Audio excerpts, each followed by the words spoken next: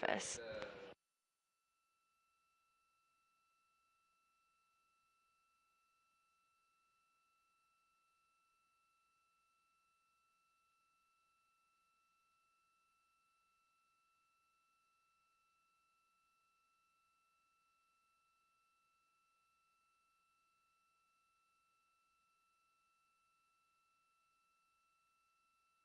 Now that we're at the start of another flight day, our crew is in their post-sleep period. Let's get a look at who is flying aboard Orion.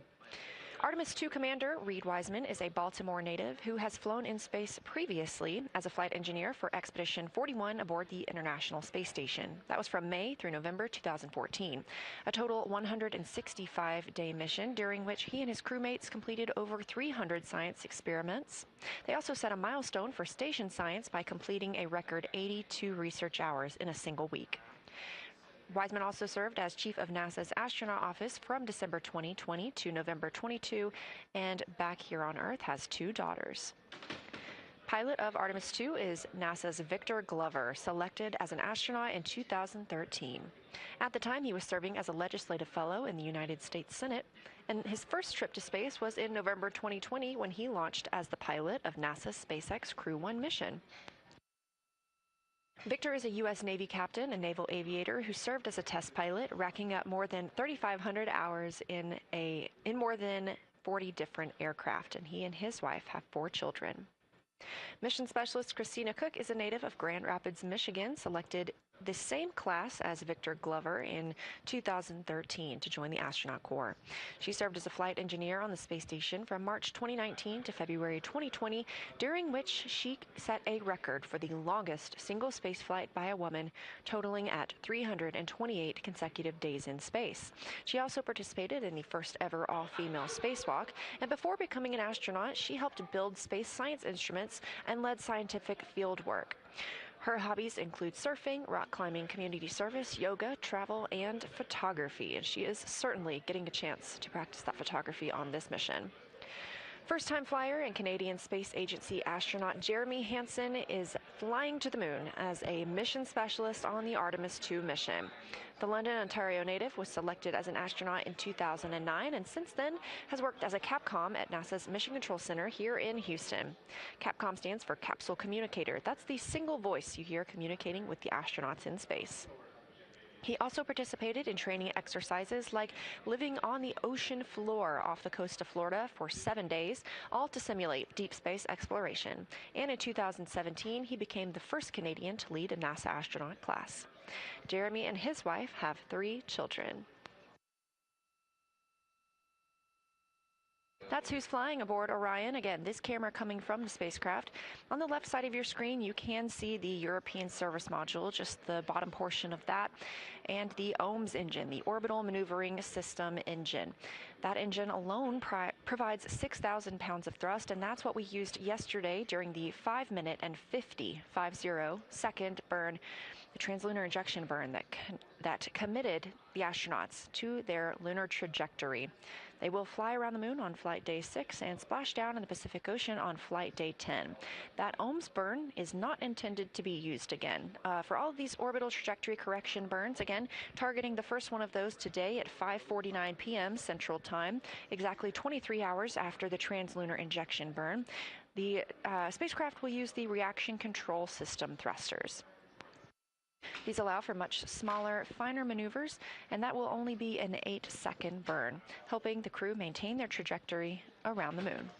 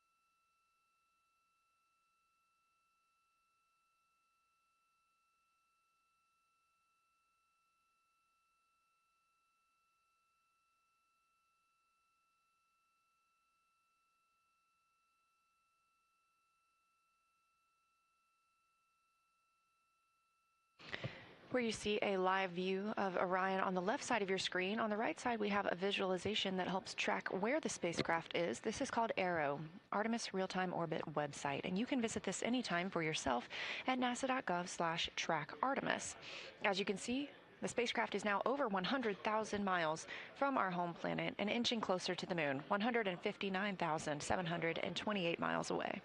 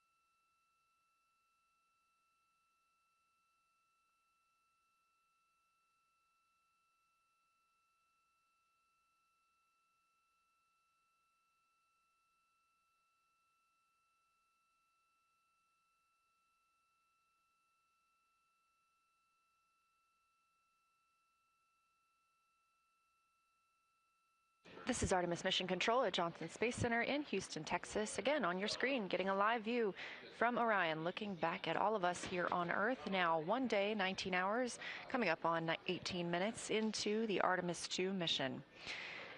In about 45 minutes, actually just a little less than an hour, the crew will have their daily planning conference where we hear them discuss the day with the flight control team here on the ground. Additionally, some of the team members or the crew members will take their pulse ox using the pulse oximeter measurement. And some of the crew members will even get to conduct their private family conferences. The crew has not gotten to speak with their families directly just yet, and so this will be the first time during the mission that they'll be able to call down with video and speak to their friends and family. Of course, as those conferences are private, we won't be able to air those, but we are excited for the crew.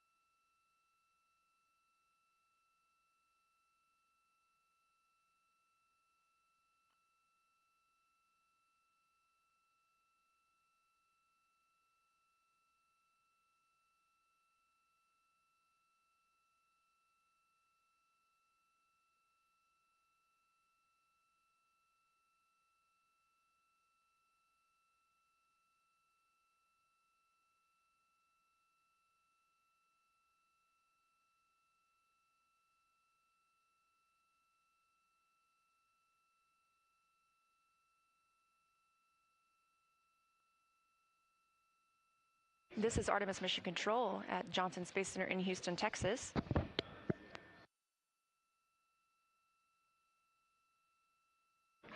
We are now exactly 3 days and 5 hours until the beginning of lunar flyby. Of course, the view on your screen from Orion looking back on Earth. Mission elapsed time of 1 day and 19 hours, 27 minutes.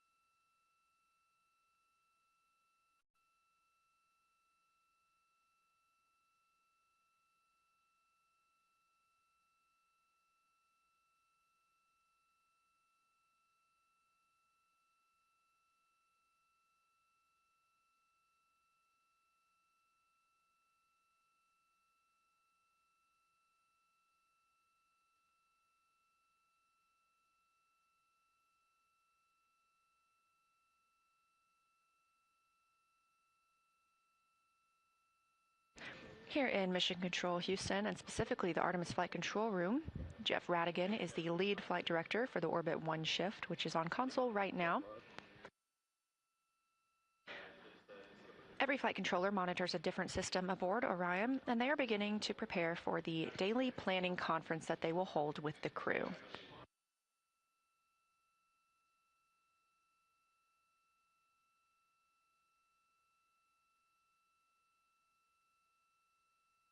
We're expecting that daily planning conference to come up in about 40 minutes.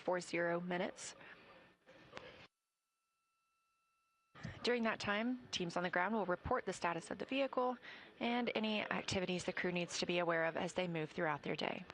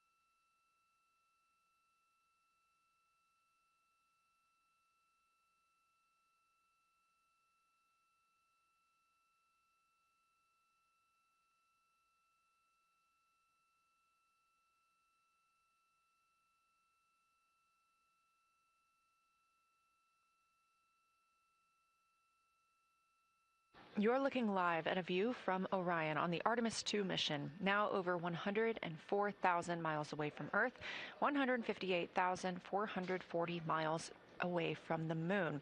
We are 1 day, 19 hours, and 42 minutes into this first flight, a test flight with the crew. And you're getting a view right now from a camera on the tip of the solar array wing, one of 4 solar array wings aboard the spacecraft. These cameras allow us to take surveys of the exterior of the spacecraft, but they also give us views like this. You are looking at a live image of the moon. Again, the spacecraft now 158,420 miles away.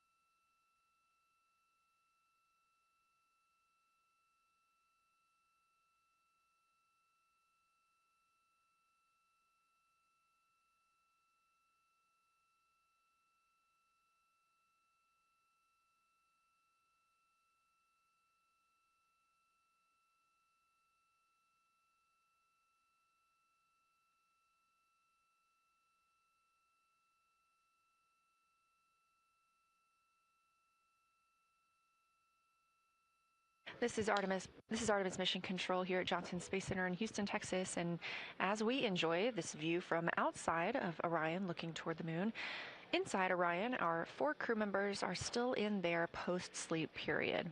Again, they woke up at 12 p.m. Central Time today, and since then have been configuring their cabin for the day's activities, as well as conducting hygiene and preparing for the rest of their day.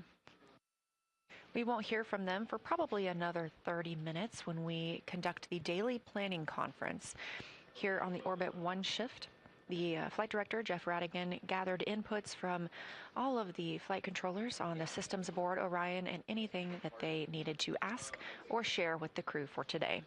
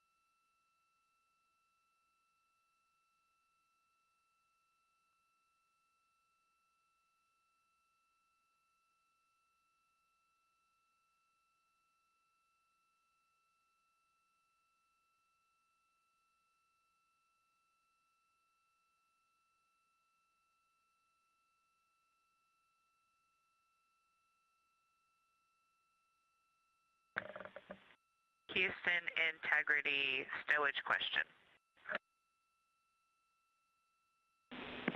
Good morning, Integrity. We're ready to take your question.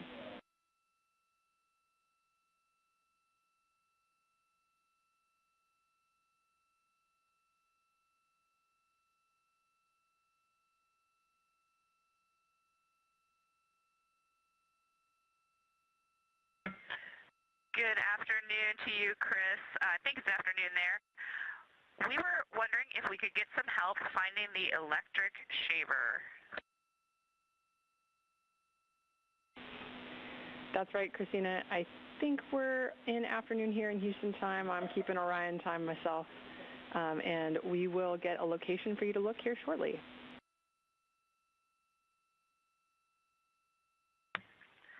Thank you. Asking for a friend.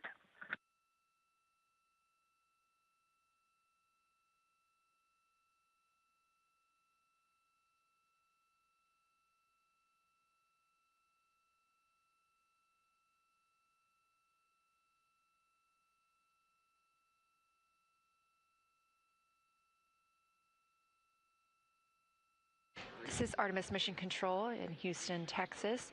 Some of our first calls from the day coming down from the crew. Since they have woken up, they're still in their post-sleep period. Again, they're able to conduct hygiene tasks at this time. And so that was NASA astronaut and mission specialist Christina Cook calling down to ask about the location of the electric shaver. Now, all of the items that are in Orion are carefully tracked and stowed, so that way when a crew member calls down looking for any piece of equipment, flight controllers here can look up exactly where they are able to locate it within the spacecraft. So while teams on the ground are checking, they will be searching their systems and relay back up to the crew a very specific location that they can expect to find that shaver.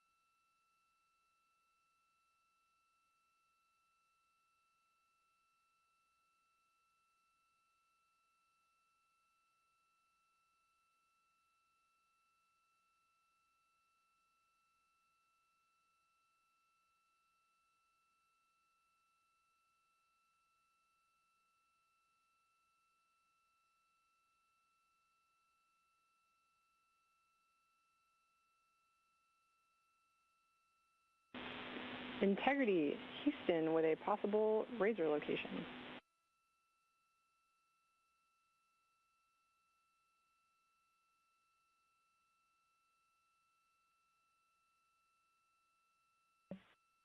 Good morning, Chris. We are ready. Go ahead. Good morning, Christina's friend. You may look for the razor in locker D, bag 6. We'll have a purple label. This is Reed's suitcase, and we expect it to be located in the crew hygiene kit.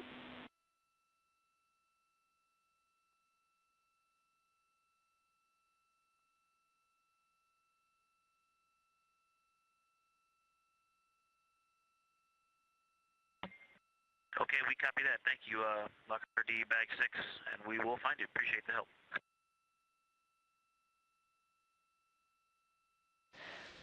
This is Artemis Mission Control. That call from Capcom and NASA astronaut Chris Birch being received by NASA astronaut and pilot of the Artemis 2 mission, Victor Glover. If you recall, recently NASA's Christina Cook called down to inquire about where the crew might find an electric razor. And if you listened closely, you heard the team on the ground is able to provide the exact location and locker where that would be stowed.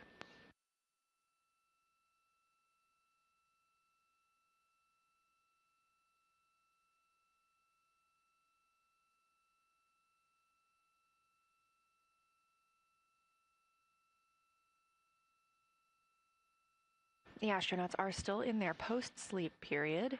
Houston Integrity, we only have it temporarily positioned, but would you like to come on board for DPC here in a few? Good morning. Yes, absolutely. We would love that.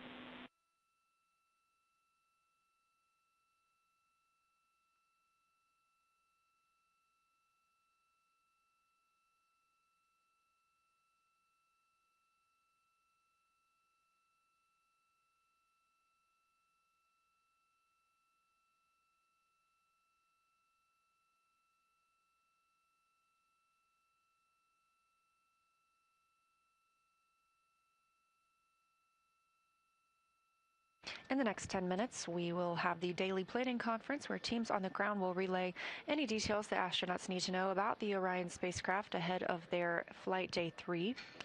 This view coming from the spacecraft looking toward the moon. At this time, Orion is 157,560 miles away from the moon. And during the daily planning conference, we are looking forward to potentially seeing the crew living and working aboard the spacecraft.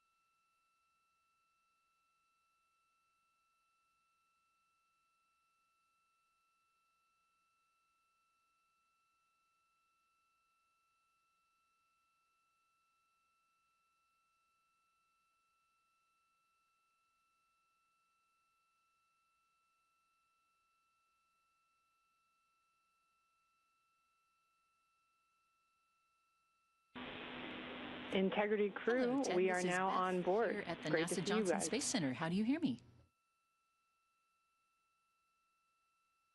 Fantastic. Yes, this is the main Copy those feed and thumbs. the only Great feed to that see will you be guys. providing Good audio morning. to the conference.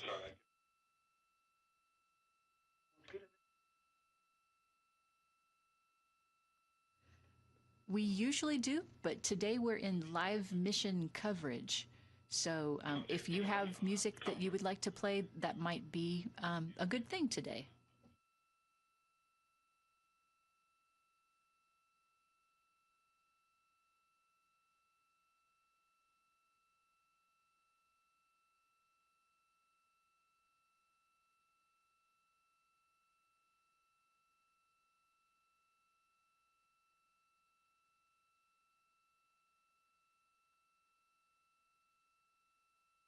You're getting a live look inside the Orion capsule at our 4 Artemis II crew members, now 106,000 miles away from Earth. We are standing by for their daily planning conference, where teams on the ground will be relaying up information for the crew as they start flight day 3. From left to right, we have NASA astronaut Christina Cook, Reed Wiseman, Victor Glover, and on the far right, Canadian Space Agency astronaut Jeremy Hansen.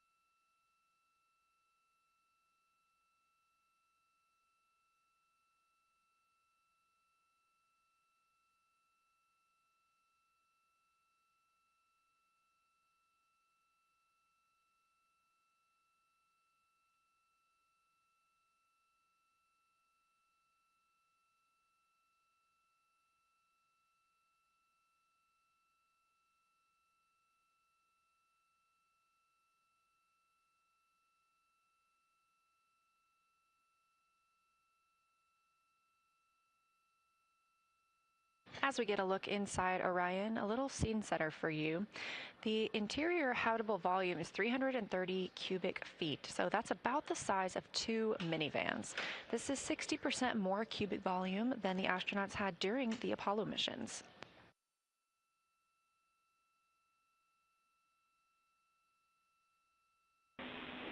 Integrity, small request. If you could tilt the camera down slightly towards the lockers. We have a great view of Christina and some of the boxes up above. Thanks.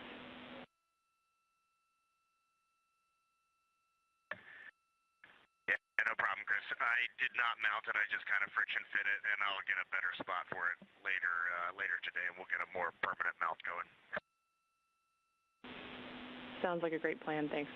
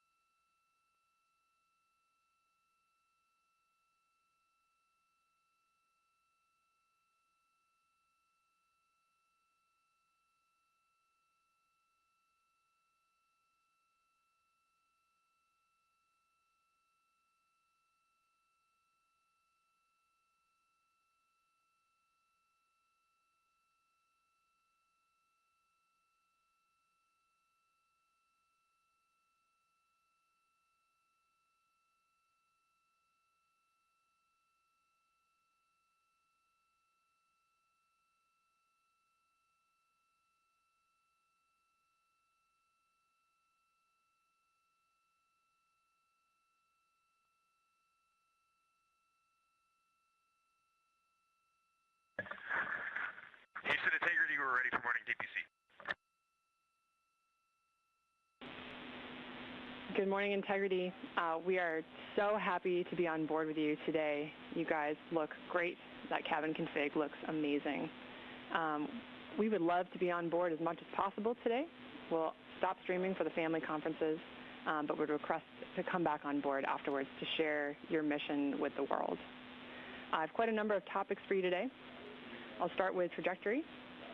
We are actually going to continue evaluating the need for OTC-1 based on the small magnitude of the burn. We'll have an update for you later. A couple of vehicle statuses. In order to address what we saw last night with the small increase in ox tank pressure accompanied by a small decrease in the ox helium tank pressure, we did to do some troubleshooting, we closed the valve ox helium ISO 1. You can see this on the top left of your prop ohms plus X page. We're continuing to look at that. Don't have a full story for you yet.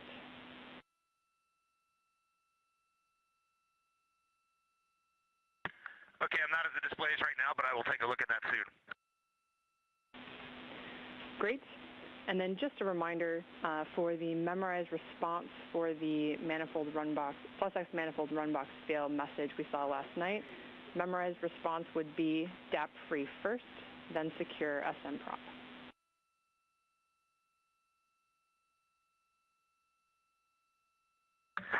Yeah, 100%. And I elected not to take that action last night because it was coming in and out of alarm. But if you tell us you want us to take action immediately, let us know. Copy, read, will do. All right, continuing on. We're planning to manage our wastewater tank to a lower quantity. So we'll expect some real-time coordination. Basically, we'll be adding some wastewater dumps that are not captured on the timeline.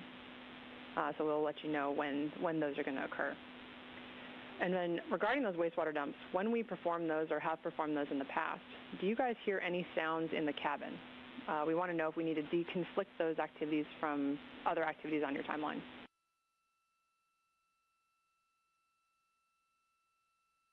No sounds, but it is certainly visible. Copy that. Thanks. All right, regarding the PWD delayed flow termination, we wanted to let you know that this is actually behavior we've seen on the ground, but we'll still take any data that you gather from the flight. And there are some prompts in the mission summary for that. We can turn to that at the end of this update.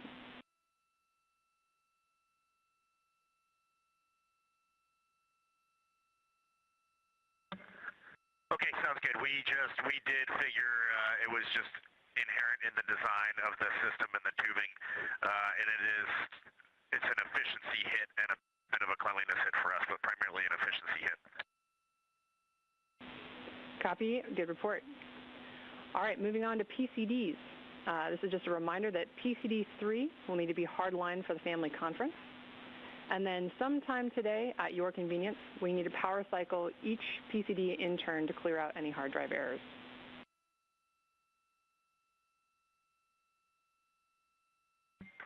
Copy that. We'll get on that after DPC. Great. And then finally, some feedback on science collection. This is the first time you performed saliva collections. Any feedback or concerns you want to pass along? None that we can't do in debrief after the mission. It was fine. Okay, copy all. Now we are ready to take any answers you have from the mission summary and answer your questions.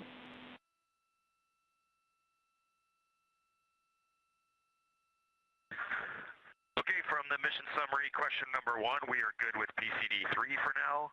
Question number 2, we are good with cabin temperature overnight. We might make an adjustment in a day or two, but for now we really appreciate all that help. It's going well. For question number 3, I think we just covered that. It is primary and secondary.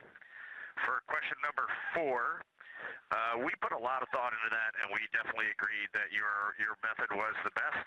Ike did a good job putting some towels around the dispenser, and overall, he and Christina had a very good cadence going of doing the fill. So that was about the ideal way to do it. It was not very messy once Ike got it going. And then for question number 5, we would like to just have Christina call you later when she's got some gray space. All right, copy all. Good plan. And one go back on number 3 for the PWD. I think we're all synced up, but that has been since day 1. That didn't just start happening. It's just due to the design of the tubing. Yep, copy that clarification.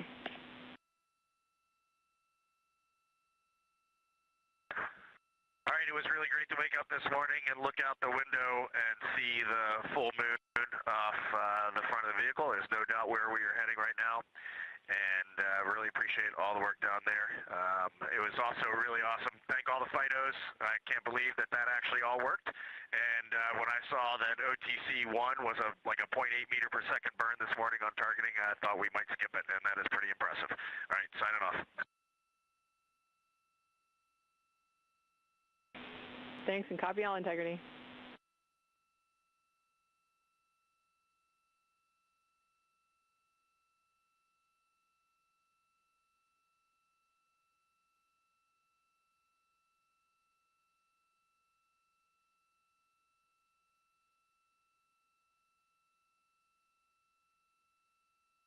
This is Artemis Mission Control. That was Capcom Chris Birch here in Houston, Texas. She is also a NASA astronaut, speaking with the crew living and working aboard Orion for the Artemis 2 mission. We are now 1 day, 20 hours, and 17 minutes mission elapsed time for Artemis 2.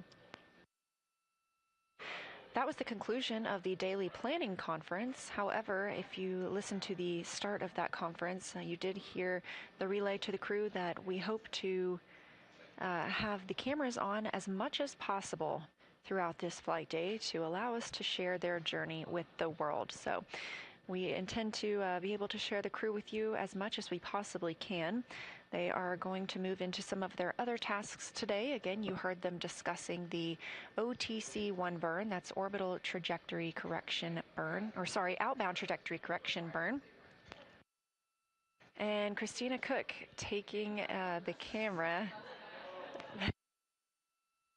to show us a wastewater dump. So you heard Commander Reed Wiseman reporting that they don't necessarily hear those wastewater dumps, but that they do see them. So you're getting a live look outside the windows of the Orion spacecraft as they conduct that wastewater dump.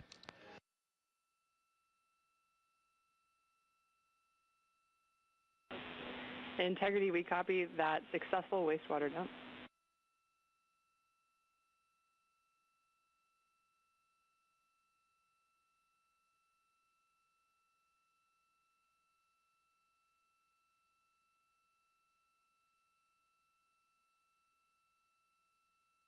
At this time, the Orion spacecraft is over 106,000 miles away from Earth, 156,800 miles away from the moon. We are moving along with the crew's day. We intend to see them quite a bit, but we are going to not have views for a very short time, as they are going to be speaking with their families. These are timelined opportunities to speak with family members down on the ground, so we do turn off the cameras for their privacy at that time.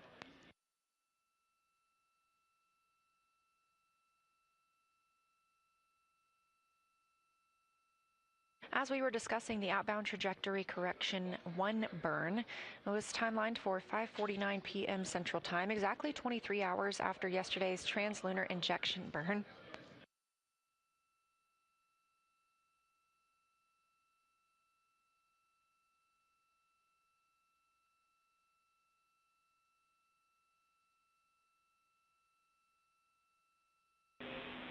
Integrity, we are all configured for the family conference. You are go to deroute the live stream video, and we'll see you after the conference.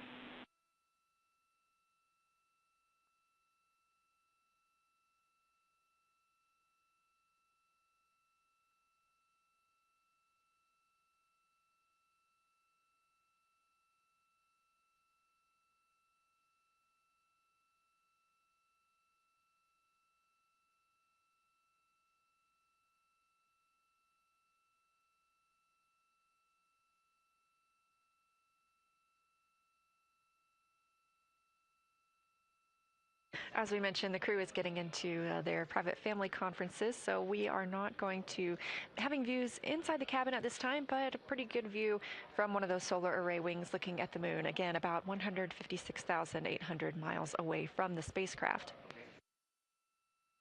Lunar Flyby Day will be flight day 6, and our live continuous coverage will be showing you all the views we possibly can of the lunar surface and the crew as they perform that work. But again, that outbound trajectory correction 1 burn, it is exactly as it sounds. It's to help the crew maintain course for their flight around the moon, and it is a follow-up to the translunar injection burn that occurred yesterday.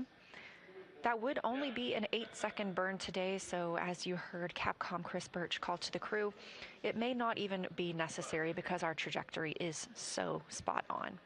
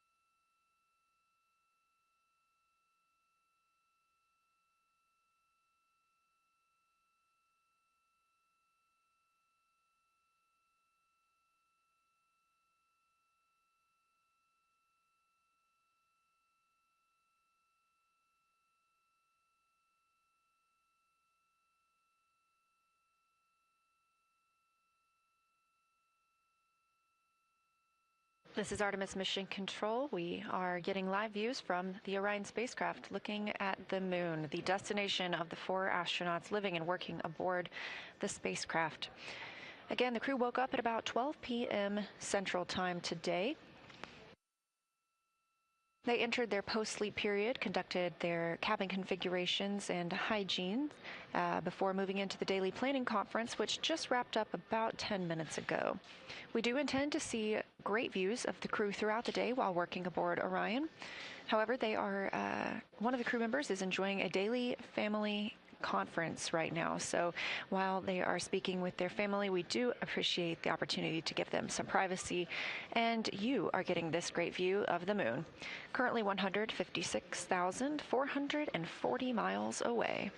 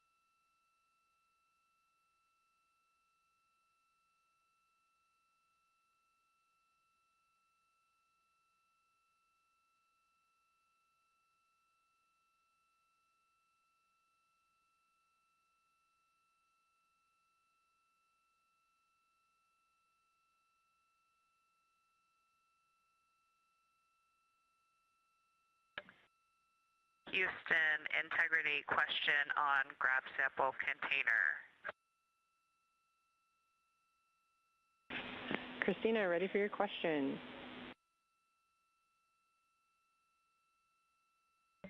Thank you.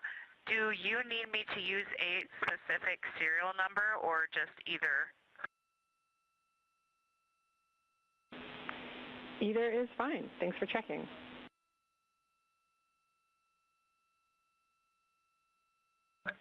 Copy, thank you.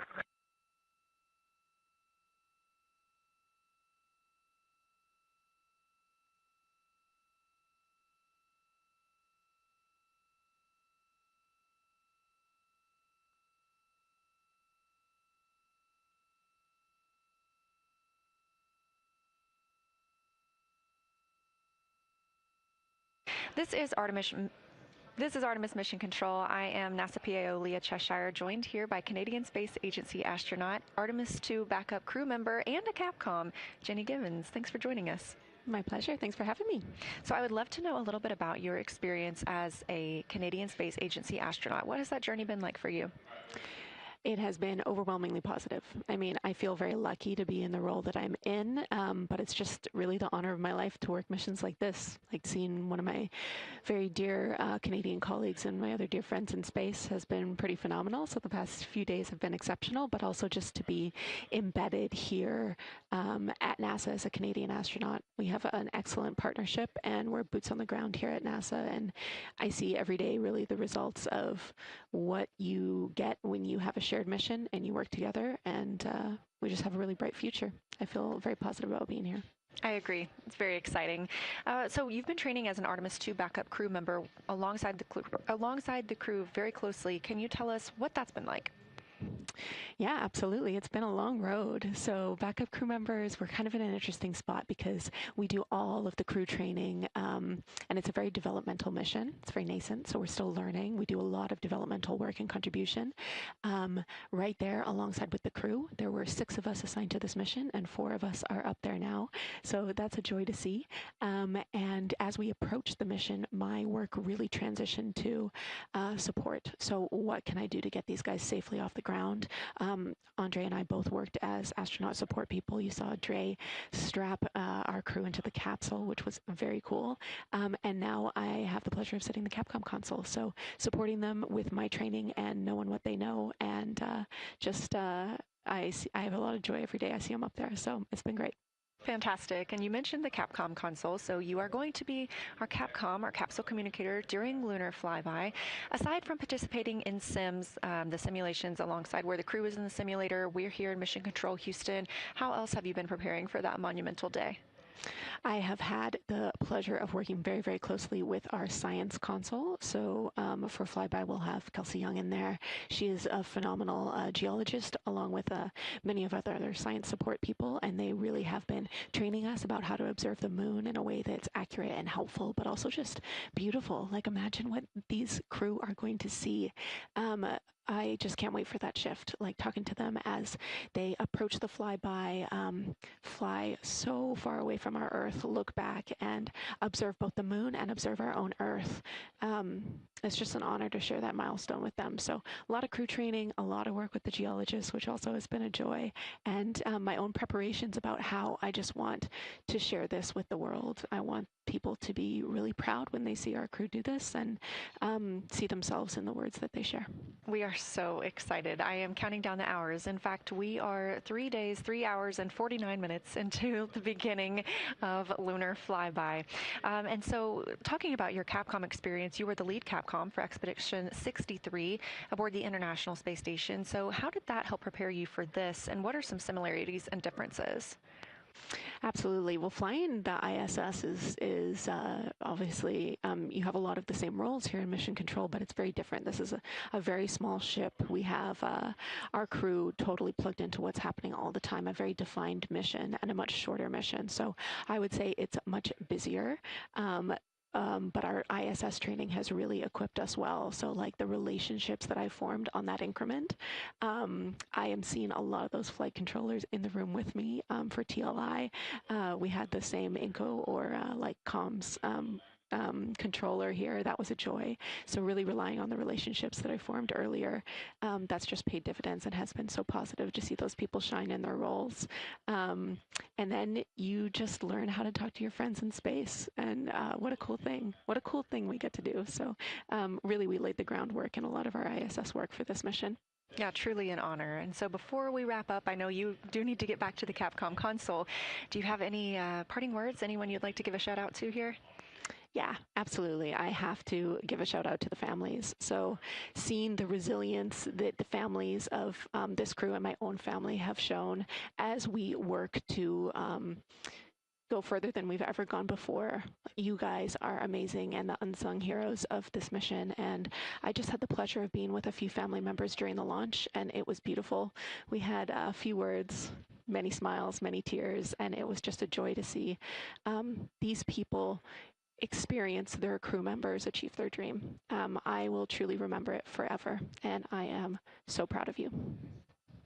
That's beautiful. Thank you, Jenny.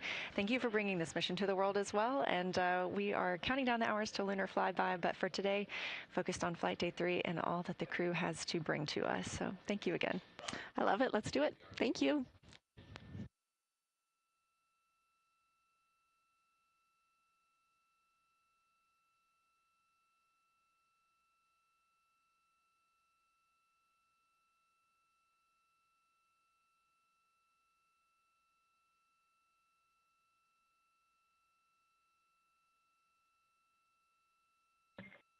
Houston Integrity, we had a great PFC on board, and we are ready for the burn conference.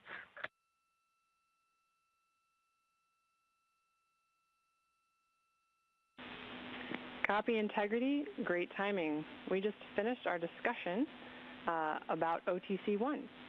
And with such a low magnitude OTC-1 and with a low magnitude OTC-2 with a no perform of OTC-1, we are not going to perform OTC-1. Ground is going to proceed through the op-nav calibration, and then ground will cancel the burn at MET 1 day, 21 hours, 50 minutes after the op-nav pass. How copy?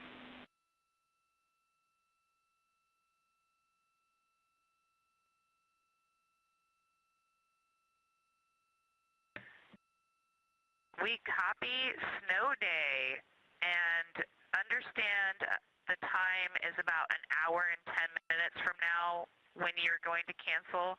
That was like something like 21:50. That's it, firm.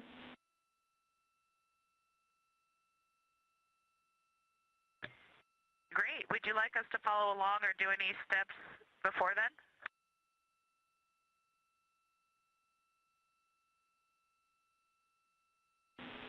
No crew action or monitoring required today.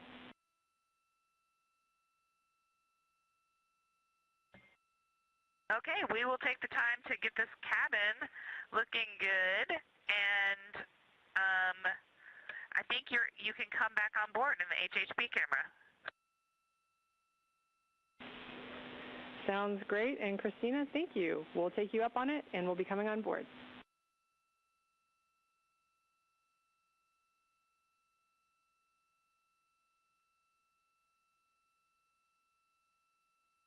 This is Artemis Mission Control, 1 day, 20 hours, and 43 minutes mission elapsed time into the first flight of humans aboard the Orion spacecraft, NASA's Artemis 2 mission. As you heard that call from the ground to the crew living and working aboard Orion, we will not be executing the outbound trajectory correction burn today. The burn was so small and our trajectory is so precise after the translunar injection burn yesterday at 6:49 p.m. Central Time, there is simply not a need for that OTC-1 burn today. We were targeting 5:49 p.m. Central this afternoon for that burn, but as you heard from the ground, they will be the ones sending that cancellation, and therefore the crew will not need to take an action, and as Christina Cook calls it, have a snow day.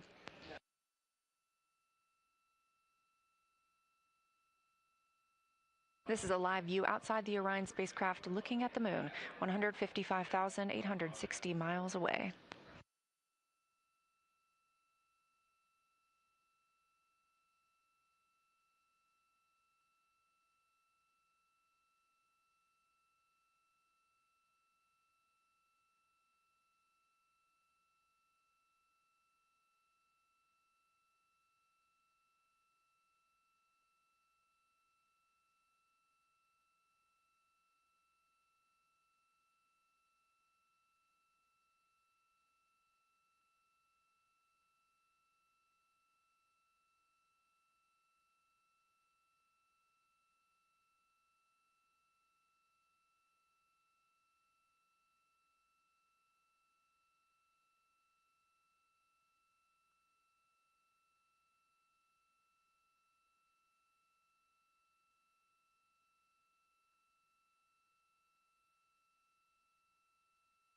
We are about 10 minutes away from a mission briefing here at Johnson Space Center in Houston, not with the astronauts, but instead with NASA leadership.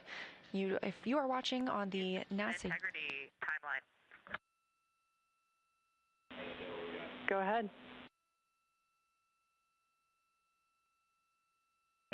Hey, Chris. Reed is complete with his EMER mask deploy for the spare mask. And we have a question about the PCD for when convenient. I'd also be ready to do the trash mini conference when convenient. And before we act on either of those, Reed has something for you regarding his PWD activity. Copy all. We're ready.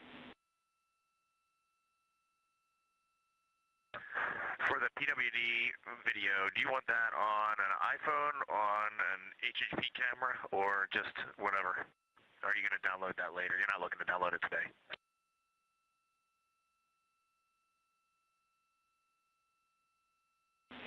Reed, we are not planning to download that video during the mission, so dealer's choice. Okay, awesome. Thank you. That's Commander Reed Wiseman calling down about a timelined activity for the crew today. The PWD stands for Portable Water Dispenser. And the potable water dispenser is what the crew uses to fill drink and food bags.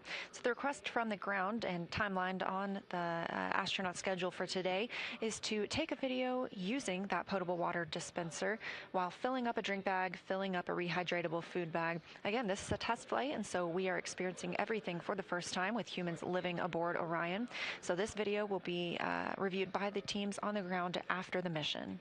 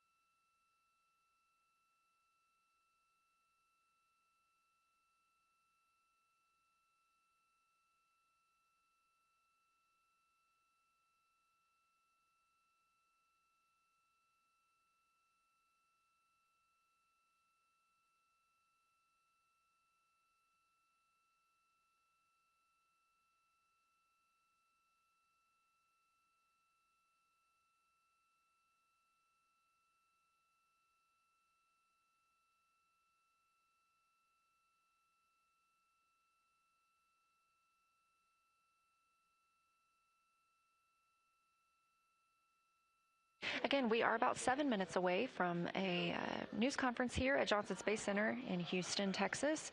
And if you're watching this live stream on NASA's YouTube, you won't need to go anywhere to tune into that news conference.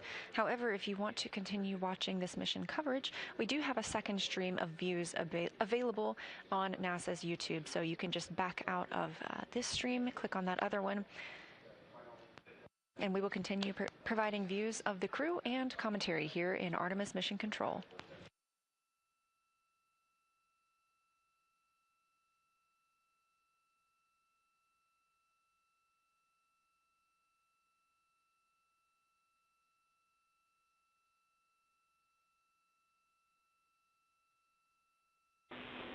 Integrity, Houston, just let us know, Christina, when you are ready for PCD4 talk and the mini trash conference. We'll just be here standing by.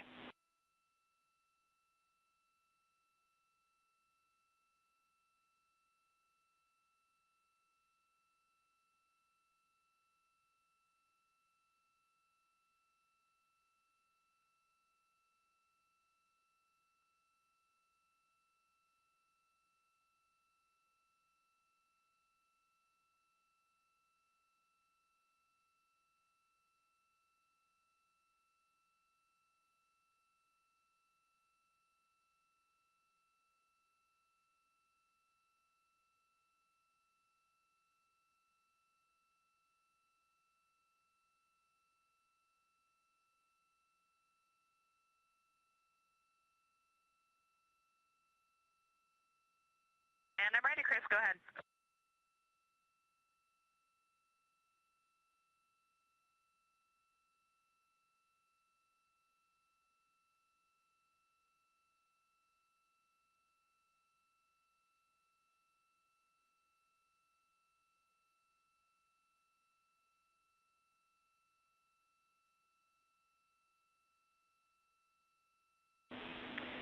All right, Christina, this might be it. And Houston Integrity, let me know if you'd like me to go ahead and start with what I've got based on the question from the flight message, flight day message. I can just get started, and then we can generate some back and forth after that. Yeah, Christina, we will take what you got first. All right, thanks. Well, first of all, as you might imagine, there's kind of an inrush of trash when we first get up here as we're deploying everything. So we did generate quite a bit of trash in the first 30 hours of the flight. We've been managing that by kind of finding hidey holes for it and putting some of it back into empty locations. The majority of it is in official Orion trash bags. However, some of the packing material was just packed back into some of the Ziplocs that were part of the unpackaging process. So one question we have is, our understanding is that we were basically free to put trash into open locations in CTBs as it was generated, and that the hope or priority would be locations in the D and E lockers. We haven't really opened up much space in CTBs there, like there aren't any fully empty CTBs to start packing with trash. So our ask is, do you have a recommendation for where we should start prioritizing putting the Orion trash bags as we generate them, and potentially a request to consolidate some stowage so that we can designate a CTB that's all for trash?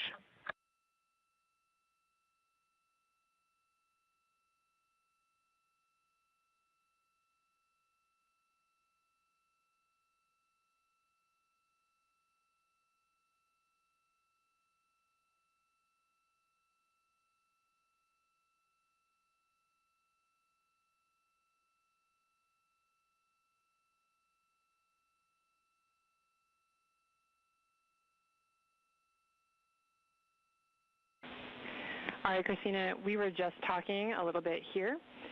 We do have a location, a desired location for this trash, and recognize I'm directing you towards a place we said we haven't deployed much already, but we have some items for you to take out. The location will be Locker D, Bag 1, yellow label. We'll pull out a couple of items. I'll get those to you shortly, but that should alleviate enough space to put about 3 trash bags in that location.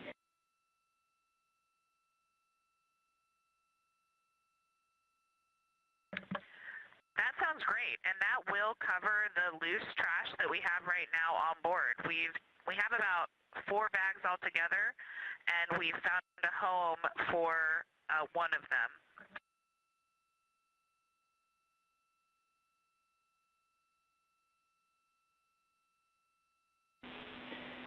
Christina, that sounds good. And I have a couple comments about the uphill garment trash that we have when you're ready. Yeah, Christina, sounds good. We'll take that uphill garment trash info, and also would be looking for the location of that 4th trash bag, just so we know where to restow things.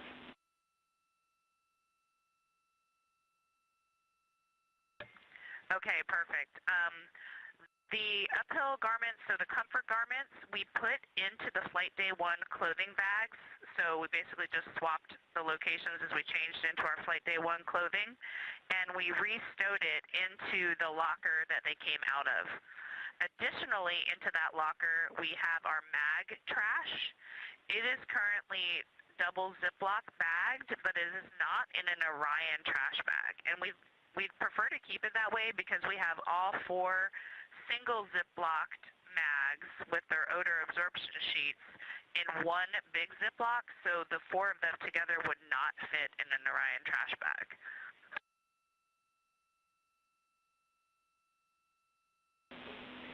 Christina, we copy that location and that request. We're going to assess and let you know if anything needs to change.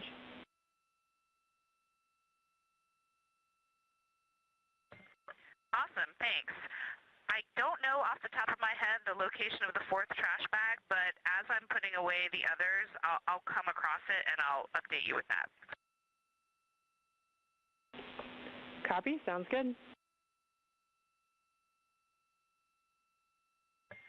Another question when you're ready. Go.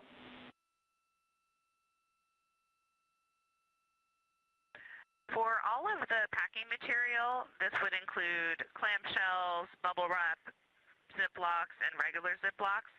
We basically feel like our training was that we didn't necessarily need to keep the regular Ziplocs, but that it would be good to keep clamshells or any designated unique Ziplocs that are padded for restow. So wanted to double check this understanding and get any guidance if we should do it differently. But again, what we're doing is keeping clamshells, keeping any unique bubble wrapped Ziplocs. We're keeping them. Apologies to interrupt the crew aboard the Orion spacecraft, but if you are watching on NASA's YouTube, stay tuned. We are expecting our news conference to begin momentarily.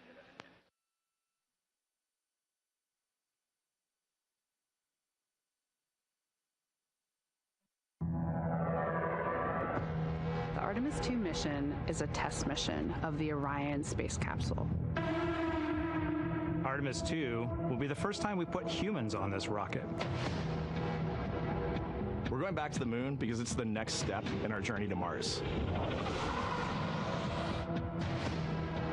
We were always going to the moon. Pushing ourselves to explore is just core to who we are. That's a part of being a human. And liftoff. We shall return. Continuing to test out every bit of Orion. Coming back to Earth, 7 miles a second. When humanity sets big goals, we can bring together genius from around the world. You have the best people on planet Earth putting this vehicle together. That's what's up.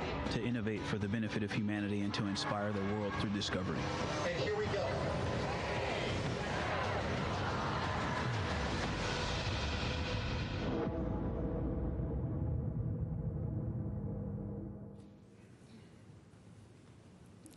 Good afternoon and welcome to NASA's Johnson Space Center for our Artemis mission status update.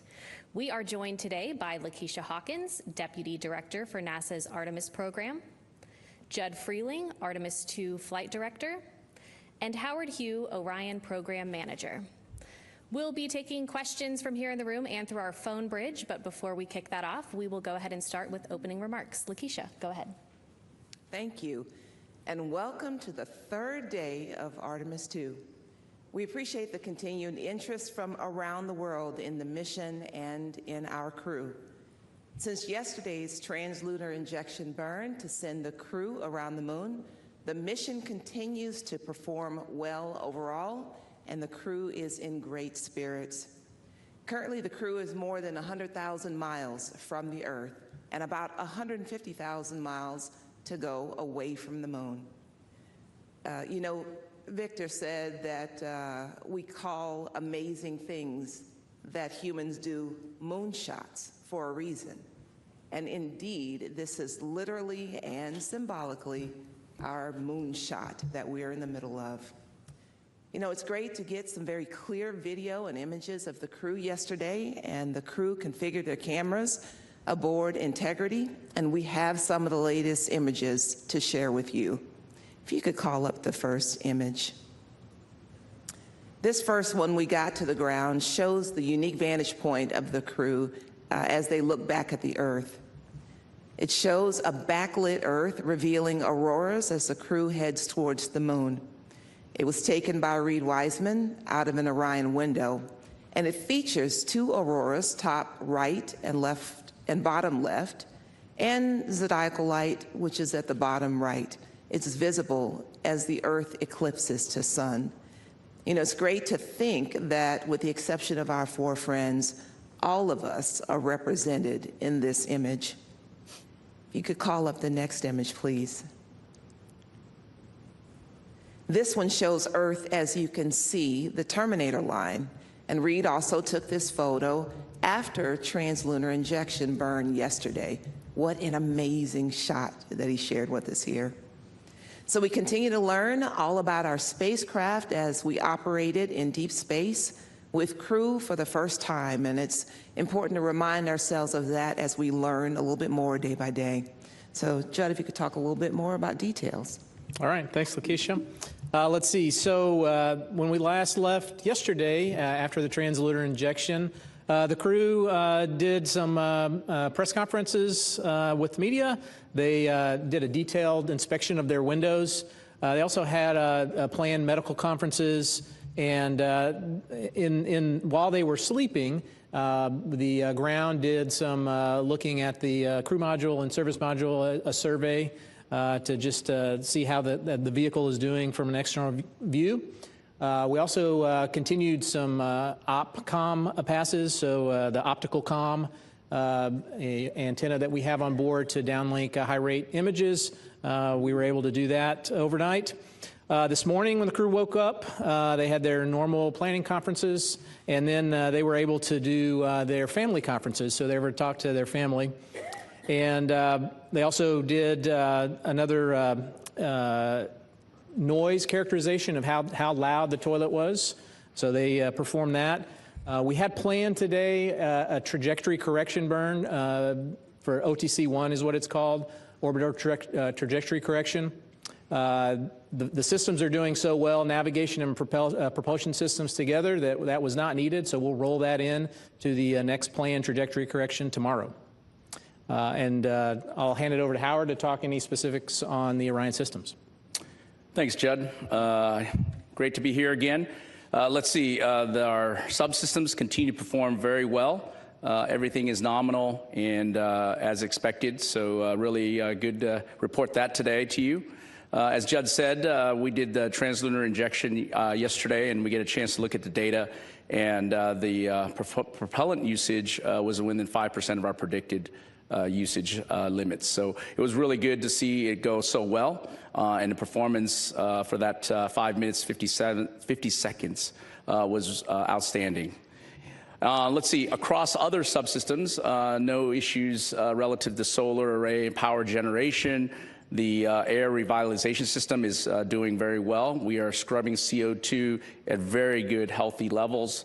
We're keeping the humidity in the right range. And the crew, obviously you've seen, looks like they're enjoying their time in the cabin. And across various other subsystems, like I said earlier, we're performing as expected or better in some cases. Now we are working through one issue with the SM prop in terms of pressurization. So we have helium that pressurizes the propellant tanks, basically pushes out the oxidizer and the fuel in order to make some of the major burns. And so we had to shut off, isolate one of the branches. We have redundant branches in the system, no mission impacts. This is why we build redundancy in the system.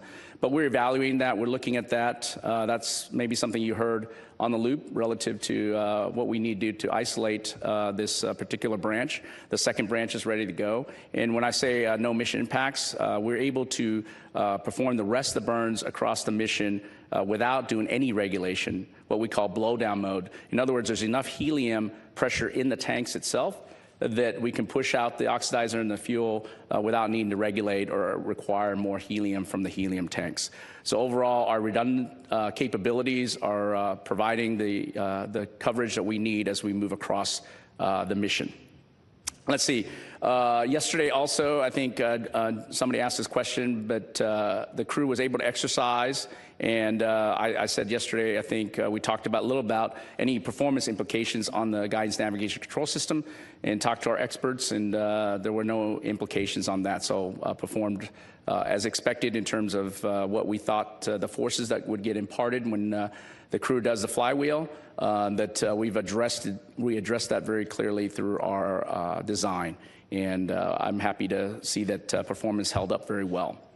Let's see, I have, I guess, my own couple images that Lakeisha showed you some, and I have a couple of my favorites. So the first one is just awesome to see from our spaceship.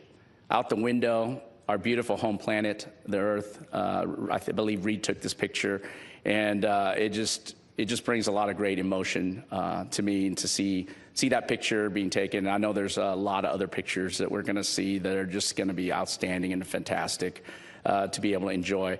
And then the second one, I had not seen the crew in a while. I've obviously heard them, but to see them in the interview, I do believe that I think Jeremy is too comfortable that way. I'm not sure he's working that hard, so I'm going to have to check to see if he's doing anything more than just laying there on the side here. But great to see the crew, great to see their smiling faces, and hear them talk about their experience already so far. And I can't wait to talk to them when they land home back Earth. And I think that's it for me today. All right, thank you. We will go ahead and start our Q&A session. If you're in the room, please raise your hand if you have any questions. And if you're on our phone bridge, please press *1. We'll start right here with Mark in the back. Hey, hello everyone. Good to see you all again. Mark Strassman with CBS. John, I want to ask you a question, if it's okay. You know, there are millions of Americans, unlike people in this room, who are just catching up with the fact that there's a moonshot going on this week. Who knew? So I want to just sort of scoot ahead to Monday's milestone, the lunar flyby. Why does it matter? What do you hope to get out of it? So it matters because, you know, the whole point is to go back to the moon. The whole point of this mission is a campaign to get back to the moon. And the being able to see with human eyes the lunar surface is a huge milestone, right? And that just articulates the point, you know, that we're going back to the moon, we're going to stay there, right? And so this is the first step towards that. We'll obviously build upon that. We'll get eyes on the moon, kind of map it out, and then continue to go back and in force. Yeah, I think maybe I'll go next. I think for us, I'll just touch or follow on what Judd said, which is the building blocks. You know, we're building a transportation system. And to have a reliable and robust transportation system, you need to test flight the transportation system.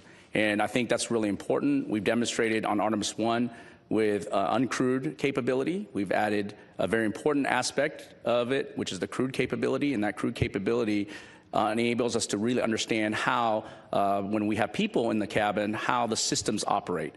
And adjustments we need to make. You hear a lot of these kinds of things that over the loop, you know, minor adjustments we need to do. Certainly engineering expertise and the design we put in has a certain understanding. But until you put people in the mix and you operate it and really understand what you need to do to operate in this kind of environment, you don't get that until you're in that environment. So I think that's really important.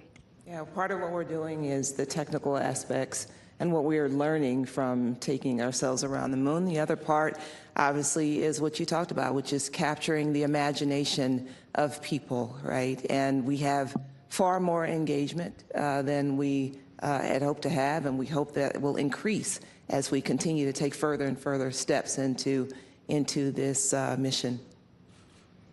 Okay, we'll take our next question here in the front, and then Eric next. Hi, Mark Kirkman with NSF. This is probably for both Judd and Howard. I'm very fascinated, we just saw some imagery of the waste dump, and I'm very fascinated with the prediction of needing the correction burns versus what's going to be the reality. I was wondering, because there's so little available material on the subsystems, at least publicly available material, can you summarize the things other than the waste dump that would affect or perturb the trajectory? What vents off of this vehicle as opposed to what we know from shuttle like FEST dumps and stuff like that? And were you surprised that you didn't need this burn? Are tighter in the prediction than is the reality tighter than the prediction was so far? Yeah, so two parts to that question. First, so the major contributor to dispersions is what we call them, basically unplanned little tiny jets, are the carbon dioxide scrubbers. So they vent overboard, right? Vent the CO2 overboard. And so that's it's supposed to be a non-propulsive vent, but it has some propulsion to it, just like the urine vent has a little bit of propulsion to it. So that causes minor trajectory deviations.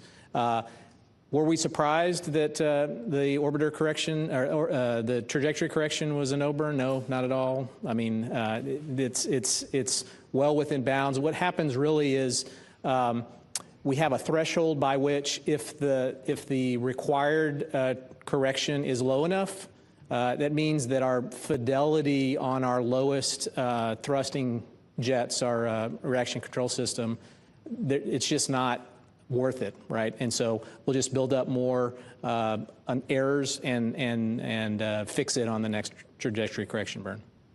I think it's really good to see that we don't need these minor correction burns. It shows that our navigation performance and our ability to get ranging has been outstanding, and that these venting things, whether it's wastewater or the life support CO2 venting, doesn't cause the disturbances that are greater than what we would expect in terms of our performance. And I believe, I think we might have skipped maybe 2. I know we skipped 1 correction burn on Artemis 1 already.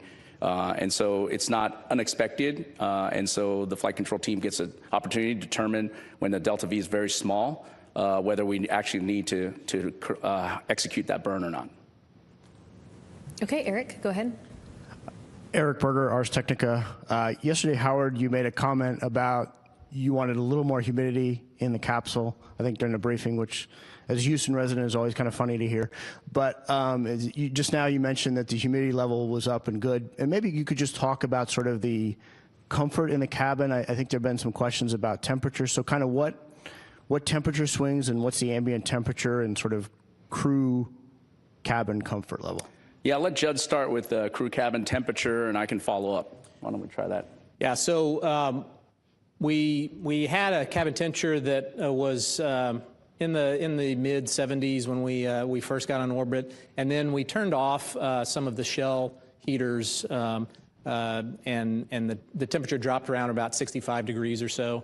And then we understood that the crew was not comfortable at 65 degrees. So we turned some of those shell heaters on. We lowered some cabin fan speeds to try to adjust that. And we've gotten up into the low 70s, mid 70s right now. And as far as humidity, I think Howard mentioned this yesterday, but the carbon dioxide scrubbers really actually want some, a good amount of humidity so that they work effectively. Yeah, so I'll answer, we've got a lot of different kind of knobs to turn to enable the comfort level or temperature changes. For example, the pressure vessel heaters that Judd's talking about, we can go up to 85 degrees. We're not anywhere close to that yet.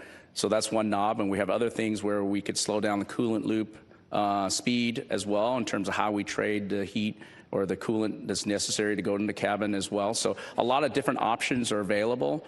And overall, keeping a steady state relative to humidity in the cabin allows us to make sure we get good readings also from the CO2 and the CO2 scrubbing associated with that humidity.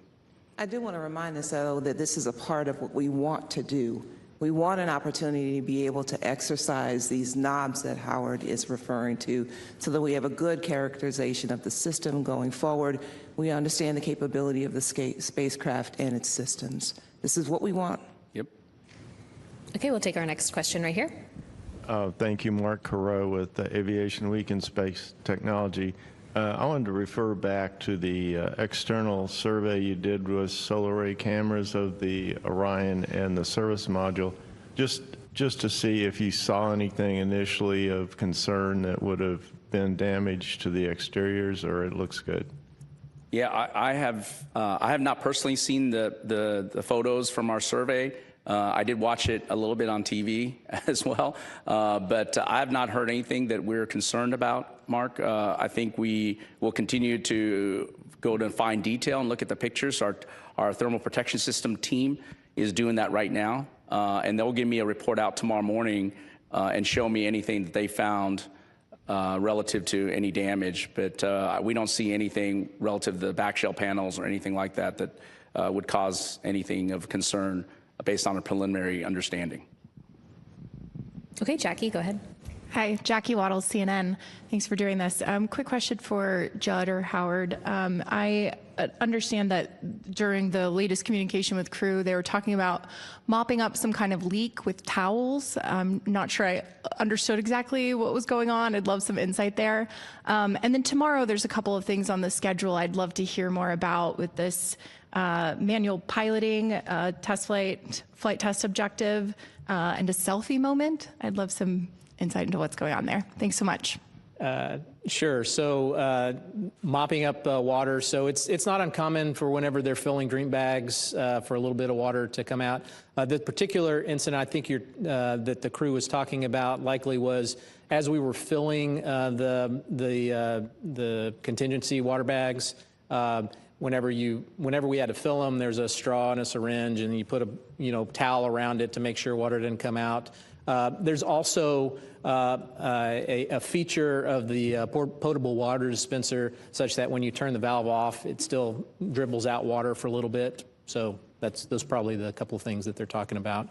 As far as tomorrow's objectives, manual piloting, so we're going to do two different modes. It's called 6 DOF and 3 DOF, 6 degrees of freedom and 3 degrees of freedom.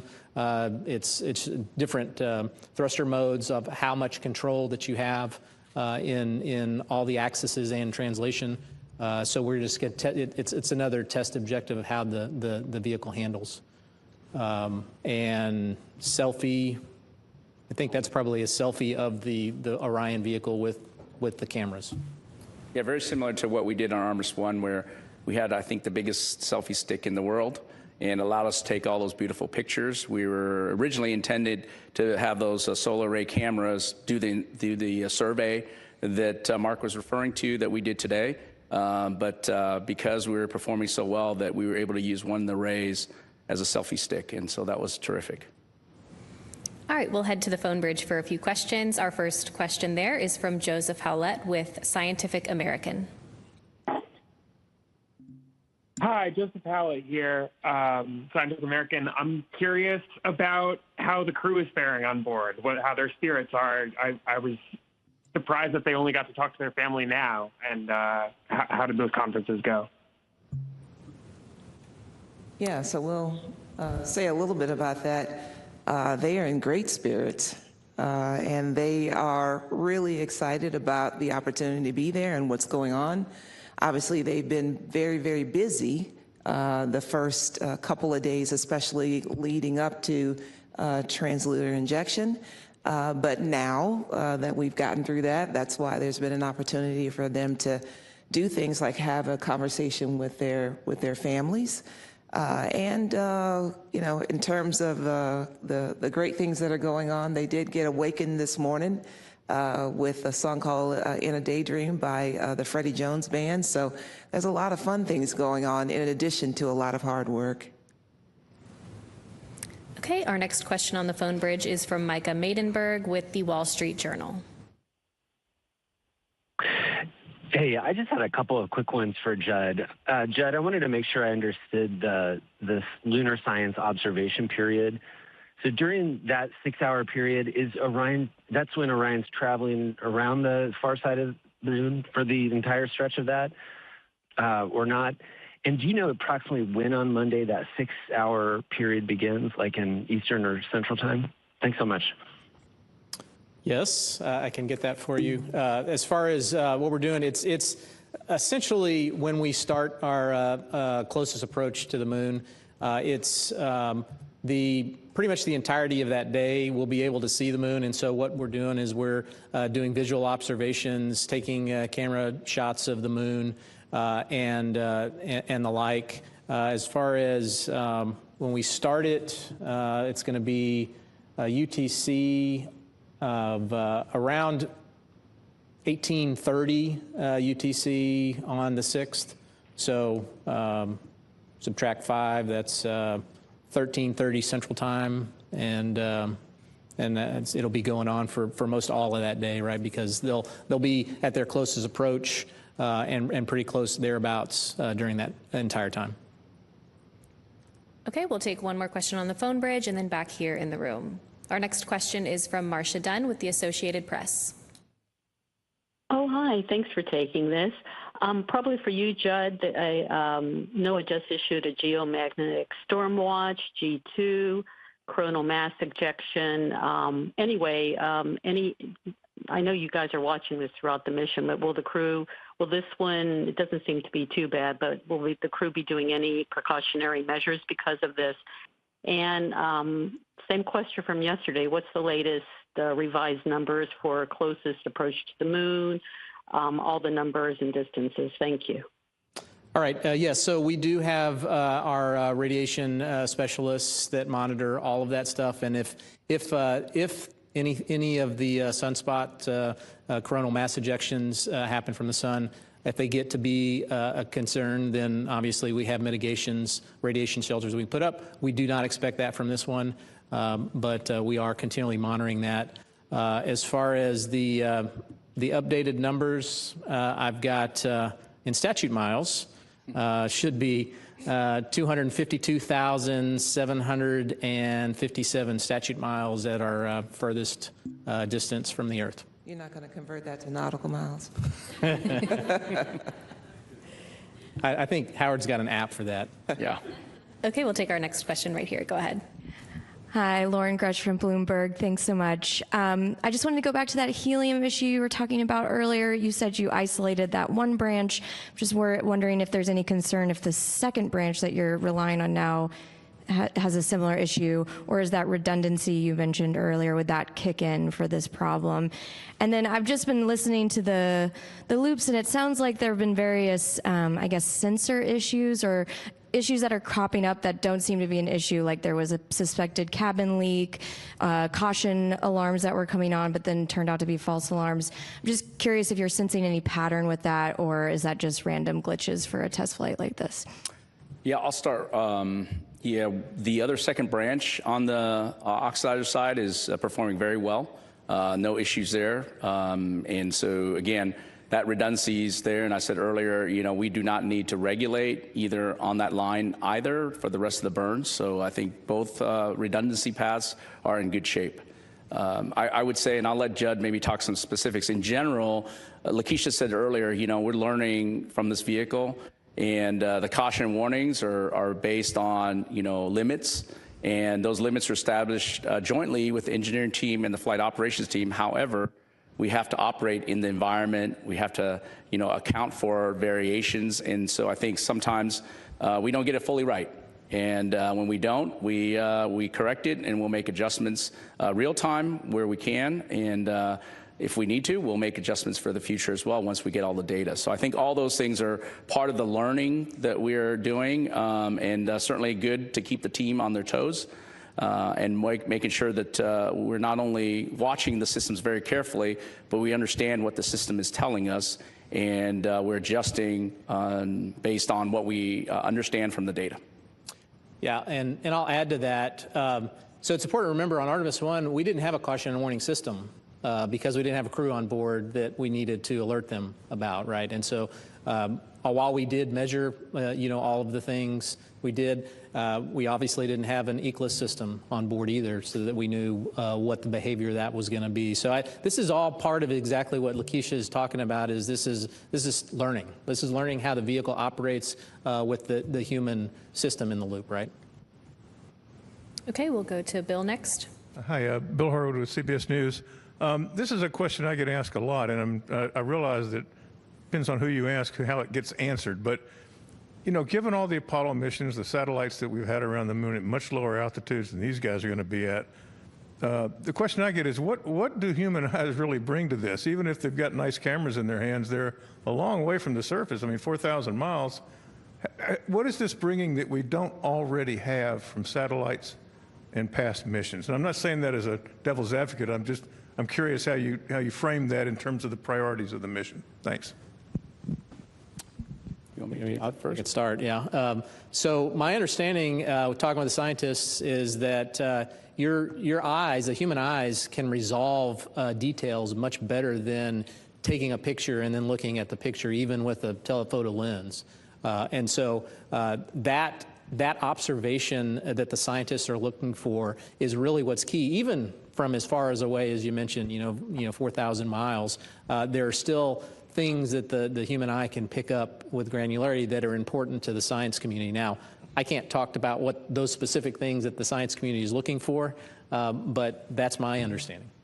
Yeah, I think I'll try to maybe repeat what I said earlier. When I tell people this, and it's really purely from a spacecraft side, when we talk about wanting to have a moon base, wanting to have people on the surface of the moon or other planets, you need a way to transport people safely to that particular domain. And to me, it's very important that we do everything we can to understand and provide that capability in a robust and reliable way. And you have to walk before you can run. And I think this is very important in our step towards exploration, is learning, as we talked about earlier with all these questions relative to our subsystems, learning about how the subsystems operate in space. How do we put people in space, especially to the moon first? We haven't done that in over 53 years. This is a whole new generation of learning that we're trying to do. Certainly we learned a lot from our Apollo, I call giants, but we have our own learning to do, and we're trying to be more capable, and we're trying to provide more numerous opportunities to go to the moon so that we can put people down on the surface. All right, we'll take our next question right here. Go ahead. Hi, Michael Adkison, Houston Public Media. I know you guys are all too familiar with the Apollo 8 comparisons to this mission. They obviously did their Christmas Eve broadcast, and Sunday is Easter. We're in the midst of Passover, and Ramadan even was a couple of weeks ago. Are there any plans to do any sort of downlinks to mark the occasion or anything like that? There will be an opportunity, obviously, to hear from the crew, and we will be having a conversation in terms of what they intend to share with us. They are always inspirational in their communication with us, and we're really looking forward to that. Okay, we'll take our next question right here in the middle. Hi, T.G. Mascaro with the Epoch Times. Thank you so much. My question, Howard, what specific things have exceeded your expectations in terms of the Orion spacecraft? Well, that's interesting. I would say that, just how happy and how well trained the crew is and our teams are to just work through just minor issues that we've had.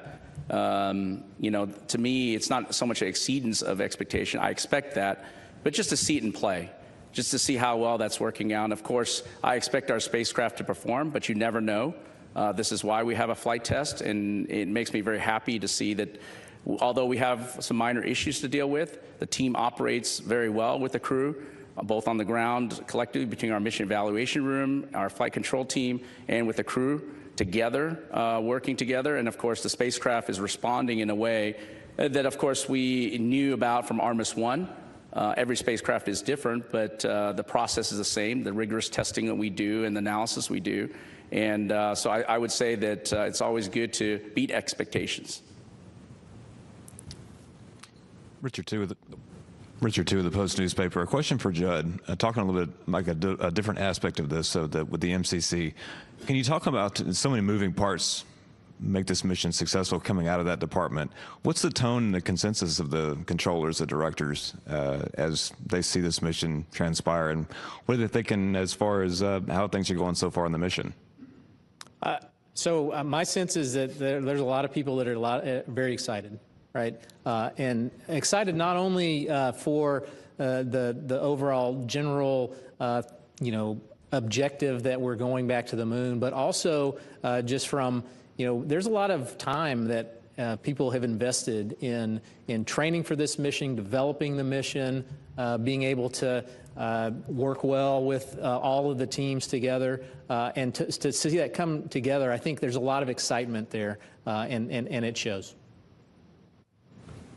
Going off that question, just curious, the technology's changed so much in mission control from the Apollo days to Artemis. Is there anything that you all have learned during this mission? Have you made any changes in mission control? We see the astronauts are making changes on the fly. I'm just curious to know if any changes are being made in mission control as well. Yeah, I mean, I think you hear it in all of the funnies we see with sensors, the way they behave, the way the systems behave.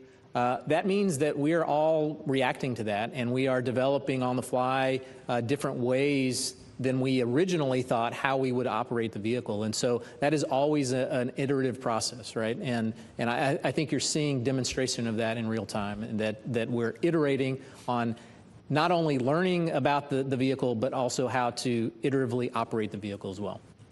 Okay, we'll take another question right here in the room.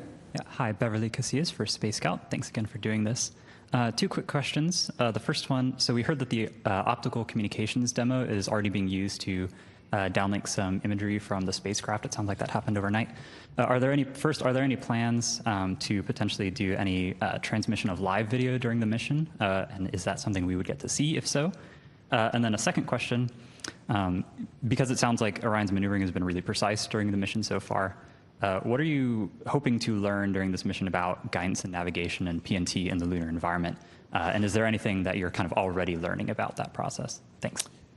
So I'll take the first part. For optical comm, the way the trajectory is set up, unfortunately, the only passes that we have with Goldstone are when the crew is asleep. And so anything that we have downlinked would be just video that you're already kind of seeing, higher resolution of the spacecraft looking back at either the moon or the Earth.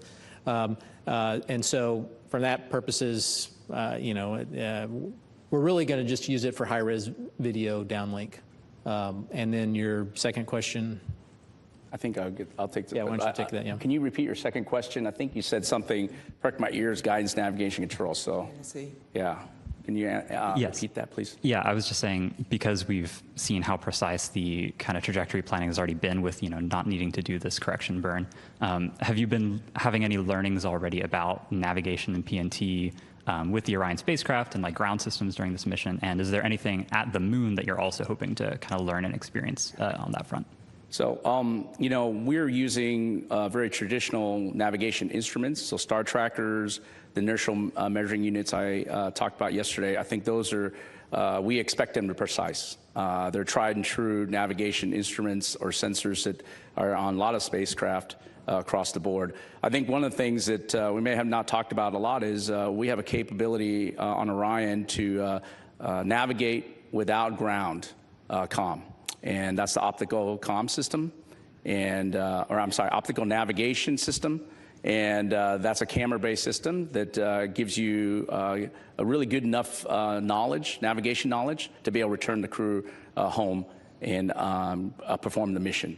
And so that's something that's a new capability that we're very interested in. I know the navigation team is certainly very interested. We did do some testing on Artemis 1, and we learned a lot from that. We'll learn a lot from this because it basically takes pictures and translate that size of the moon or the Earth, depending on which way you're pointed, and gives you navigation knowledge from that. So again, that's a tool that we expect. And of course, as an old controls guy, control systems, ability to have good latency or no latency potentially, and ability to fire the jets when you need them, a combination jets you need them based on your offset center of gravity and where you are in terms of your mass properties are really a great knowledge across the board of understanding.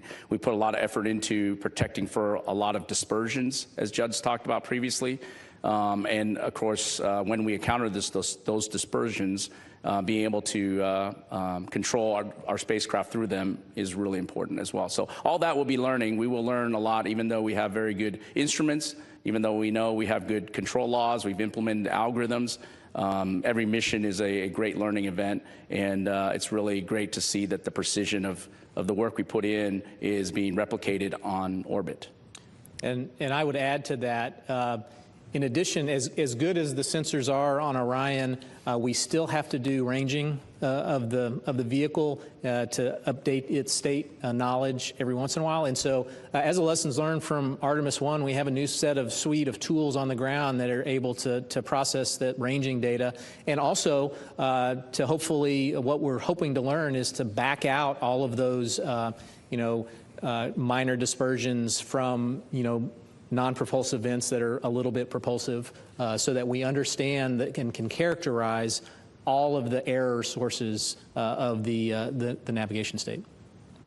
Okay, we'll take another question here in the room, and then we'll go back to our phone bridge. Go ahead.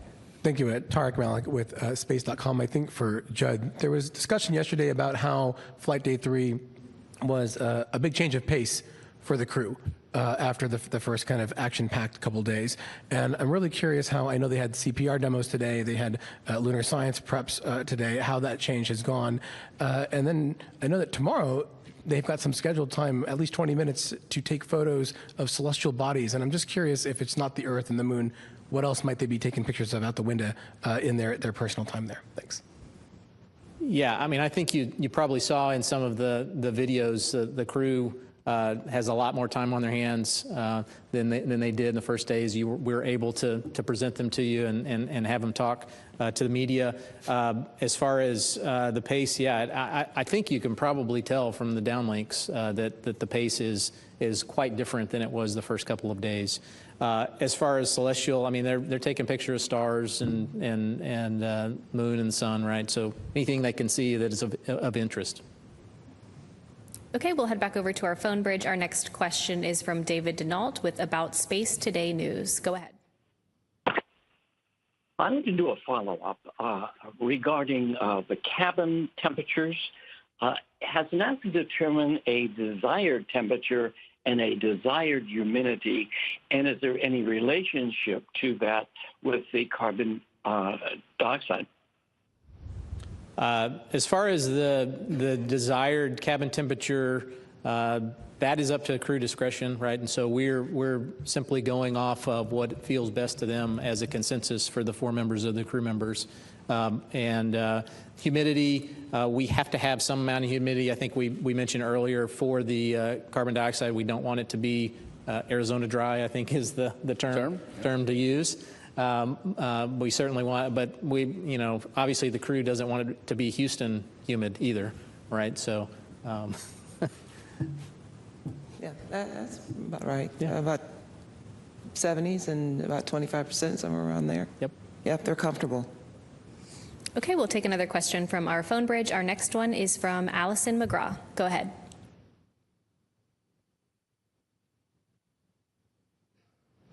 Hi, Dr. Allison McGraw, Mysterious Meteorites.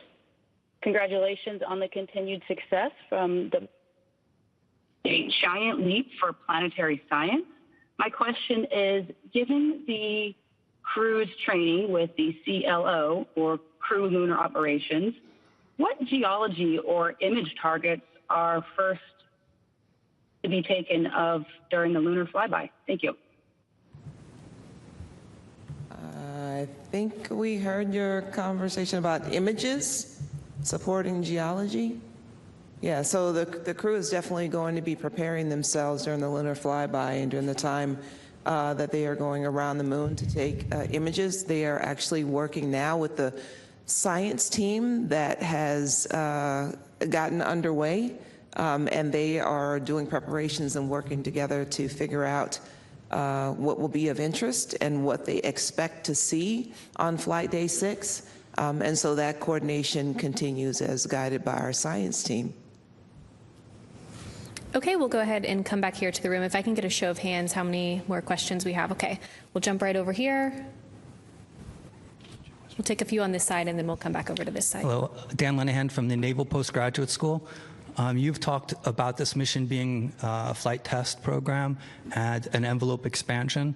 And with the importance of the International Space Station, can you maybe talk about how the systems in Orion were originally kind of tested out prior to this mission in order to kind of succeed?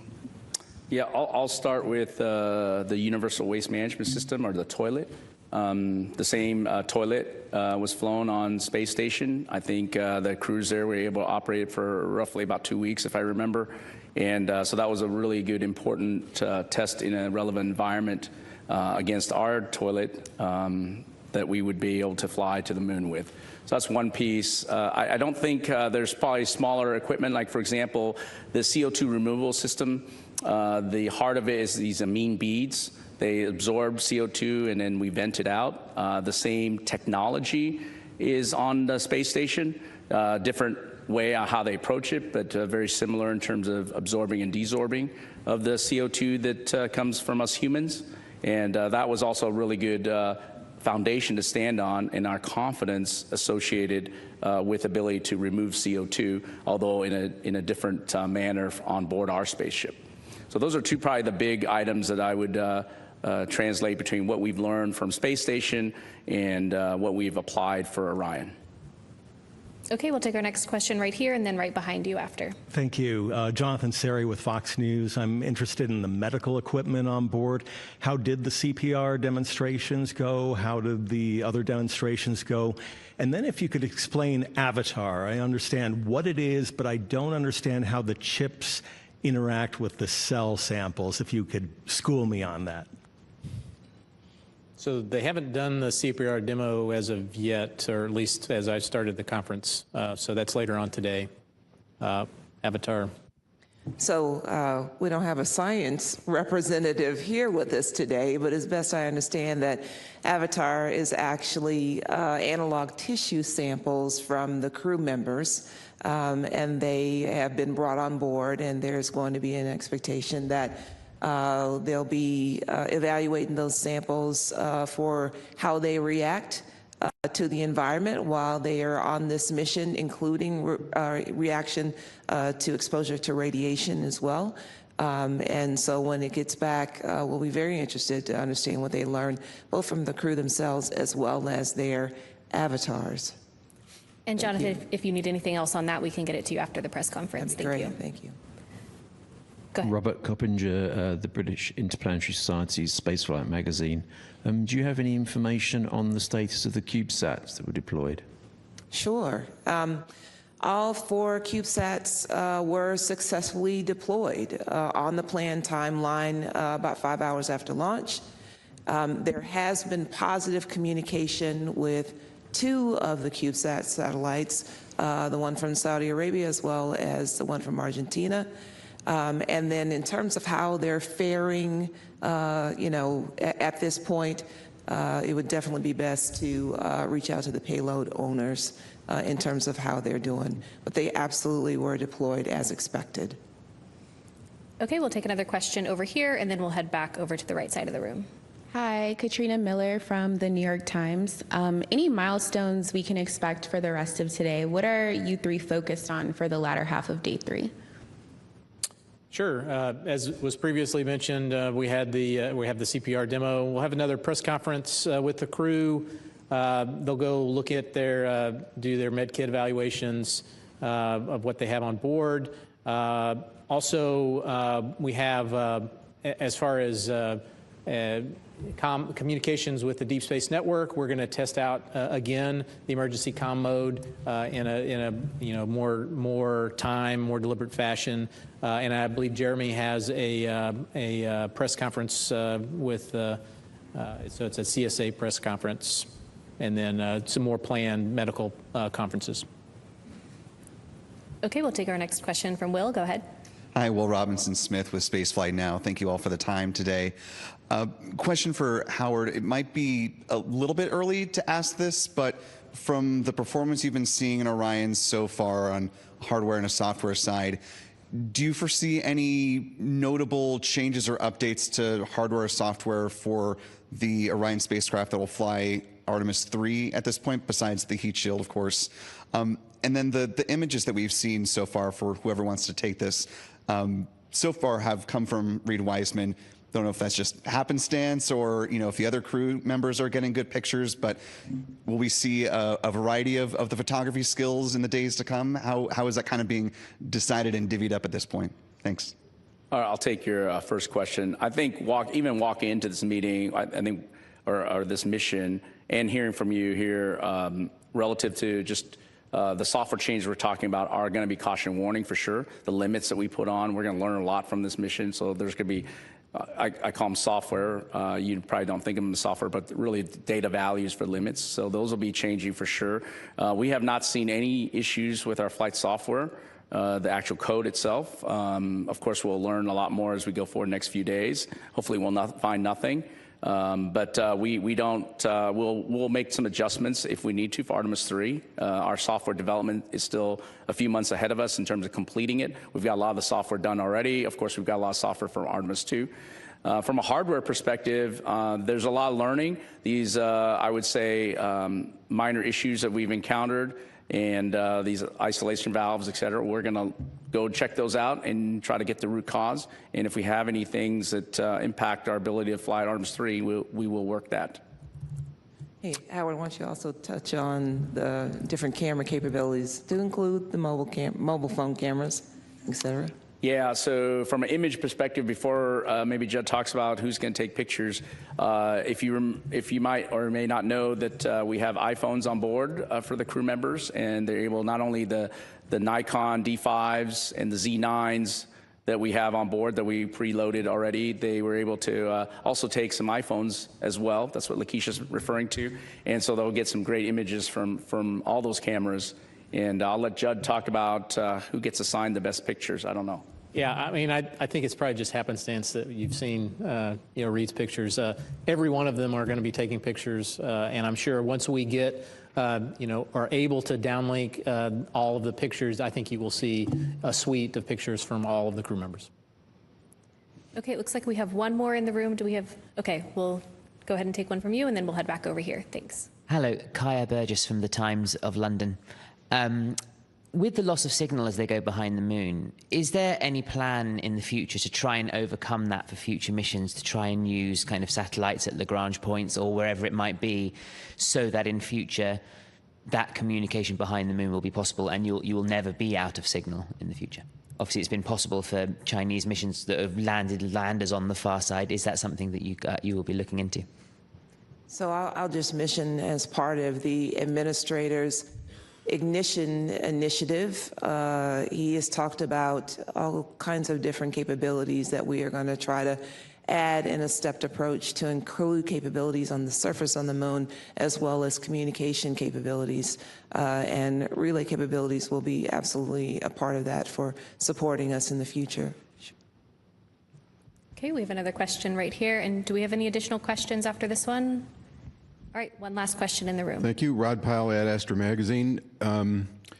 Similar question. How long do you expect the blackout to be during the flyby? And given that there's no burn back there, is there any reason to be chewing our pencils? And is there anything to learn from the timing when they come back out and you reacquire signal? Thank you. So as to your second question, no, physics takes over, and physics will absolutely get us back to the front side of the moon. Let's see, I don't think I have the timing yet on this for how long we're going to be out of comm, but I can get you that. Is it about 40 minutes? Yeah, it's around. Somewhere in that vicinity? Mm-hmm. Yes, it is 40 minutes. All right, well, it looks like that's all the questions we have for today. Thank you so much for joining. We'll see all of you back here again tomorrow at 4:15 for our next mission status briefing. As always, you can keep up with all the latest news and events during the Artemis 2 mission at nasa.gov. Thanks for joining.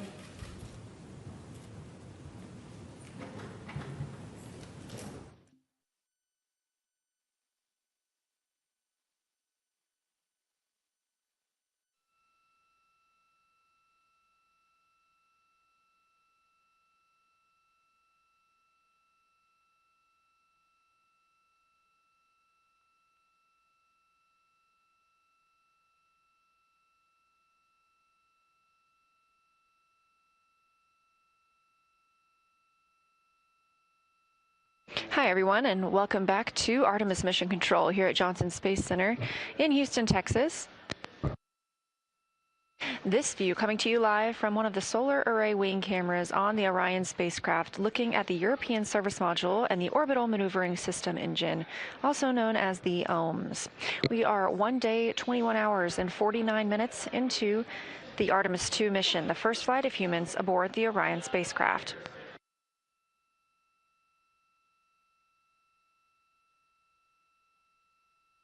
Orion and her crew Reed Wiseman, Victor Glover, Christina Cook, and Jeremy Hansen are now 111,482 statute miles from Earth and continuing to increase that distance as we continue to grow closer to the moon, 153,763 miles away.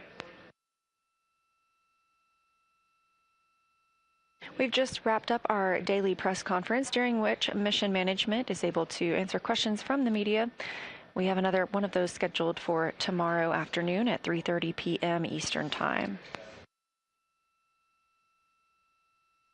We're live here in Mission Control Houston 24/7, providing updates as the crew continues their work aboard the Orion spacecraft. One of the most major events for today was the OTC-1 burn. That was the Orbital Trajectory Correction 1 burn. That was timeline to happen at 5:49 p.m. Central Time. However, that burn has been canceled because there is no need to correct the trajectory of Orion at this time. That burn follows the translunar injection burn at 6:49 p.m. last night. The translunar injection burn took us out of high Earth orbit and sent us toward the moon. It also commits us to a splashdown on flight day 10. Because that burn was so precise, teams were able to cancel the OTC-1 burn today.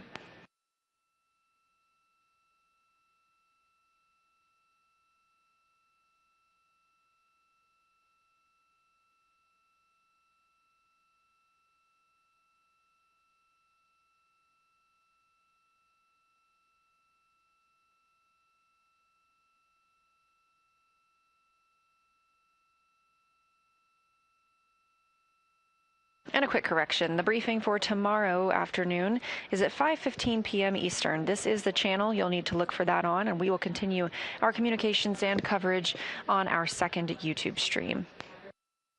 However, we are back here with the crew for the rest of the day. They woke up at 12 p.m. Central Time and have since then configured the cabin. They also spoke with the teams on the ground for the daily planning conference, and we got some great views inside the cabin.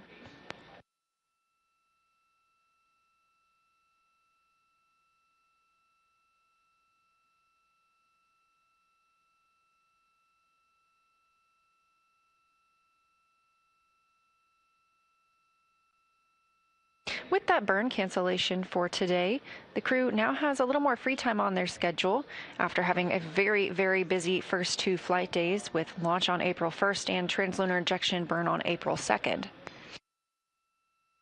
They do have a handful of timelined events for today, however, including filming a video of the potable water dispenser. This is how the crew accesses water during the mission. There are 4 water tanks on Orion. And they are able to fill drink bags as well as rehydrate the food that they eat while on the mission. As this is the first time we have crew living and working in Orion, the team's timelined an event for them to video themselves filling up those drink bags, filling up a rehydratable food bag to help us understand how the system is working in orbit. They will review that video once the crew has returned to Earth.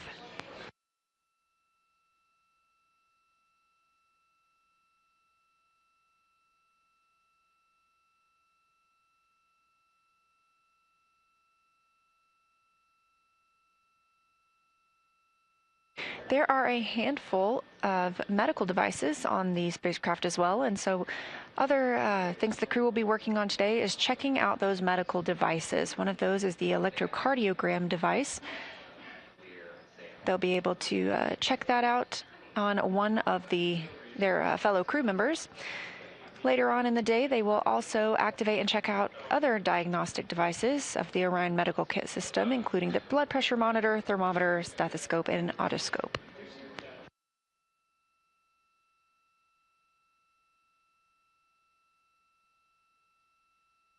And staying in that medical timeline, the crew will also be conducting a CPR demonstration. They'll be using their medical emergency procedures to simulate methods to treat an airway obstruction if one were to occur on Orion.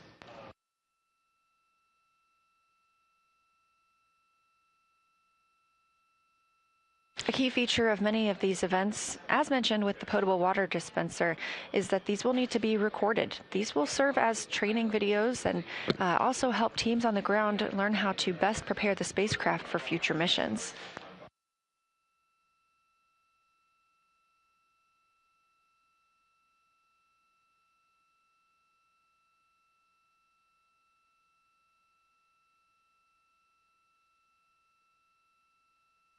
Later this evening, it looks like about 10 p.m.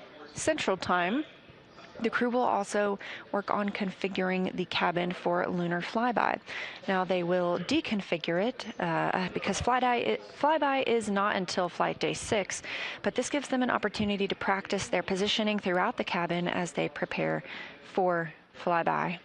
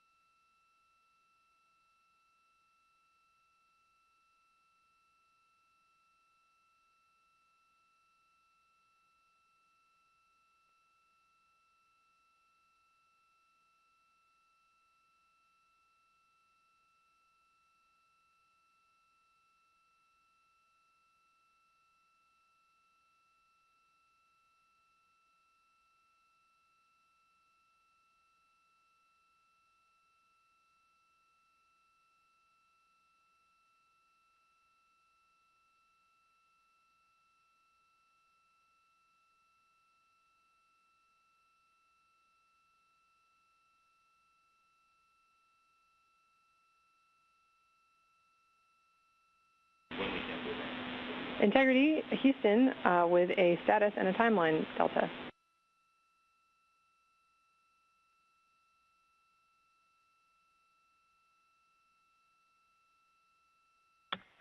Go ahead, Chris.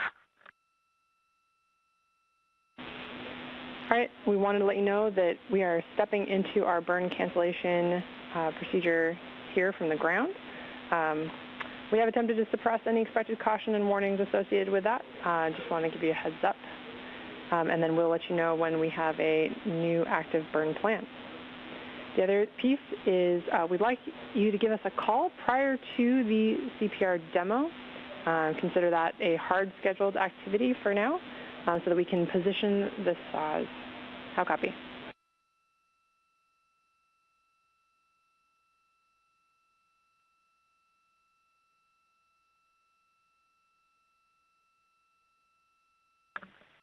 Copy all, and let me know when you're ready for me to start exercise. All right, Reed, I will let you know.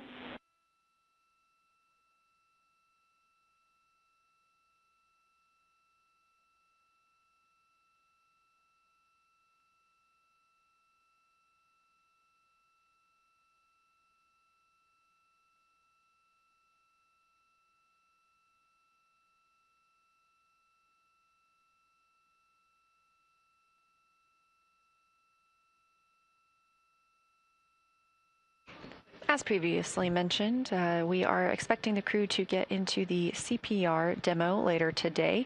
That won't be until just before 7 p.m. Central Time, but the team on the ground has asked the crew to let them know before they start that demo so they can park the solar arrays.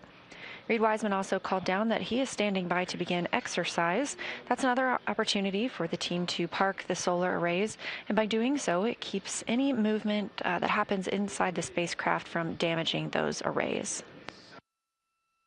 We did see some movement yesterday while Commander Reed Wiseman was exercising.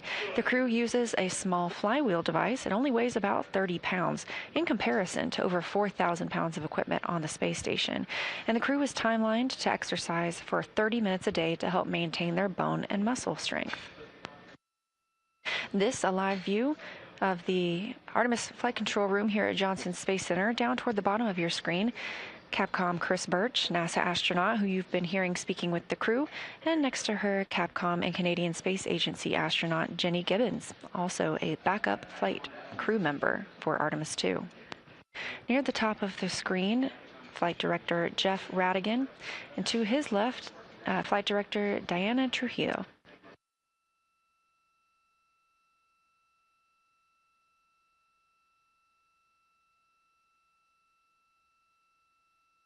On the left side of your screen, a live view from the Orion spacecraft, now over 112,000 miles away from Earth. And that is our little crescent Earth over to the right.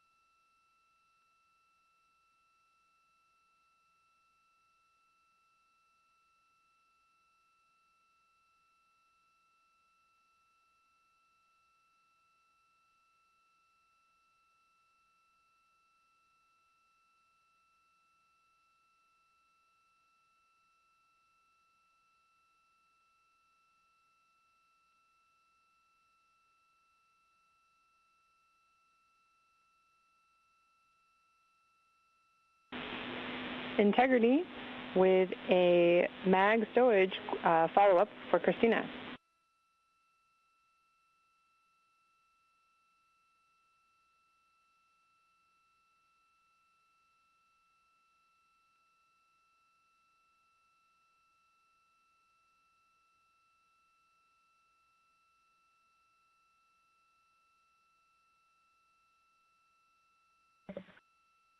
Go ahead. Christina, in your last report, we copied 2 levels of containment for those mags, and we need 3.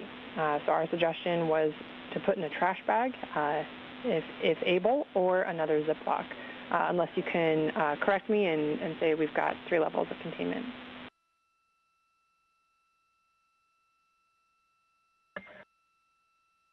We'll go. Thank you. Thank you much.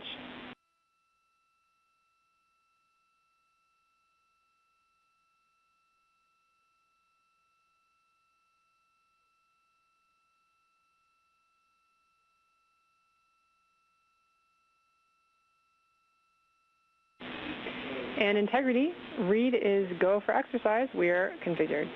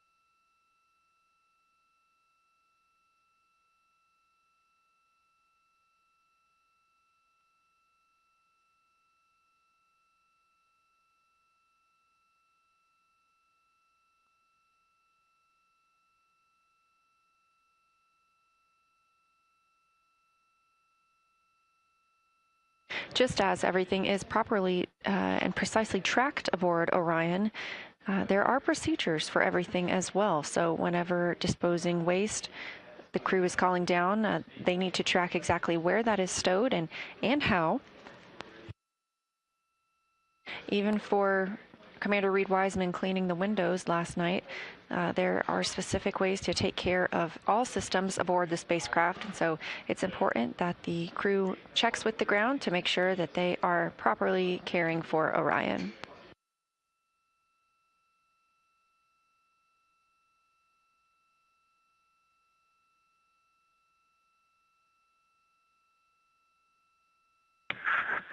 Chris, I copy on exercise. I'll be starting in about 5 minutes.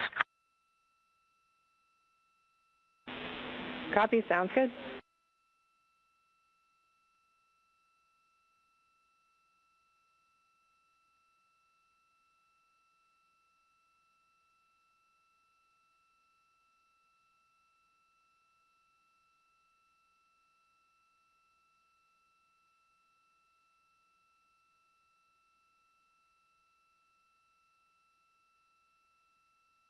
Commander Reed Wiseman calling down that he is planning to start exercise pretty soon, and yesterday we did see some motion as he was exercising. We will look for that again here on the left side of your screen, a view from Orion looking at the European service module and that orbital maneuvering system engine. Again, we don't expect to fire the orbital maneuvering system engine again after the translunar injection burn. That was the final major burn for that engine. But this is the engine that would be used should we have an abort of the mission. However, everything's still looking great for Orion and for our 4 astronauts on the Artemis 2 mission.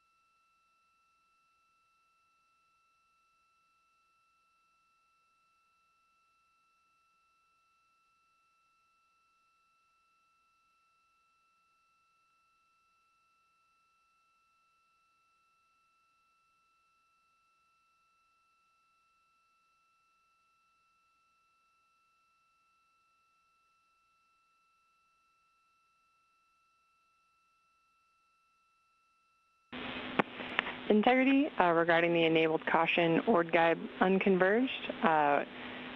Unexpected from us down here, probably related to our recent burn plan uplinking. No crew action.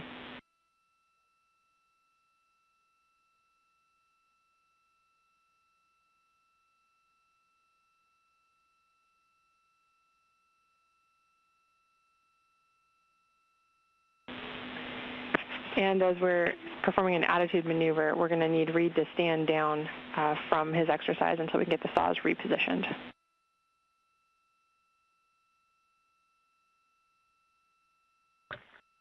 We copy standing down from exercise and copy your words about the caution as well.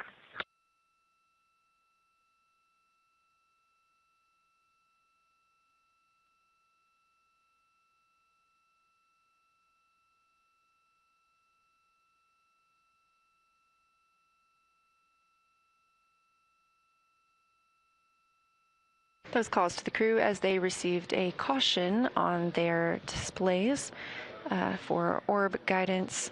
That's due to the cancellation of this orbital trajectory correction burn. No action called to the crew. Again, we canceled that orbital trajectory, outbound trajectory correction burn due to having such a precise translunar injection burn. This other burn today would have only been 8 seconds long and was deemed unnecessary.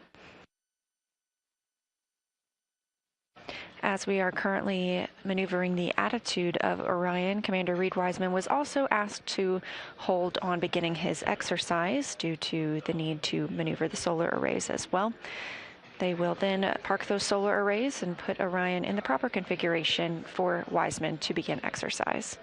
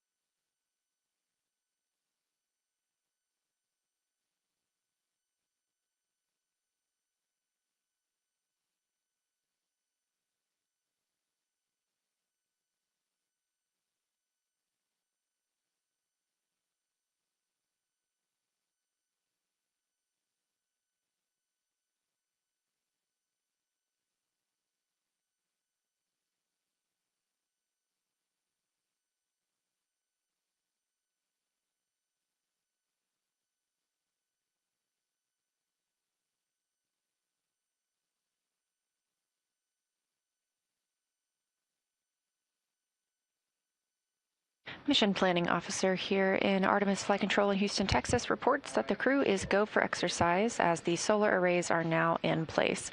We'll be looking to see if there's any movement while Commander Reed Wiseman begins his exercise portion. Orion is currently 113,922 miles away from our home planet, 152,000 miles away from the moon. Capcom Chris Birch also called up confirmation about that caution that the crew received about orb guide that was due to the cancellation of the outbound trajectory 1 burn. And of course, no action for the crew.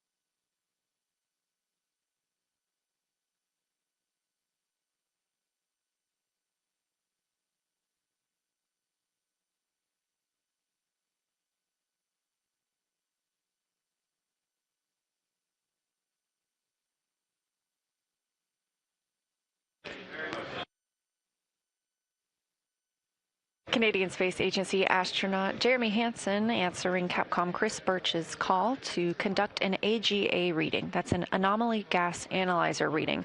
That device must be powered on 5 minutes prior to taking a reading, and they request that the crew does so before exercising.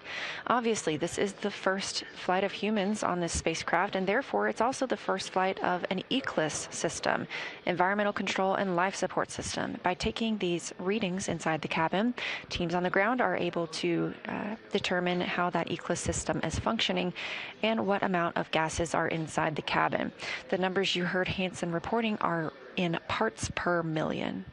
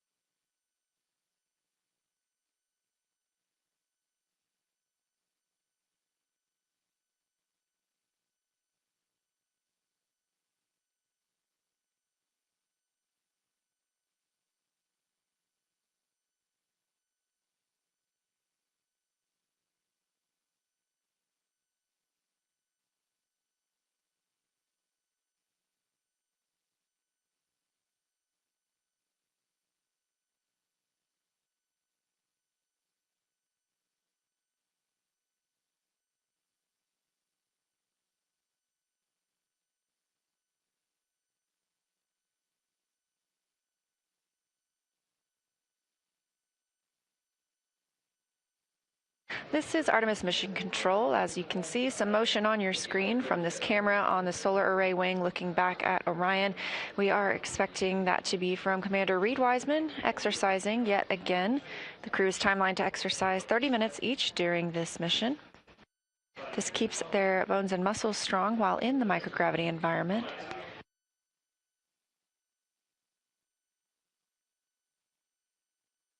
This type of motion doesn't damage the spacecraft, but the solar array wings are locked and parked to keep them from being damaged by any loads imparted from this movement.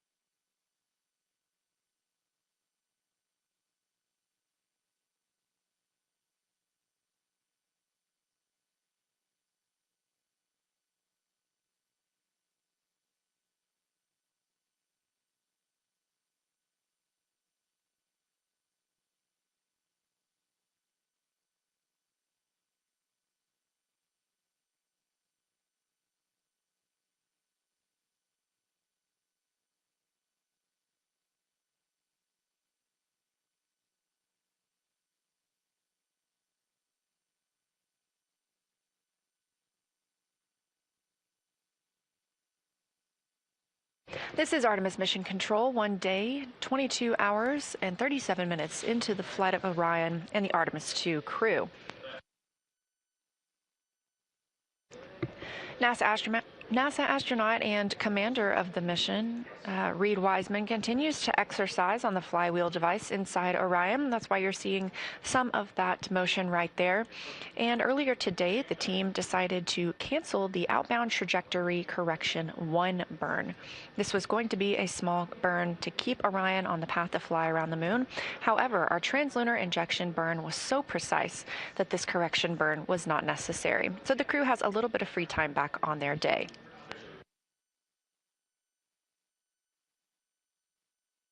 Coming up in just a couple of hours, the crew will get into their midday meal. The food the astronauts eat plays a key role in maintaining their health and ensuring they can perform their mission objectives to the best of their abilities, and it's also something they enjoy sharing together. Long before launch, our teams here at Johnson Space Center start preparing, so this crew has everything they need to enjoy their meals. Let's take a look. Around the moon meal. Around the moon meal. What would you eat? Cheese? Oh my gosh. That's clever. What do you think? All right, describe. My name is Christina Cook. And I'm Jeremy Hansen. We're crew members on the Artemis II mission, flying around the moon. And when we fly around the moon, of course, we're going to be taking some food with us. That's right. This is how to eat in space.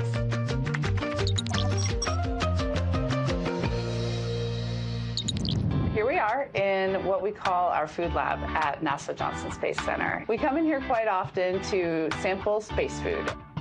The neat thing about the food selection is it is so diverse. Different entrees that you wouldn't imagine can be rehydrated and actually good in space are completely fair game. And it's pretty awesome. We came in for Artemis to do this. We got about halfway through the first session and we're like, we're not really sure we're going to have time on board to warm this stuff up. We talked a lot about day 1. It's a long day. It's hours before we even leave the launch pad on our way to space. And then when we get to space, we have a lot of important events that day. We just did a sim yesterday where lunch is scheduled. It's midday meal. Yeah, midday meal for all 4 of us. And so those will be great moments, I think, in our mission to have prepped some food and sit down or float as a crew and just have a joint meal. For sure. I think that would be fun. My name is Shulei Wu. I'm the food system manager for ISS and Artemis. The food lab at Johnson Space Center, that's where we make and package most of the space food, and also where we will be making all the food for the Artemis missions. Food is a big part for our crew members. They provide the nutrition, the calorie, micronutrient for crew members, but also boosting crew morale. It's very important. There is always a lot of steps, very strict steps for us to follow to making sure the food we provide are consistent and meet all the food safety, nutritional requirements, and most important, also need to taste good. The other strategy is always promote the variety because everybody's food preference can be very different. Therefore, the more variety we can have, the better to meet the needs of the astronaut group. They bring out these little tiny samples of each food, and you're like, oh my gosh, I thought we were having lunch. And then by the end, there's so many space foods, and every time you leave, you're like, I am so full. I'm so full, I'm in pain. And you just rate them like, I love this, I don't want to eat it, I'd eat it if you tell me I need it. Because what the food lab does is they take all your preferences, but they're also like good parents and are like, you need a well-balanced diet. Exactly. They were like, no, you can't have mac and cheese every day, Christina. Sorry.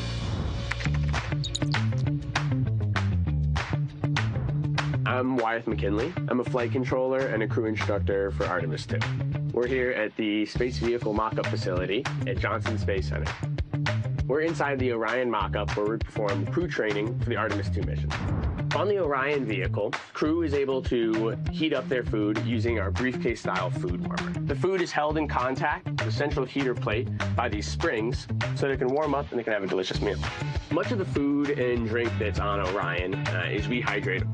And so crew at our potable water dispenser will fill up their food and drink, and then at that point, you go ahead and pop it into your food warmer. I'm kind of envisioning there's maybe one person putting the stuff in and out, kind of tossing it out to everyone as it's done. Or maybe if we're not scheduled together, you're just on your own over there, popping some things in. Or maybe just in your 2 minutes of free time between things, you're kind of getting it ready so it has time to warm up. We'll see. Eating together really resonates with me. I think it's just a human thing to break bread together and to enjoy that necessary thing you have to do, the thing you should be grateful for. And so doing that as a group, as a family, has always been meaningful for me. Absolutely. It represents togetherness and something a little out of the ordinary. You don't necessarily get to have those meals with everybody in your life, but if you are sharing a meal, especially if you're sharing breakfast, lunch, and dinner with a group of people, that means something. It's like a camping trip.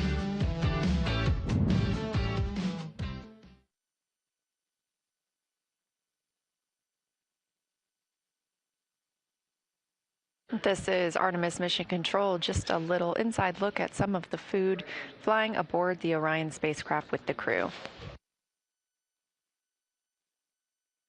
Today for lunch, the crew has a variety of options. Some of the things they'll be enjoying include beef stew, smoked turkey, chicken with peanut sauce, roasted turkey. They have cheese tortellini, butternut squash, cauliflower and cheese, and of course a fruit salad in there too.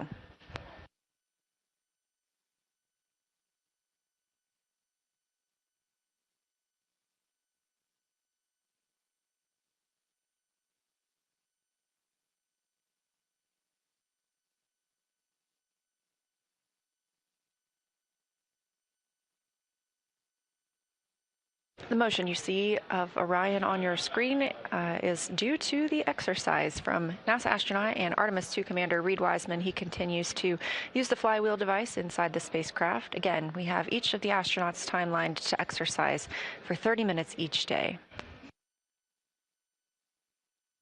Elsewhere in the cabin, Christina is working with the ECG device. As we discussed, the crew are performing checkouts of some of their medical equipment today. This is the electrocardiogram device checkout. This is, of course, with the crew being the first humans to fly aboard Orion, the first opportunity that all systems and teams have to check out their devices and hardware with humans on the spacecraft. Everything we do on this mission informs our plans for future missions around the moon.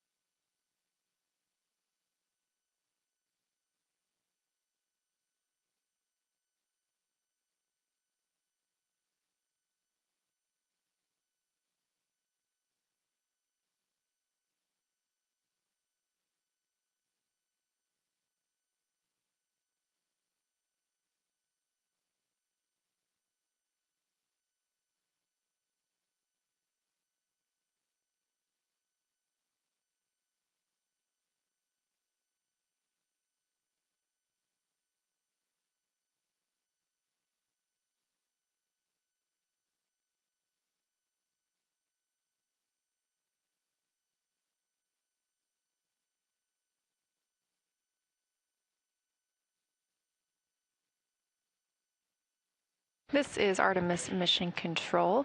Again, the movement you see on your screen is due to Commander Reed Wiseman exercising inside the Orion spacecraft. That's a view from a solar array wing camera looking at the European service module, that large thruster in the middle, the OMS engine, the Orbital Maneuvering Services engine.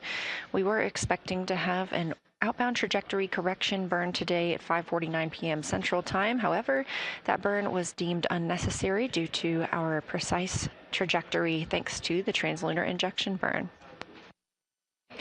Earlier this morning, during the daily planning conference, Wiseman called down his thanks to the FIDOs, the Flight Dynamics Officers, for their excellence in that burn. Once he's complete with exercise, Wiseman is also timelined to work on his National Geographic filming. Again, we selected National Geographic through a competitive selection process to help us document and tell the story of the Artemis II mission. The crew members have time throughout the day scheduled to help capture those items, and a shot list provided by National Geographic with everything from exercise to family life, bedtime preparations, what it's like to live in space. They'll also explore the medical kit, which we've discussed today, and take plenty of photos, including just some memories of their time aboard Orion.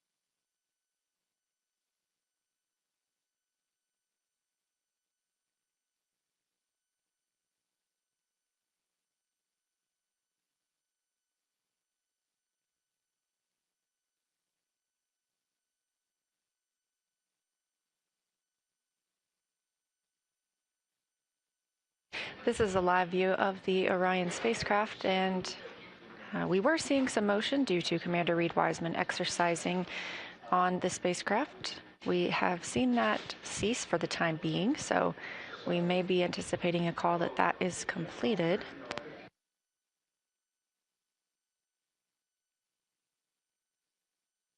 Here in Mission Control Houston, the Orbit 1 team is on console monitoring all systems aboard Orion.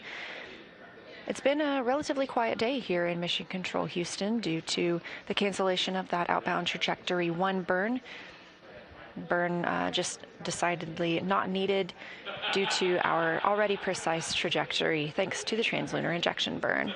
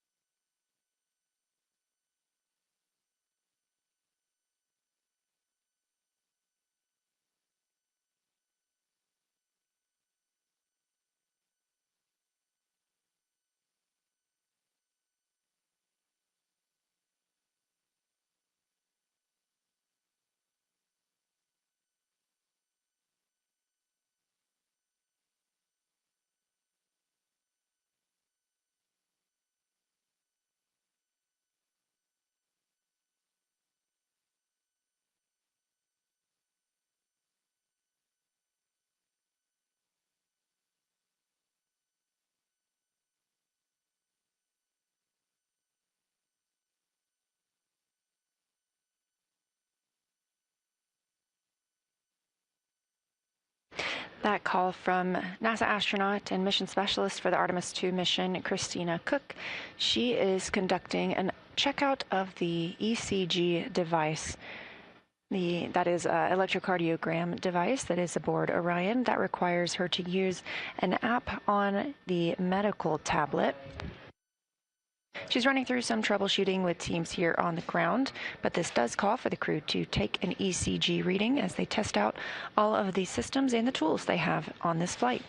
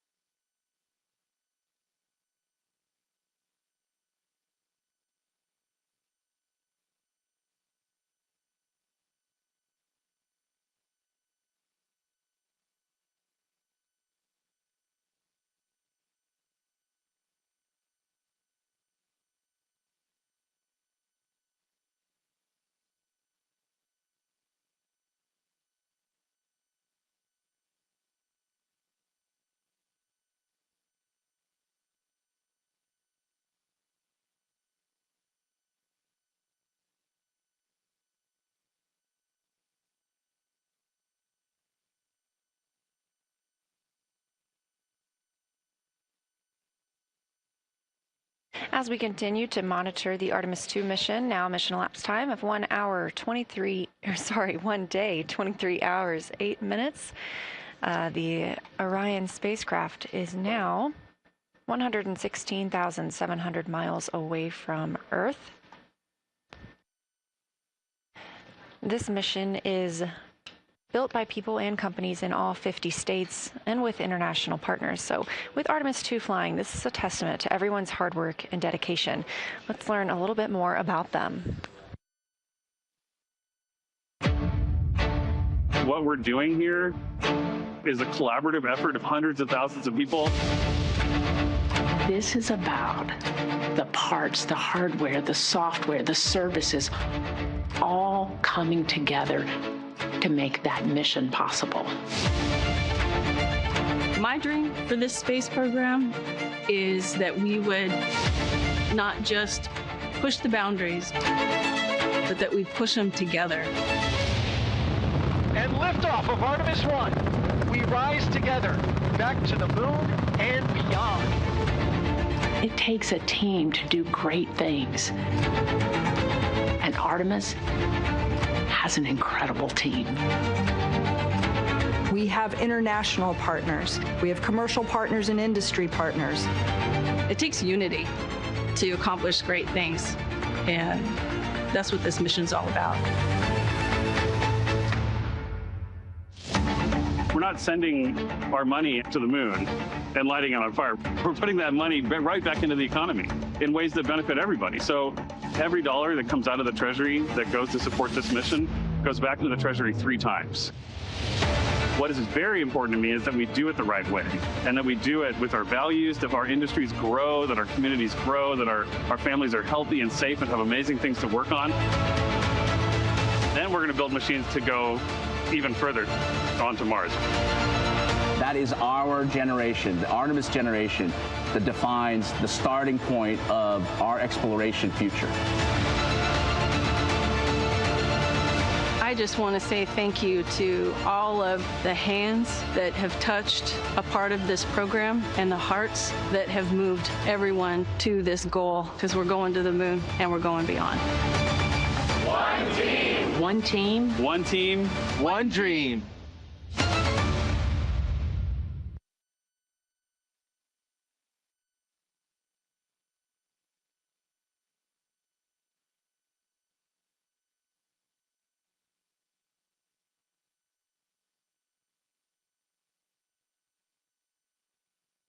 Y'all to exercise right until midday meal.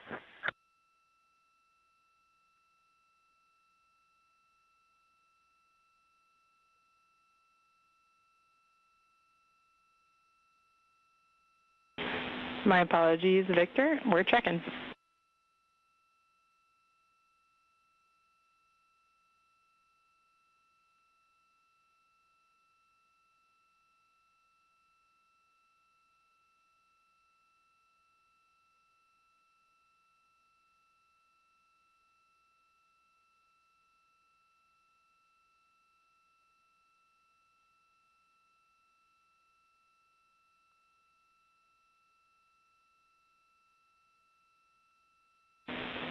Integrity, Victor, you can go exercise all the way up to midday meal.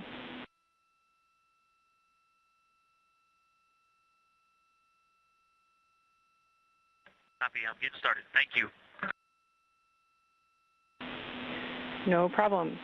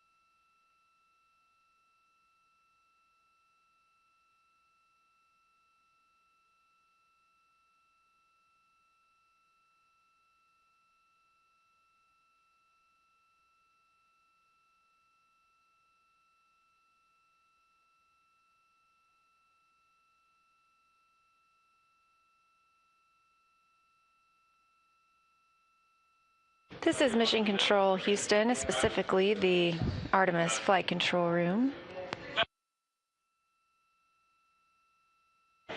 NASA astronaut and pilot of the Artemis 2 mission, Victor Glover, calling down to report he is hoping to get started soon on his scheduled exercise for the day. And since it's a little late, he's hoping to continue that until the midday meal.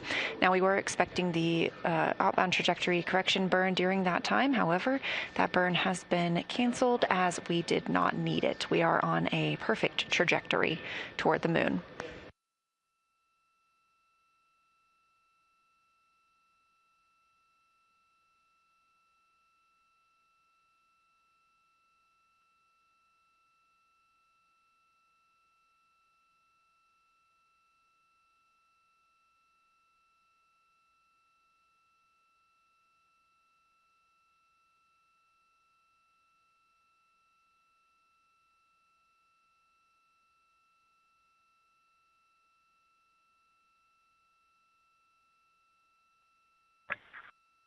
Houston, integrity on 1 for HHP. We're with you.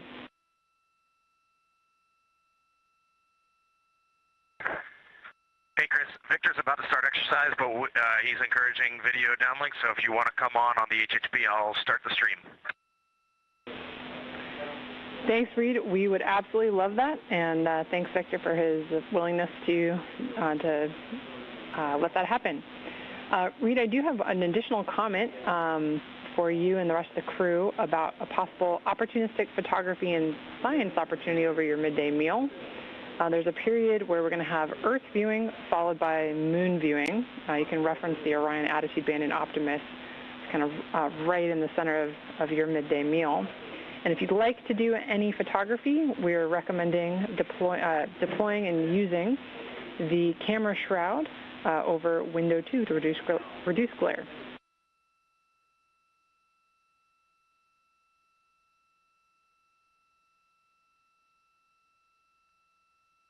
Okay, we love those little opportunities. Thanks for sharing them. Keep them coming.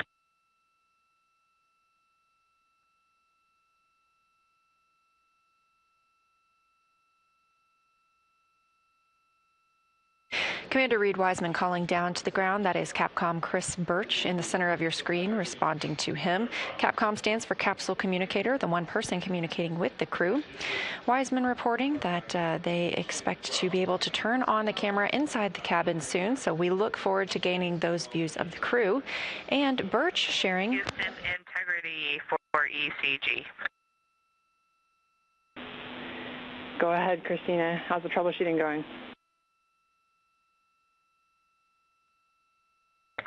Hey, Chris.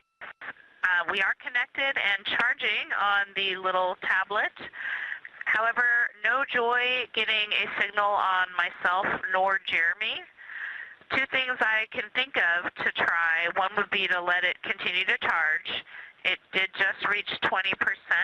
I checked and it does not seem to be in any battery saver mode. In fact, it says battery saver unavailable. I also checked the Bluetooth devices. The ECG is showing up as a device. However, it is giving me the option to connect in the Bluetooth area, and nothing happens when I do it. It does seem to be finding the device when I'm in the app. So the other thought I could try would be to forget and reconnect the device.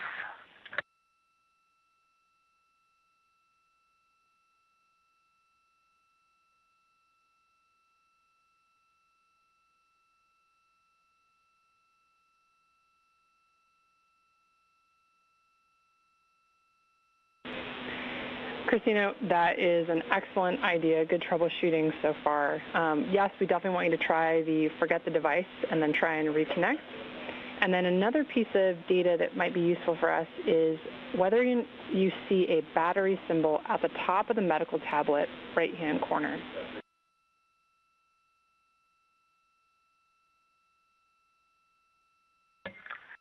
Do you mean within the app or just in the screens of the tablet? Good clarification, within the app.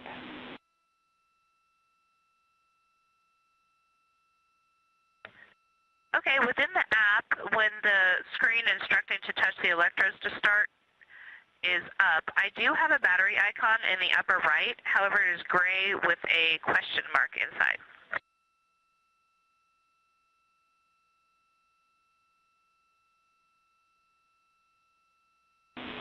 Okay, Christina, thanks. Yeah, that just gives us that confirmation that it's not connected to the ECG. Let's go ahead and continue with that Bluetooth troubleshooting steps, forgetting and reconnecting.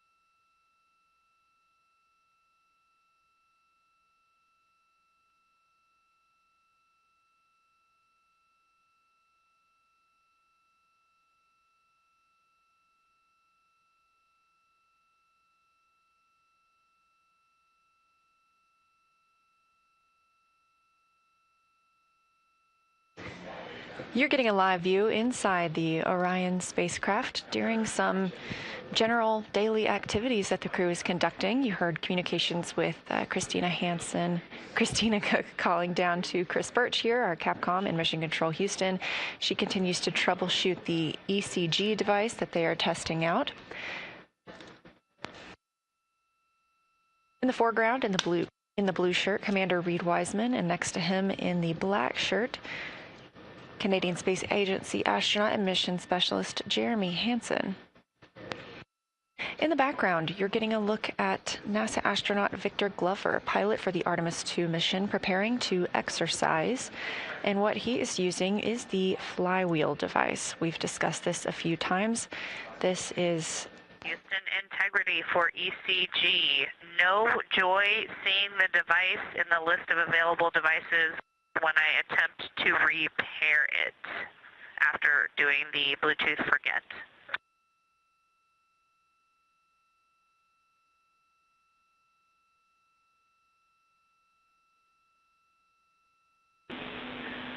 Okay, Christina, unfortunately, we are out of ideas at the moment. We're going to do some more thinking. We really appreciate all of your troubleshooting steps and actions you've taken. Great data for us, but we'll move on from this activity for the day. Thank you.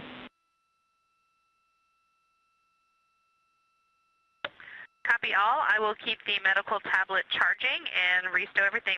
Thanks for the help. Copy all.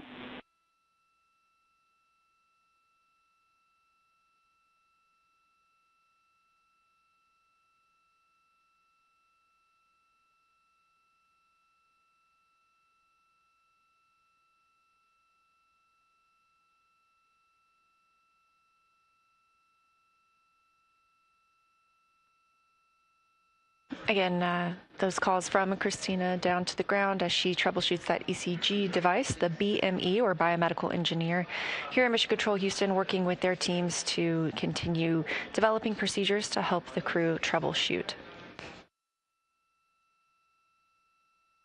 Back inside Orion, Victor Glover is in his timelined exercise for the day. On the flywheel device, this is a small device installed directly below the side hatch, so if you look above where his feet are, that is the side hatch of Orion.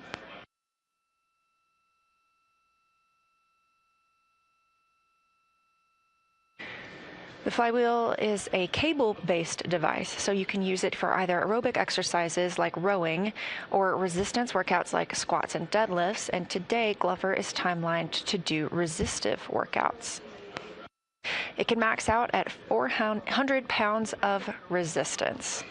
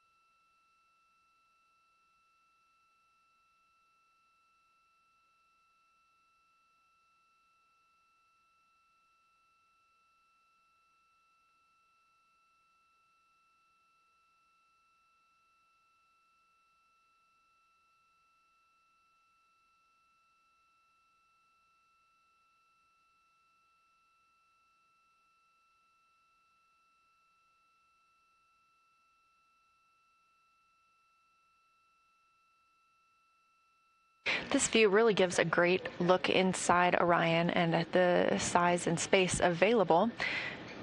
Again, you're looking at 330 cubic feet habitable volume, so about the size of 2 minivans inside.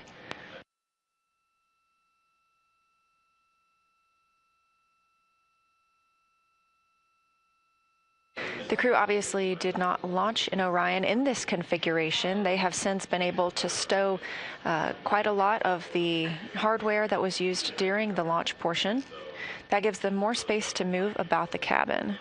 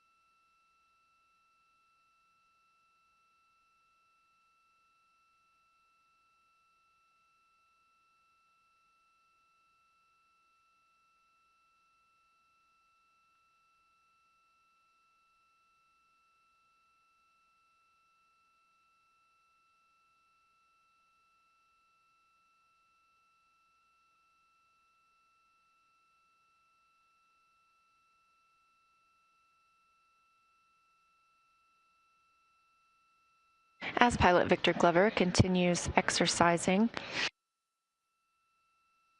using the flywheel device, this is something that we learned early on during our spaceflight history would be critical for astronauts living and working in space for longer periods of time. On the International Space Station, astronauts are timelined to work out for approximately 2 hours a day to help maintain their bone and muscle health. On Orion, they're timelined to exercise for 30 minutes a day.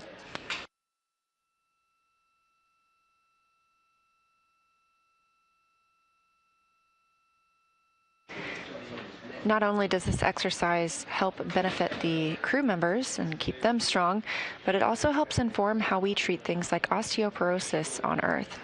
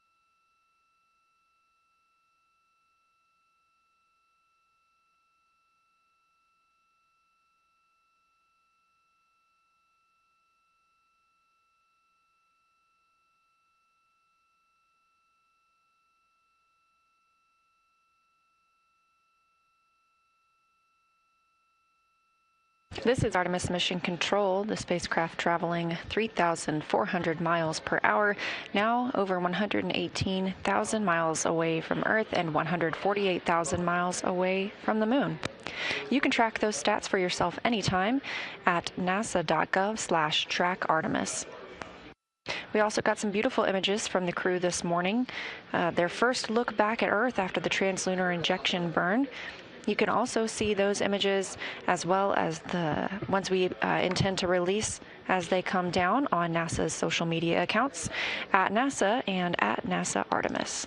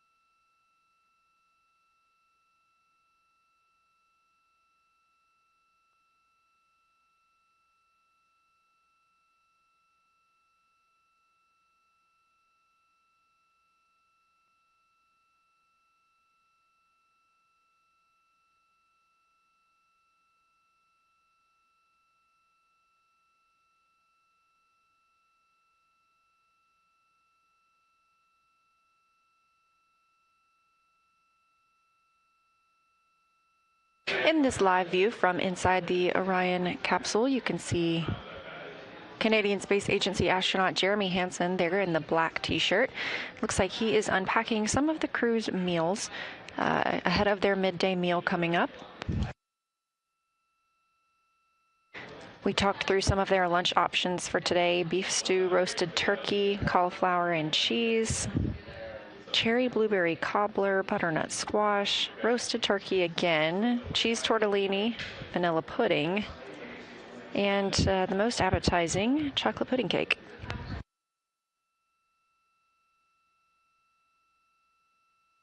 And if you're a sauce fan like me, you'll like to know there is maple syrup, chocolate spread, peanut butter, hot sauce, spicy mustard, strawberry jam, honey, cinnamon, and almond butter, all flying around the moon as well.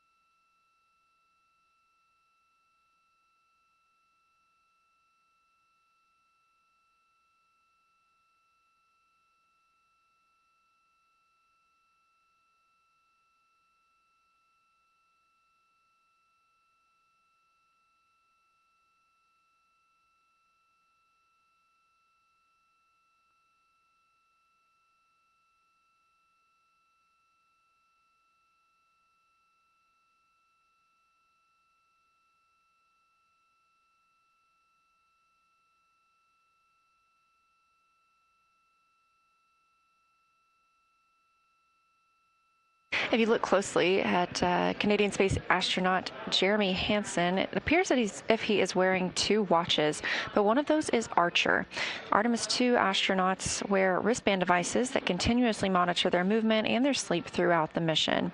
This data is going to be used for real-time health monitoring and safety assessments.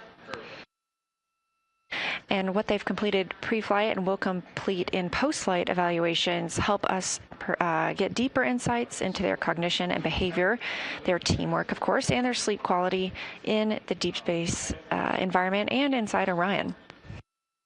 Archer stands for Artemis Research for Crew Health and Readiness. And everything we learned from this test flight helps us prepare for future mission planning and crew support systems.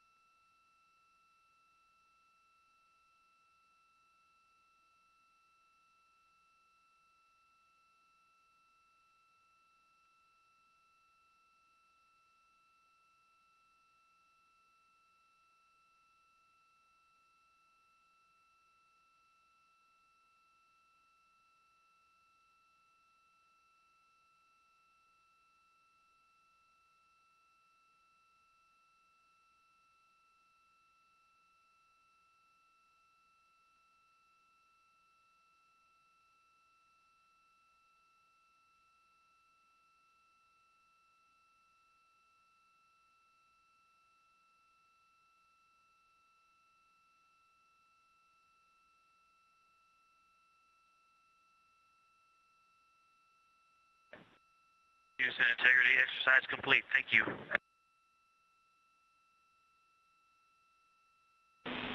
Thanks, integrity. We copy.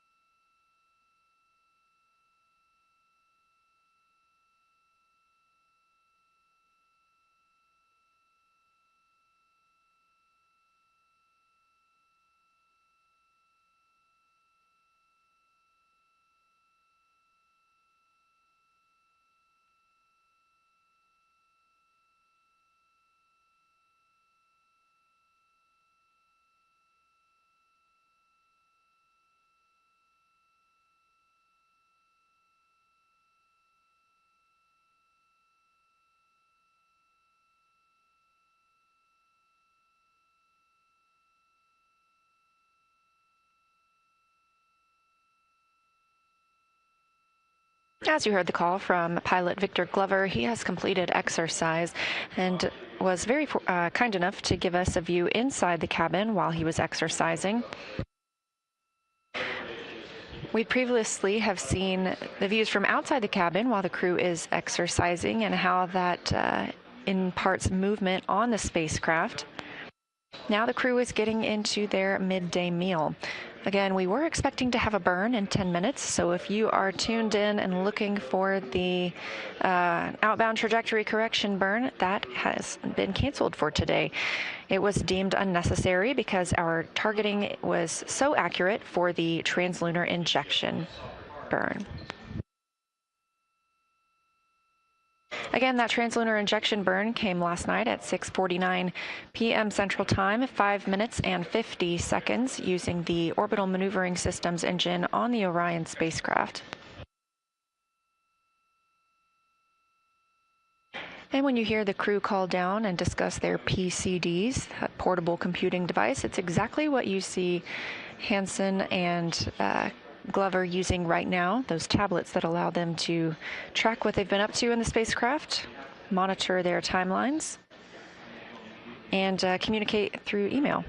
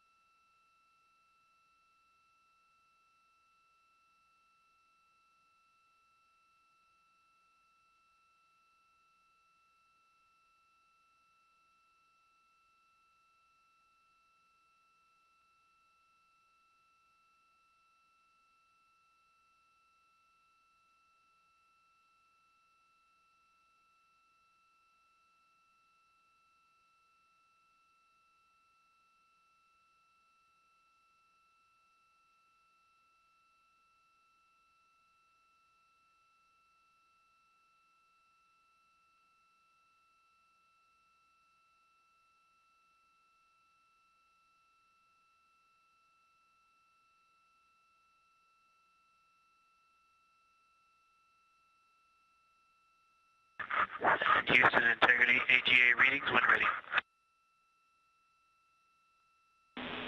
All right, we'll take them. CO2 1.0, O2 20.1, temperature 75.7, cabin pressure 14.2 psi.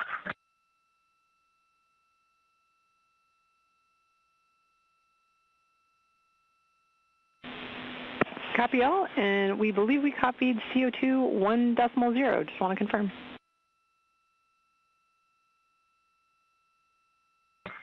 One decimal zero, 1.0, that's correct.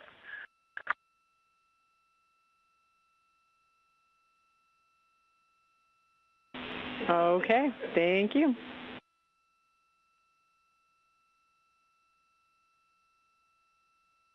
You're welcome. And a question, do you guys always want these called down, or is a crew note enough?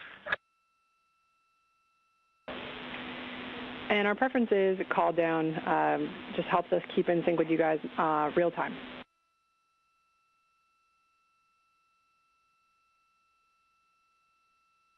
Copy.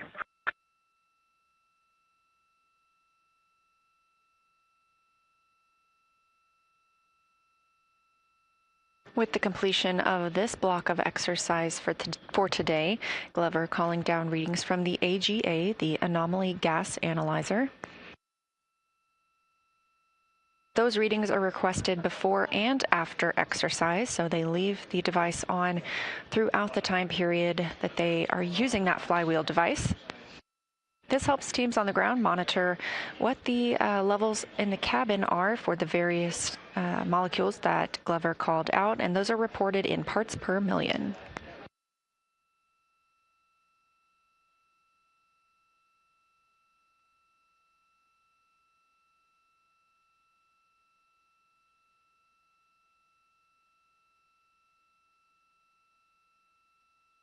And we have just passed 2 days mission elapsed time.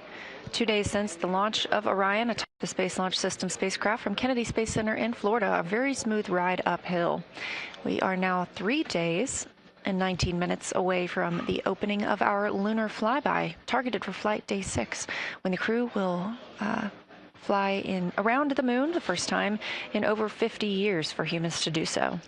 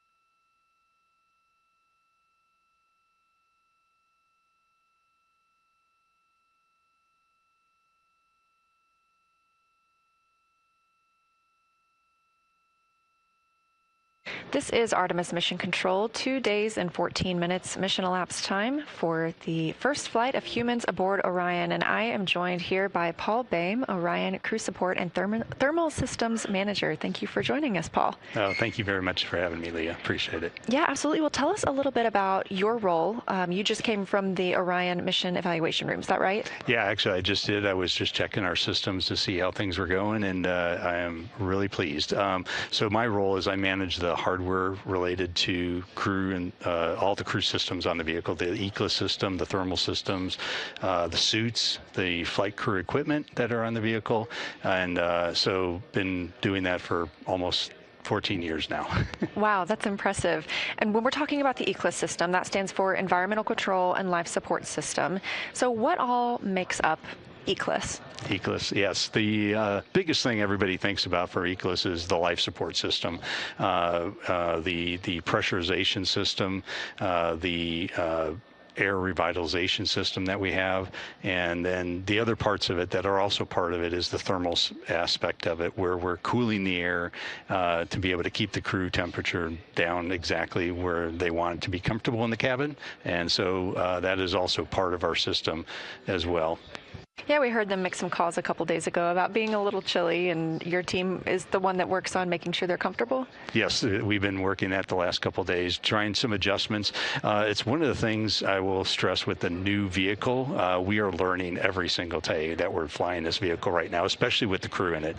We flew Artemis 1, we learned some things about the systems there, but now we have the crew involved, which adds a whole new dynamic to the vehicle, and that is what is really what we're looking at today, and learning how to interact with the crew and adjust things as we need to make the crew comfortable. Yeah, that's fantastic. And you also work with the food systems a little bit as well. So they're actually getting ready for a midday meal. We've been fortunate enough to have in-cabin views for some of today, and we saw them getting out some of their food. So can you tell us about the food warmer?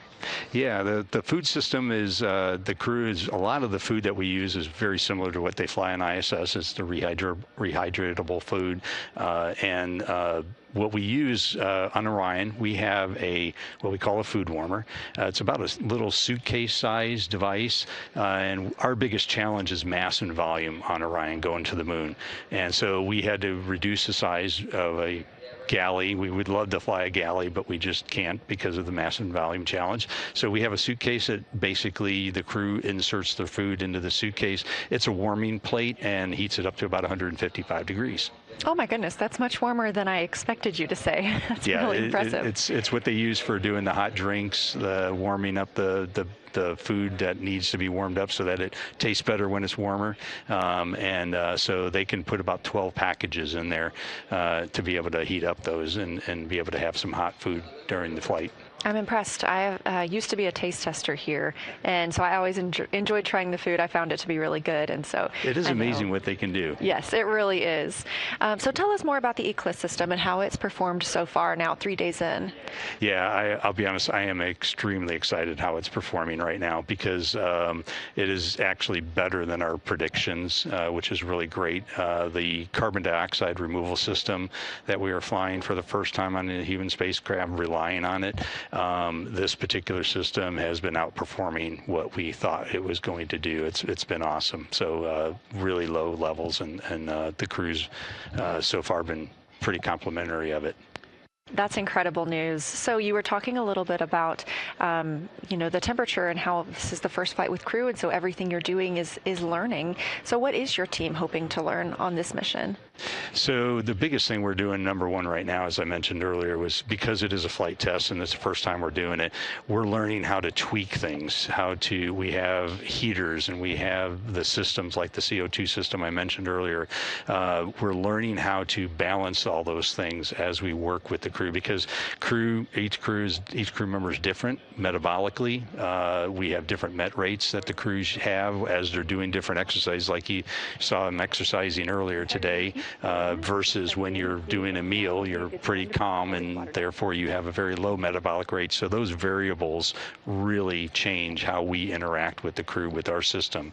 And so that's really what we're learning today, is how our system interacts with the human. Integrity. We need a few minutes. We'll call you when it's a good time. Copy, sounds good. We'll wait for your call. That call from the crew about performing a wastewater dump, we actually had great views earlier from inside the cabin while they did so. It was fascinating. Talking about, preparing for the future, but we've also had similar hardware on the space station for the past 25 years. So what are some differences in the hardware that we have now on Orion and versus what, we have on the International Space Station?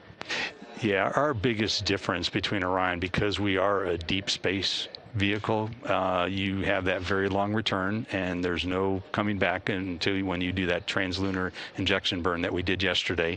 And so it's going to be many days before we can actually get back. So when we designed Orion, we really looked at the ecosystem to try to figure out how can we make it simpler.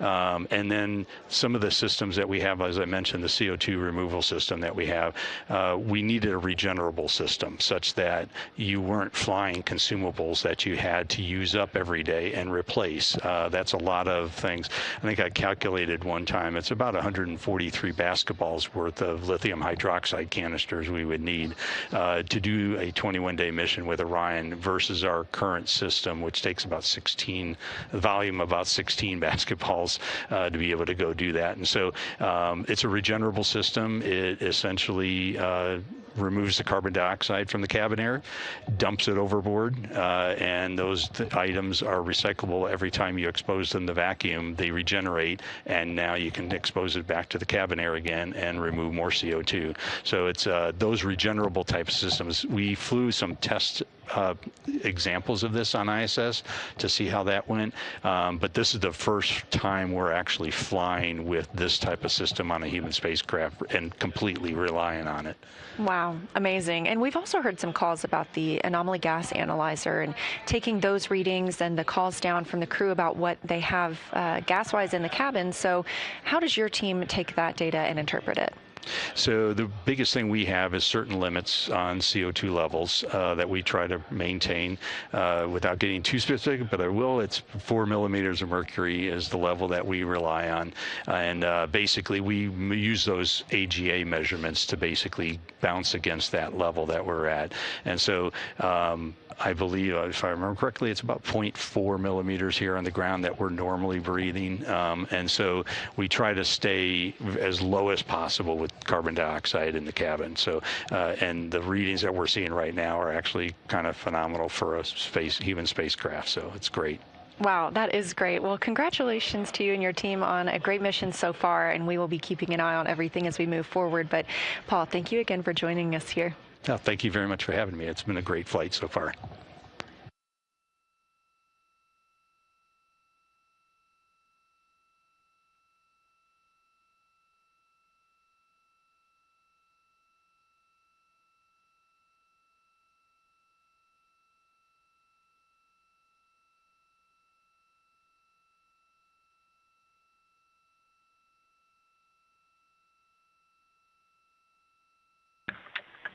Houston Integrity, you are go for Blizzard.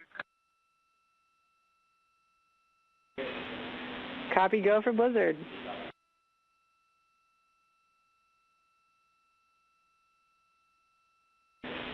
Christina, while I've got you and the crew, I have some information regarding a replan for the afternoon. Shouldn't require too much back and forth, but let me know. First is, we don't have any other vehicle statuses from what we've already told you. So unless you guys have questions for us, we were going to go ahead and cancel the flight director crew conference that's in 10 minutes. We also are going to do a little bit of a replan with you guys managing the afternoon post-midday meal, basically after the PAO event. We'd like to give you a bit more time for exercise and sliding back that S-band SAT mode DFTO a little bit. And then exercise after that. This means that you'll have to manage some of that pre-lunar flyby, cabin config, and other activities just amongst yourselves. But this should allow us to get in all exercise and have enough time post-PAO event for that S-band SAT mode DFTO. The DSN EMERCOM DFTO needs to stay where it is because there's some vehicle maneuvers that have to happen with that.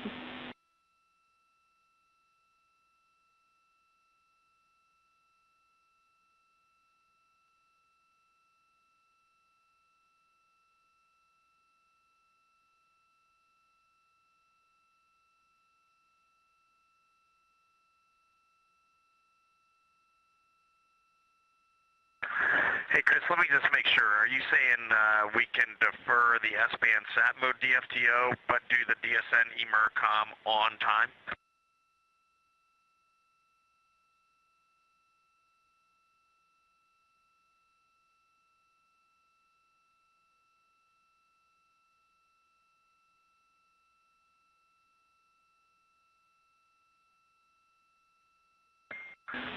And Chris, if it helps you, Victor and I have both exercised, so he is more than happy to do the S-band sat mode DFTO on time.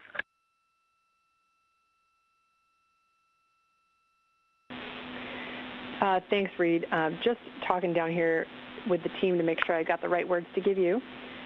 We'd like that S-band sat mode DFTO to slide 30 minutes to the right for some ground config, but then the emercom DFTO will stay where it is.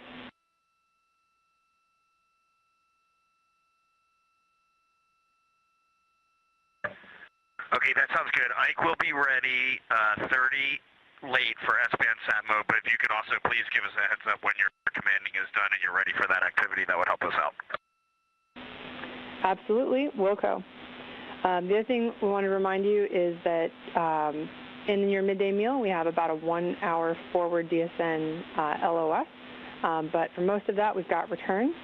And kind of in the middle of your midday meal period, you'll notice there's, like I mentioned, this good Earth and Moon viewing positions. It's also roughly when you're going to pass close to the halfway point between the Earth and the Moon, and you can reference your altitude on the PFD for that midway point. Yeah, crazy that we're seeing 105,205 miles, and it's still going up pretty quick. Thanks for all that, Chris. Great. Thank you guys so much. Enjoy your lunch.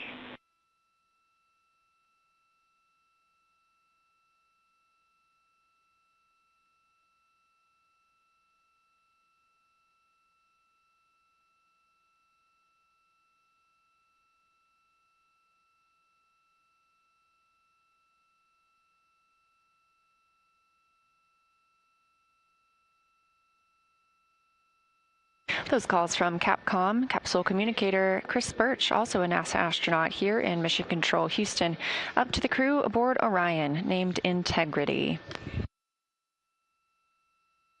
This view of Artemis Mission Control, the Orbit 1 team still on console. The crew was enjoying their midday meal.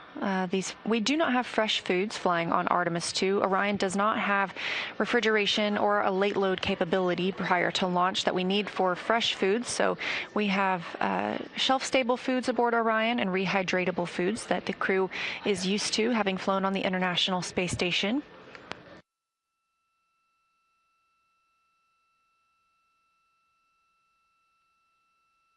As we saw in the earlier video, the Artemis 2 crew had direct input into the food that they have available during the flight. They were able to sample and rate all of the foods on the menu, and their preferences were balanced with the nutritional requirements needed and what Orion can accommodate.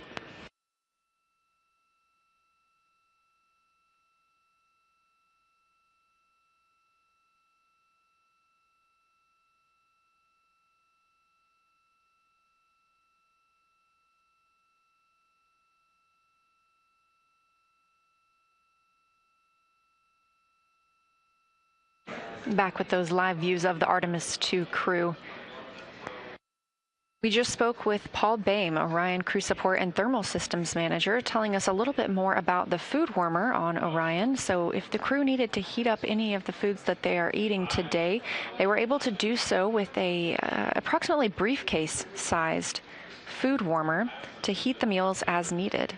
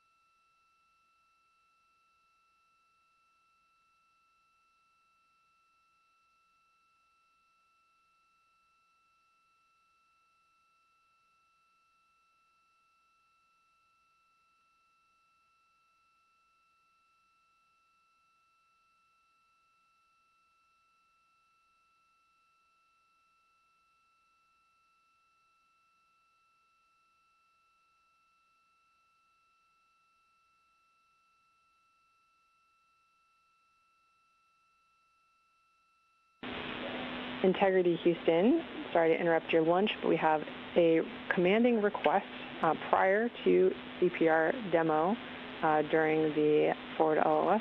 Let me know when you're ready.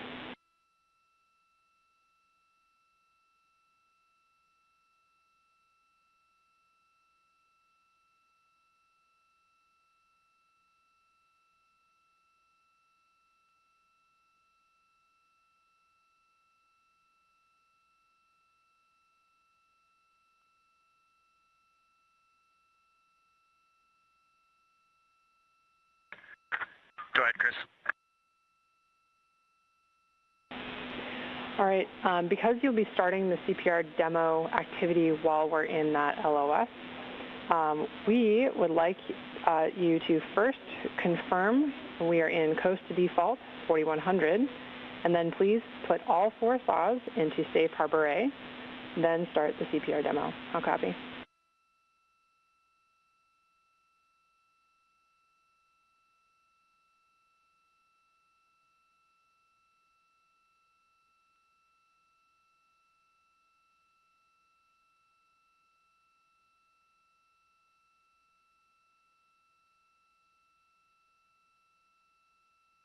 Okay, Chris, before starting CPR demo, we will verify coast default 4100, and we will command all 4 saws to Safe Harbor A. Good read back. Thanks so much.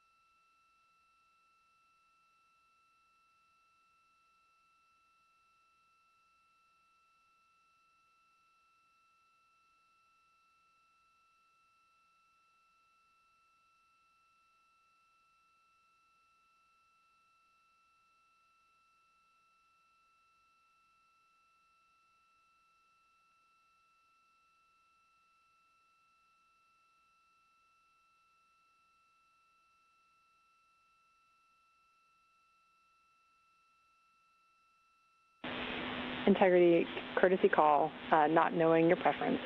We did have video of Victor, which we have stopped going out on our PAO stream.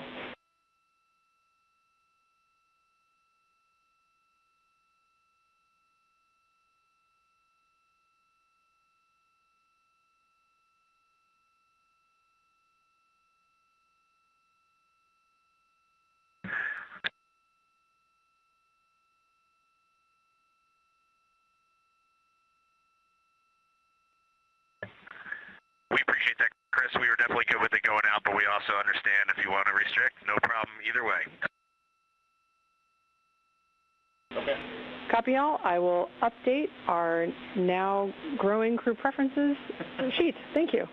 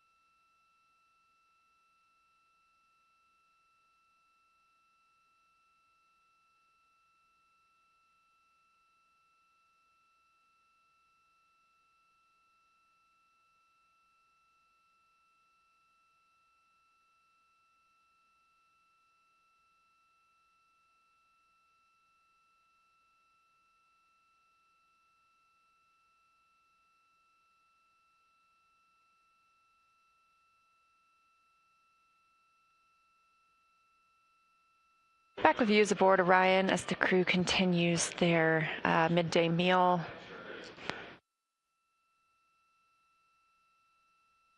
NASA astronaut Victor Glover having completed his exercise.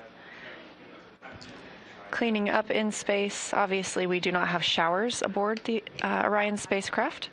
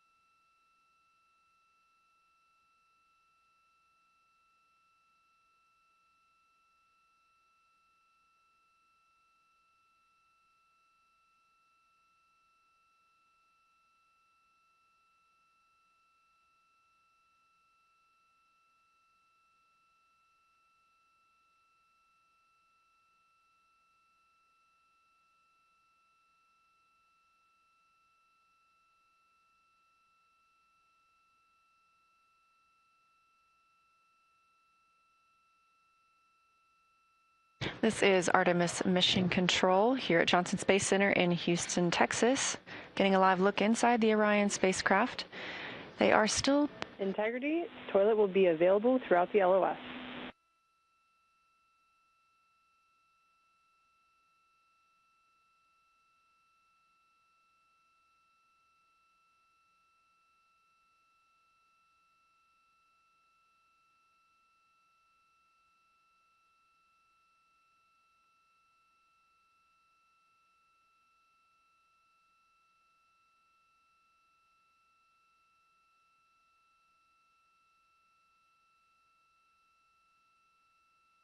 The crew is timelined in their midday meal right now. Obviously, they have mostly finished eating, but the ground teams also let them know they should have some great views of the moon and the Earth outside of their windows, should they choose to take pictures at this time.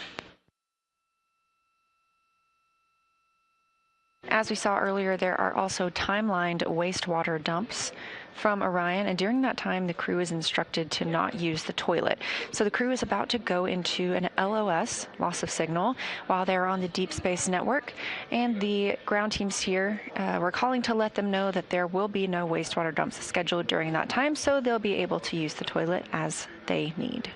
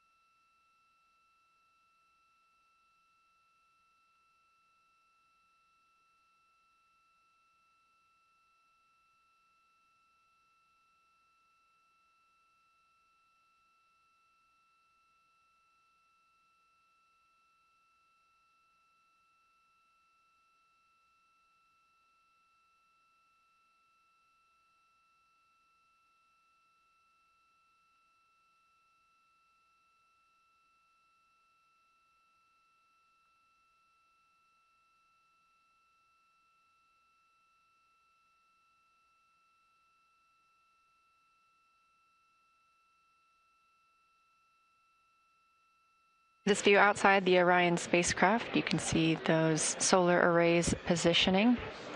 And a reminder, you can keep up with where Orion is at any time by visiting nasa.gov/track-Artemis. Currently, the spacecraft is 122,500 miles away from Earth and 146,000 miles away from the moon.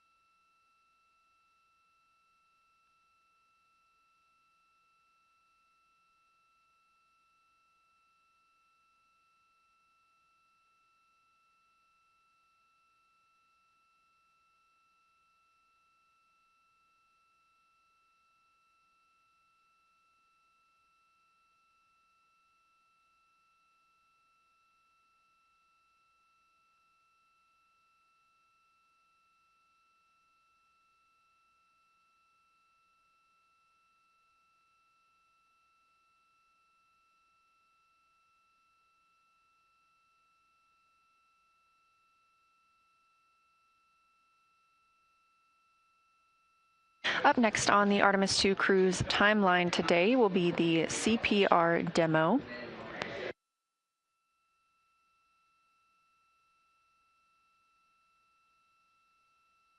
Ground teams have requested that as the crew conducts this demonstration with choking and CPR responses in the cabin, that they configure one of the cameras for recording. They'll be able to use the footage captured for this for future training use.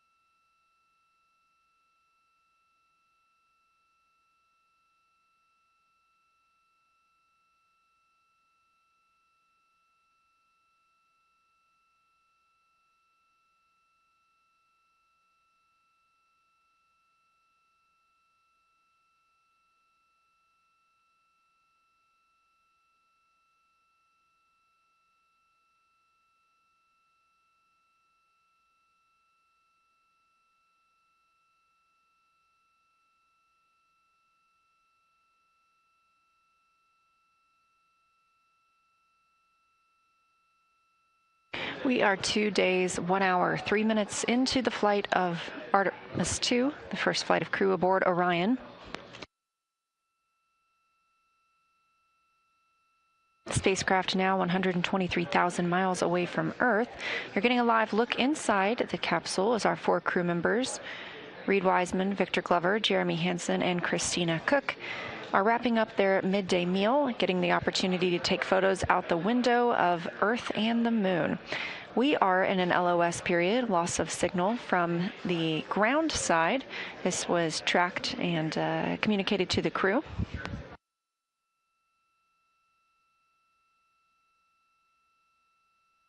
However, we do receive communications from the crew members. Obviously, we have their live video right now.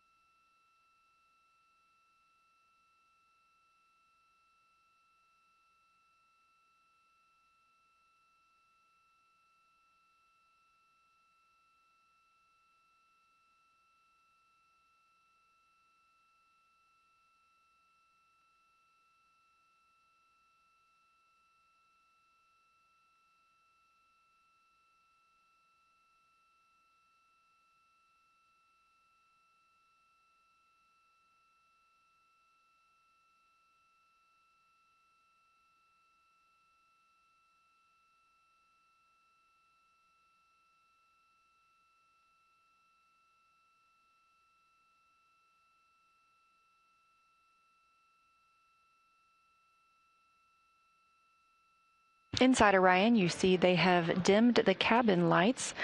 They have this option to allow them to get better views outside the window so there aren't any reflections from that lighting onto the windows. Being that we are 123 miles away from Earth and that distance continuing to grow, we are 145,000 miles away from the Moon, and I think I previously said 123 miles from Earth. That's 123,000. So we are getting closer to that halfway point between the Earth and the Moon.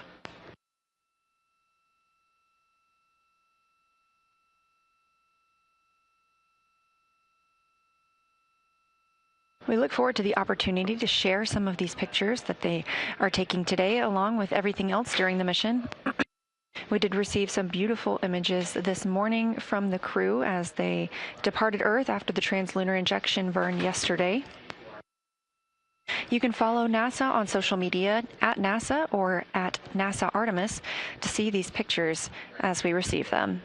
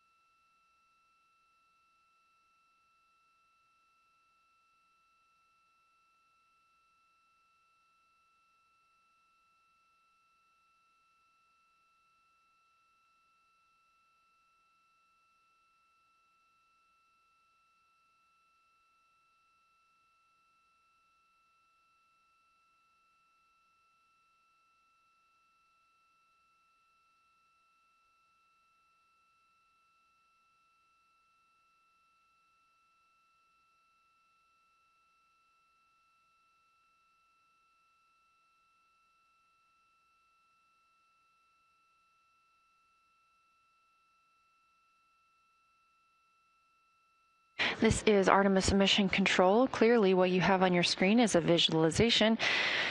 We are in a loss of signal with the Artemis 2 crew and the Orion spacecraft. This was a tracked LOS while we are on the Deep Space Network. We expect to regain communications shortly. In the meantime, the crew using some of their lunch break to photograph Earth and the Moon outside of the cabin windows.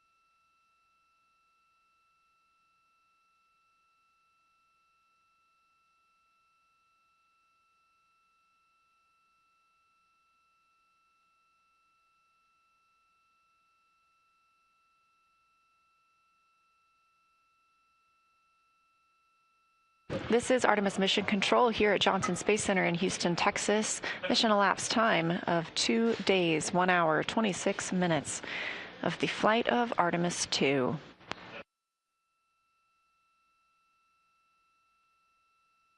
Our crew members aboard have wrapped up their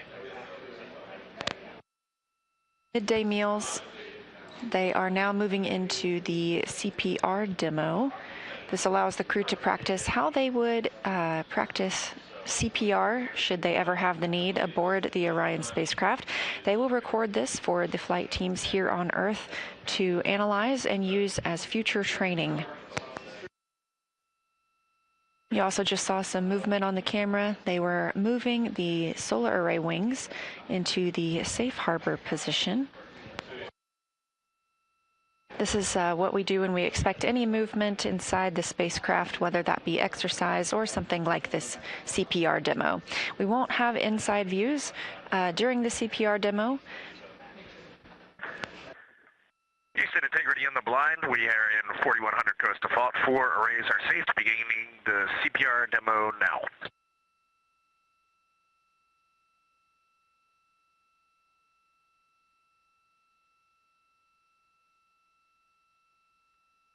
And if you heard that call from Commander Reed Wiseman, he says in the blind, not knowing whether we can hear them or not because we recently experienced a loss of signal or an LOS. Obviously, we did hear that call from the crew.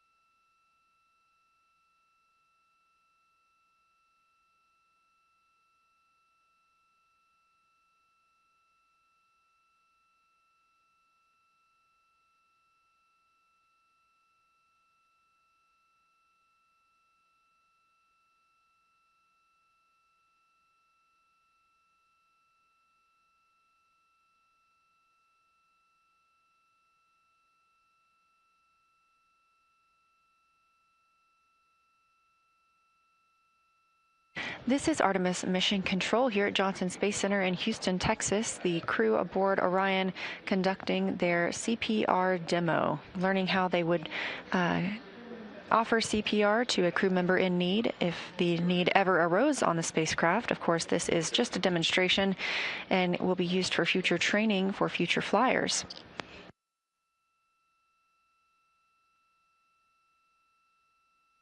Another consideration when we fly in space are solar eruptions. Between the Apollo 16 and 17 missions, the solar eruptions were a near miss for our lunar explorers. Today, those Apollo-era flares serve as a reminder of the threat of radiation exposure for astronauts in space, as well as technology. So understanding and predicting these solar eruptions is crucial for our safe exploration. We now have data, technology, and resources available that have improved, which enable advancements towards space weather forecasts and astronaut protection.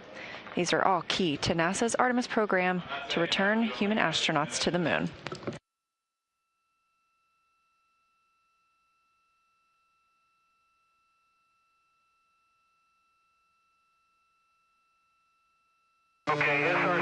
It's August 1972, and Ian Richardson, a future NASA scientist, is watching TV when the BBC announces the interference is caused by solar activity.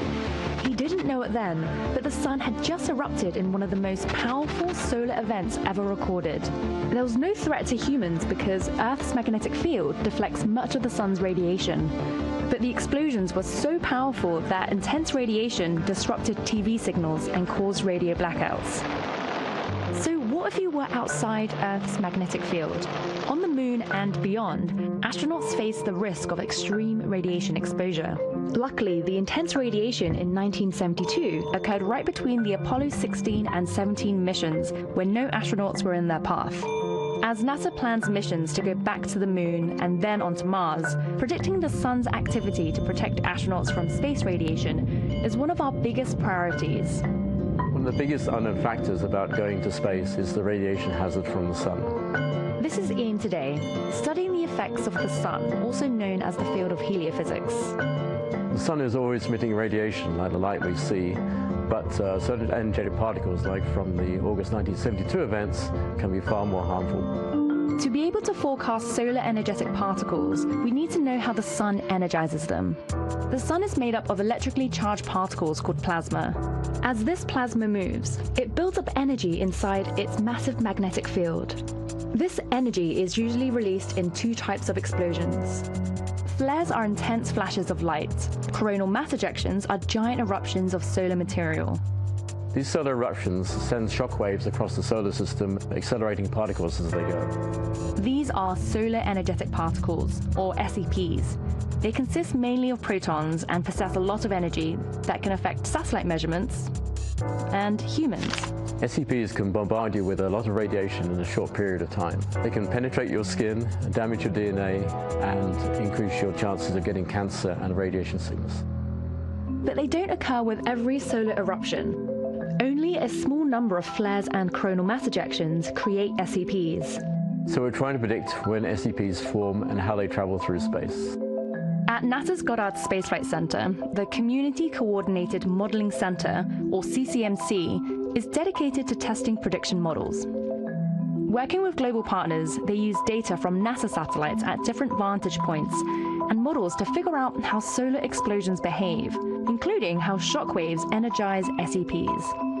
And as we get better at predicting, we get more time to prepare. Preparation for an SEP event, of which you may know that is already coming, and perhaps the magnitude as well, the technique that you would want to use is to put as much mass between you and the source. On the surface of the moon or Mars, astronauts can go underground or build shelter with local materials. But in transit, astronauts can only be protected with what's on the spacecraft. Which means that you might have elements on a spacecraft that have multiple purposes. NASA's space radiation specialists are testing different ways to do this. One strategy they tested on the Orion spacecraft involves crew members barricading themselves with as much mass as possible in the center of the spacecraft. Other possible techniques in development include vests that add mass and electrically charged surfaces that deflect particles.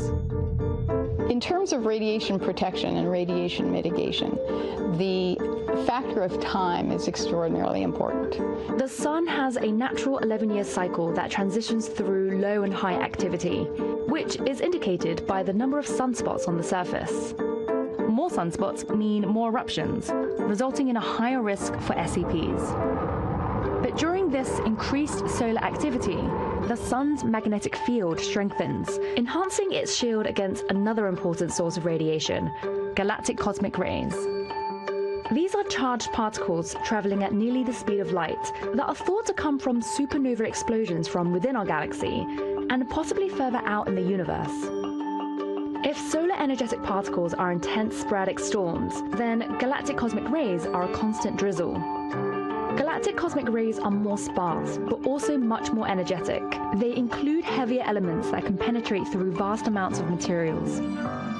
Understanding the rate of galactic cosmic rays helps us determine how much time astronauts can spend in space safely. To date, humans have only been on the lunar surface for a cumulative total of about 12 days. A trip to Mars will take 6 to 10 months each way. That means even more radiation exposure, and so NASA is doing work to prepare for that.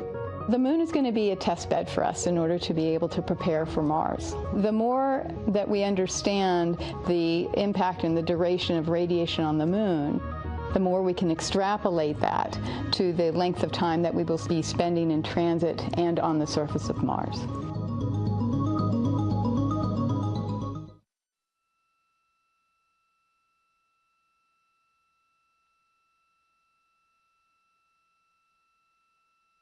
You're looking at a live view of the outside of the Orion spacecraft.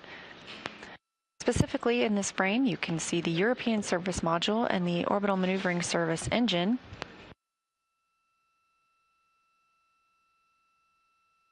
And in the video we just watched about deep space radiation, you saw some team members demonstrating how they could use cargo transfer bags to help protect a crew from radiation exposure.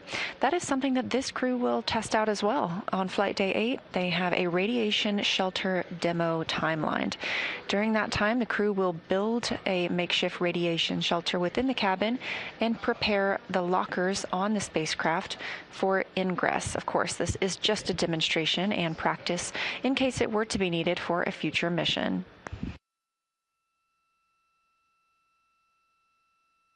Orion is currently traveling 3,246 miles per hour, 125,130 miles from Earth, and 144,220 miles away from the Moon.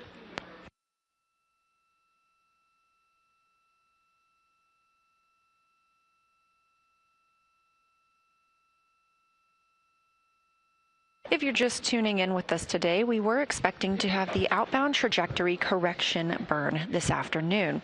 However, that burn was canceled as it was deemed unnecessary following such a precise translunar injection burn yesterday.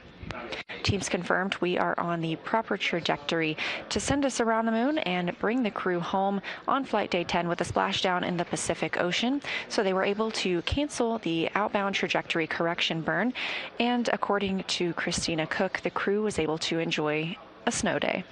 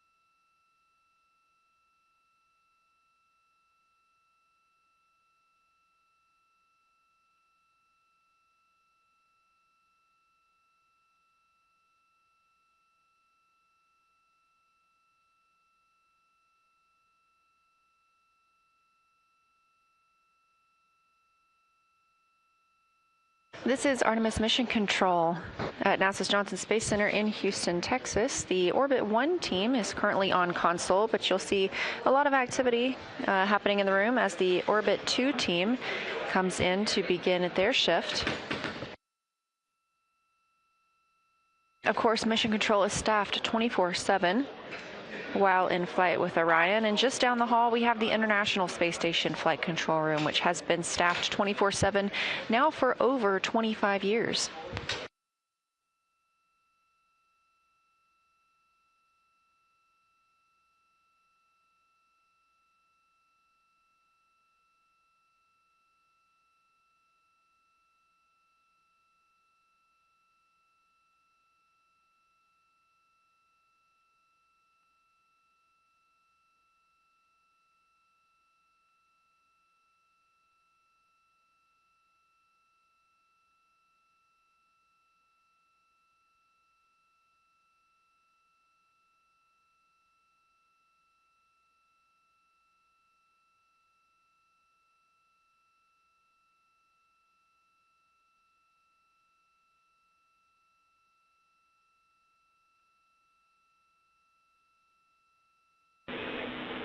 Integrity Houston, comm check, back with you on DSN.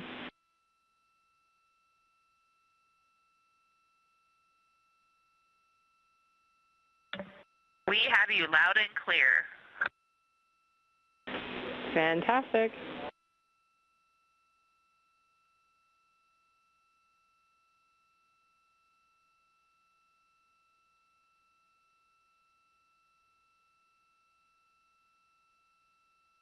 And Houston, we are complete with CPR demo if you want to get everything back to normal after that.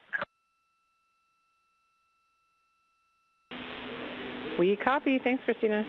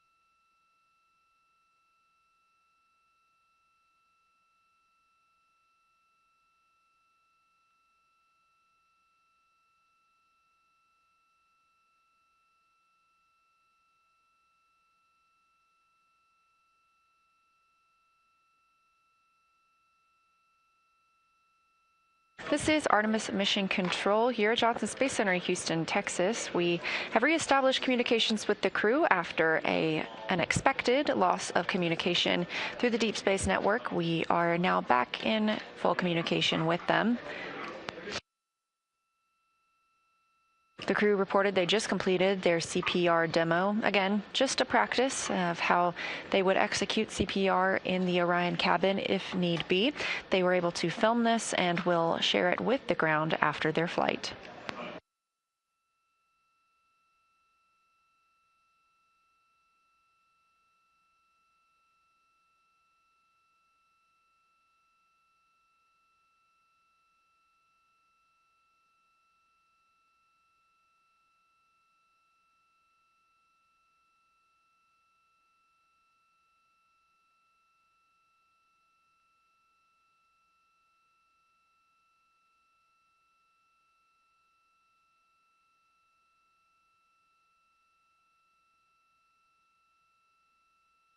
And this view on your screen coming from a camera mounted on one of Orion's 4 solar arrays. Each solar array wing has its own camera, and this one is currently pointed back to see all of us on Earth. Wave hello, you look great today.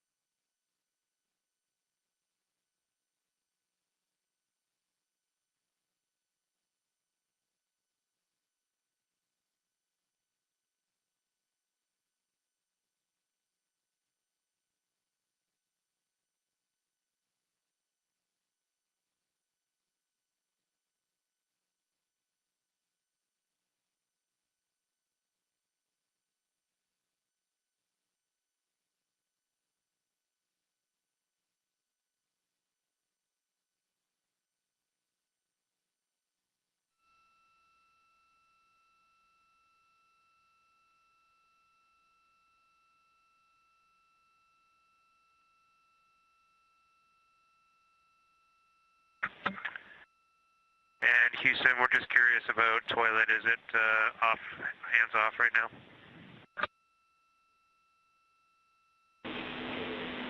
Integrity, toilet is go for use.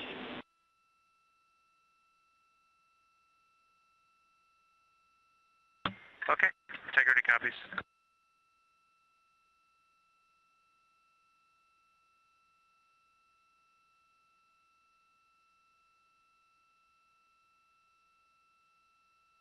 This live view inside Orion of the Artemis 2 crew.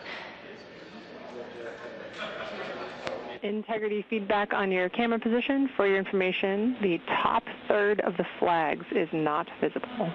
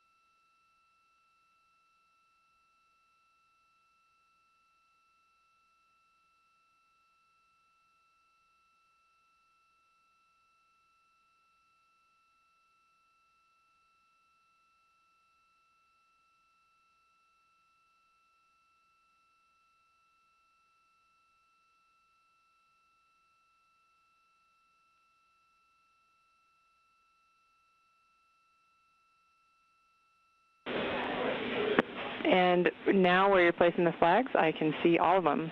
On the bottom part of the image, I can see about midway on Christina's calves, and I can see Victor's head and the camera to the in the right side of the field of view from the perspective of this camera.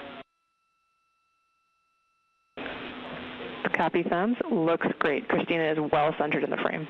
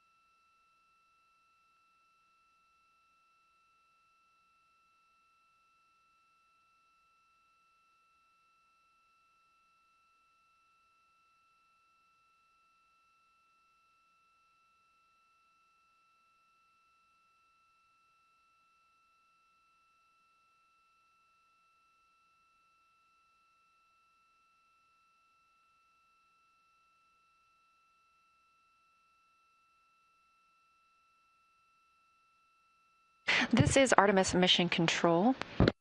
Here at Johnson Space Center in Houston, Texas, the Orbit 1 team is handing over to the Orbit 2 team, now arriving on console. A live look inside Mission Control. We are now 2 days, 2 hours, and 35 minutes mission elapsed time since Orion launched atop the Space Launch System from Kennedy Space Center in Florida.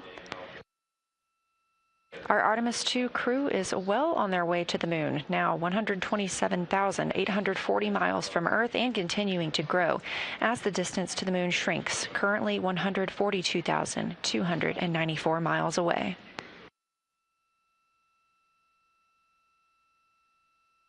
This a live view from a camera on the solar array wing on Orion, looking back at the spacecraft, and over there on the right side of your screen, home sweet home, our planet Earth.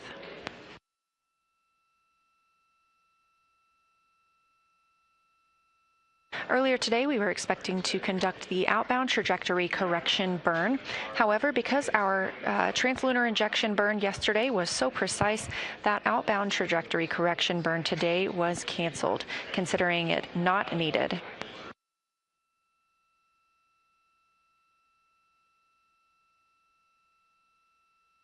As the Orbit 1 and Orbit 2 teams hand over, I am also handing over the Public Affairs console to my friend and colleague, Anna Schneider. She'll be continuing our live coverage. Again, we're here 24/7 throughout the mission, all the way through splashdown and recovery of our astronauts.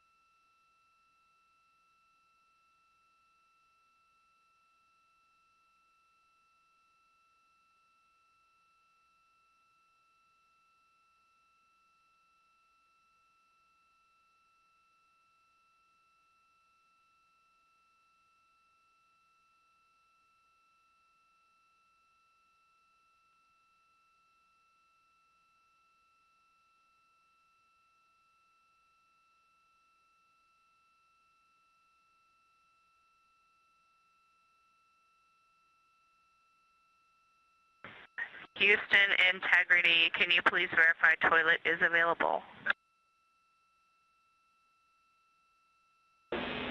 Integrity toilet is available. Go for use.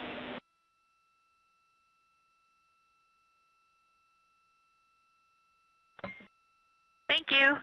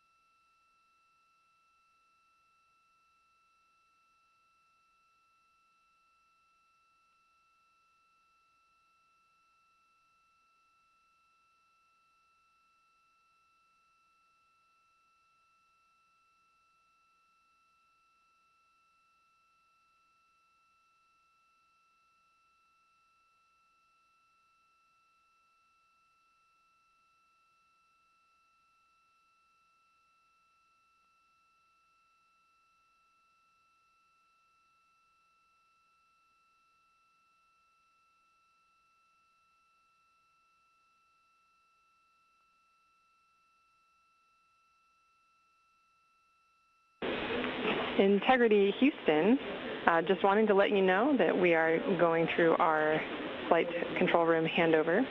I am bidding you farewell and appreciate getting the opportunity to support you thus far. And I'm leaving you in the amazing, capable hands of your favorite CTO. Have a good night.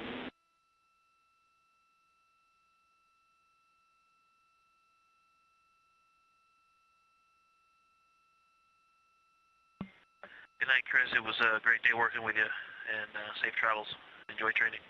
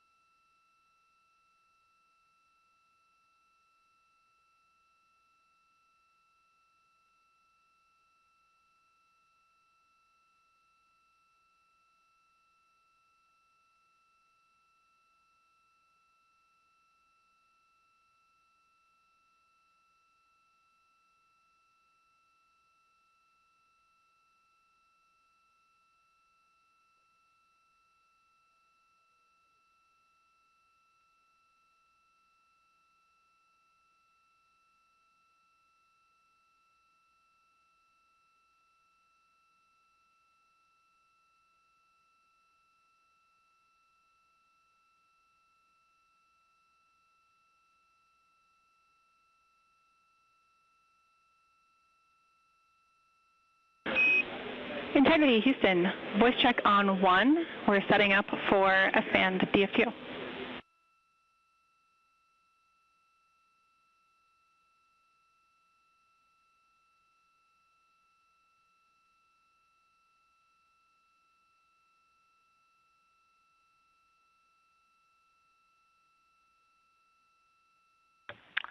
We missed that call. Houston, can you repeat? Yeah, we were doing some setup in prep for the sat mode DFTO and needed to do a quick voice check, and we had you loud and clear.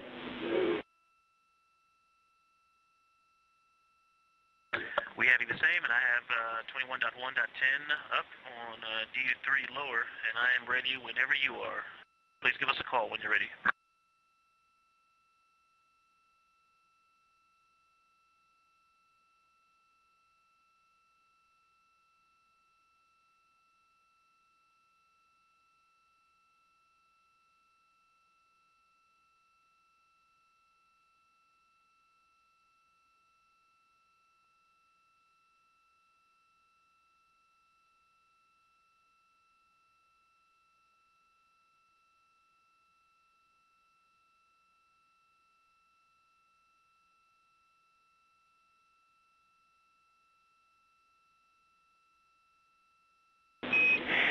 And Victor, we copy you are ready for the DFTO. As we mentioned earlier, we'll delay it about 30 minutes from the start.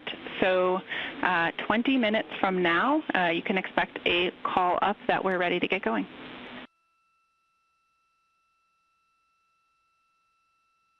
That sounds great. It's good to hear your voice, Jackie. How are we doing so far? It's great to talk with you, and doing great. Keep it up.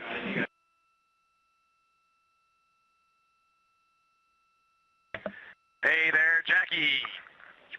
Hey, Jackie, it's so good to hear your voice. Mahavi!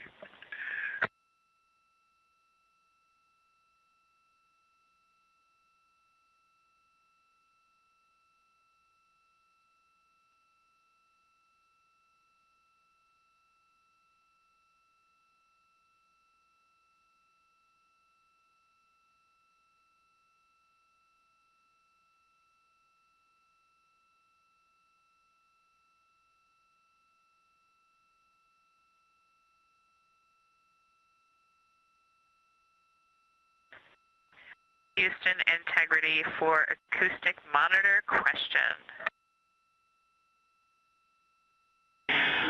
Go ahead for acoustic monitor.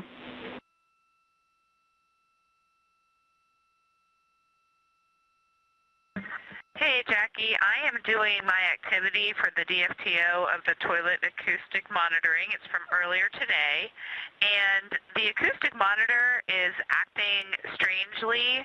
The battery was not indicating low. It was a yellow outline with a green interior. However, the acoustic monitor turns itself off often. It's hard to get past even the first menu or into the recording. I think I'll go ahead and try changing out the batteries just in case, but I wanted to let you know in case you have any ideas.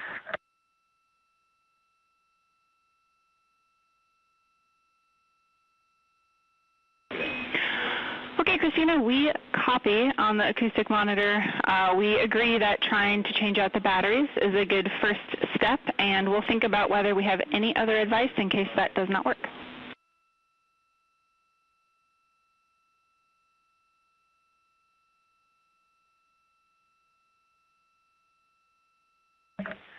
Copy, thanks.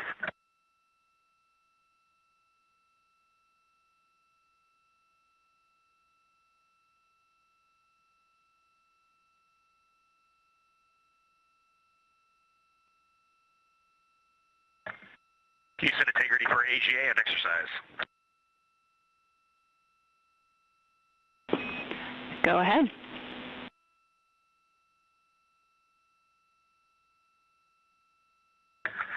Hey, Jackie, confirm you all are ready for Jeremy to start his exercise block.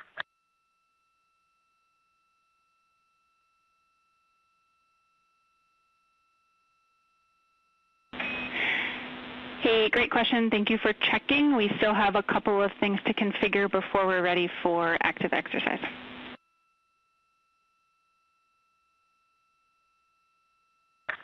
Okay, if you're ready, I'll give you AGA readings, and then you can call us when it's time for exercise.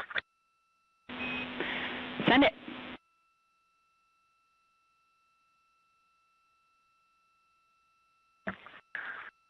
Starter, CO2 is 2.0, O2 19.7.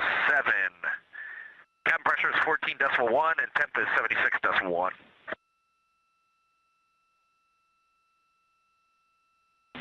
Houston copies.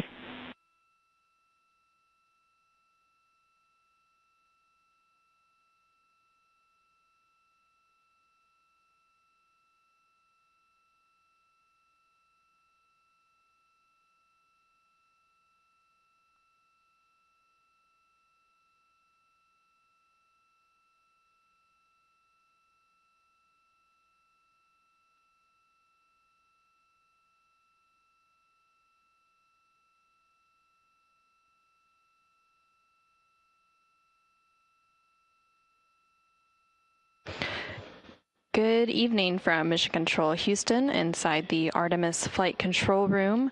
I'm Anna Schneider with NASA Communications, and the Orbit 2 team of flight controllers has recently come on console and have completed their handover with the Orbit 1 team. The Orbit 2 team on console is being led by Flight Director Paul Kanya.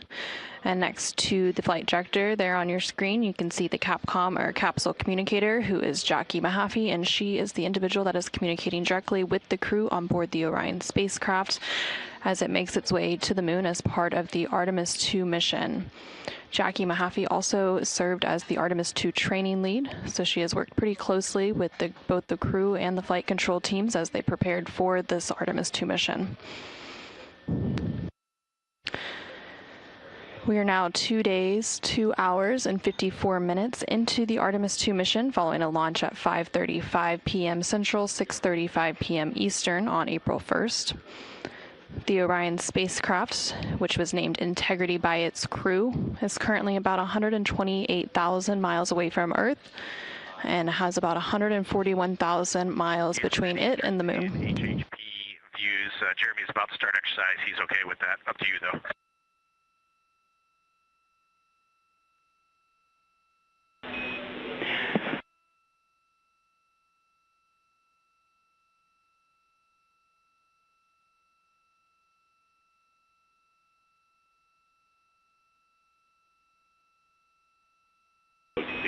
We copied. Stand by.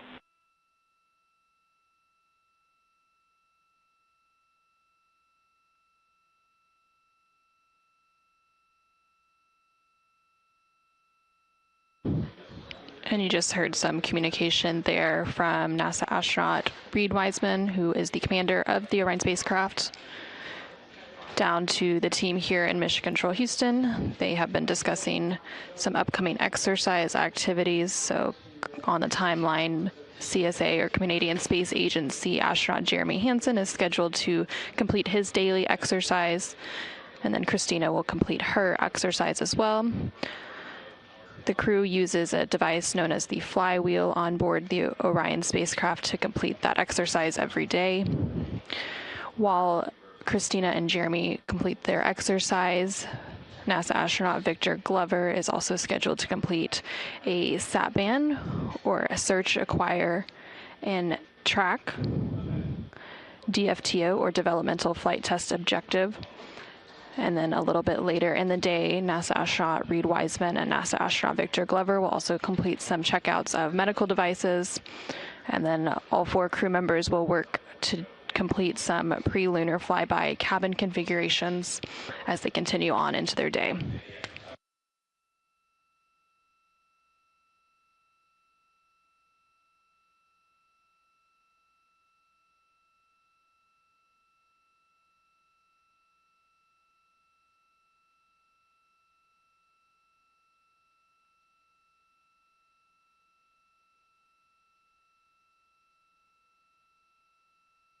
And currently on your screen, you are seeing a look at the Artemis Real-Time Orbit website, or AROW, A-R-O-W.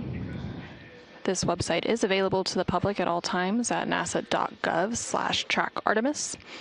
And we provide this view when we don't have live views from the Orion spacecraft itself, but using this view, you can see the real-time data and telemetry coming from the spacecraft.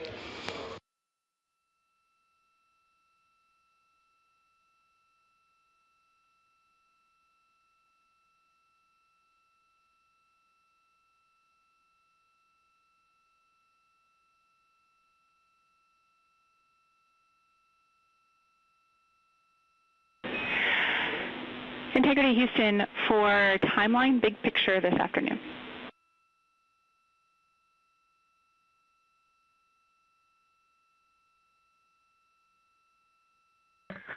Go ahead. Hey, we are wrapping our arms around some of the different DFTOs, the maneuvers that they require, the solar array configs that they require, and the fact that we've shifted the S-band DFTO a little bit relative to the planned exercise. So bottom line, we are not going to go for any exercise prior to the S-band sat mode DFTO. And during that DFTO itself, we go to BLDR, so we do not want the streaming set up from Orion integrity because we don't have the bandwidth for it. After S-band sat mode DFTO, there will be a bit of a window to get exercise in, and then once we head into the EMERCOM DFTO and D5 camera imaging maneuvers, we will need to stand down from exercise again. How copy?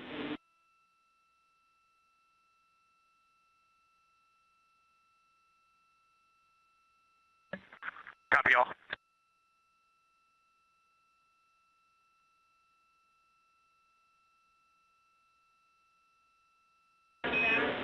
All right, and we still expect to pick up with set mode in 10 minutes.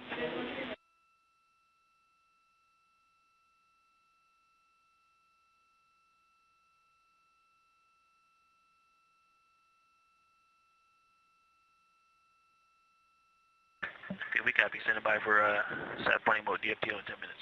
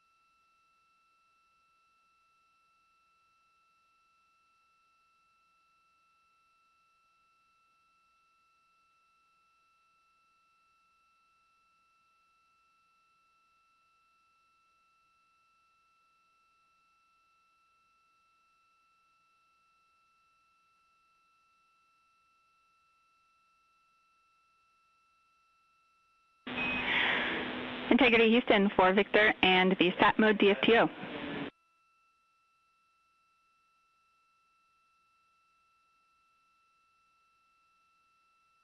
I'm with you, Jackie. Hey, we are ready for you to get going in that procedure. One answer for you in step 5.2, instruction 68. The answer will be yes, you would like to do that type of maneuver.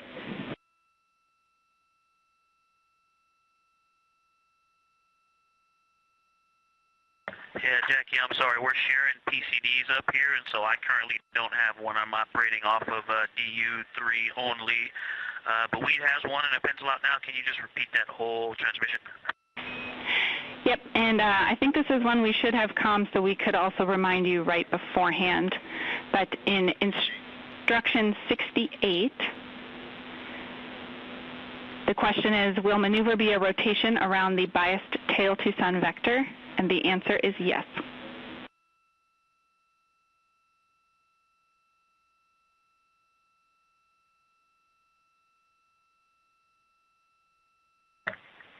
Okay, we copy. Thank you. Any other data I need before I get started with this procedure? Nope, that's it, and we're ready for you to begin.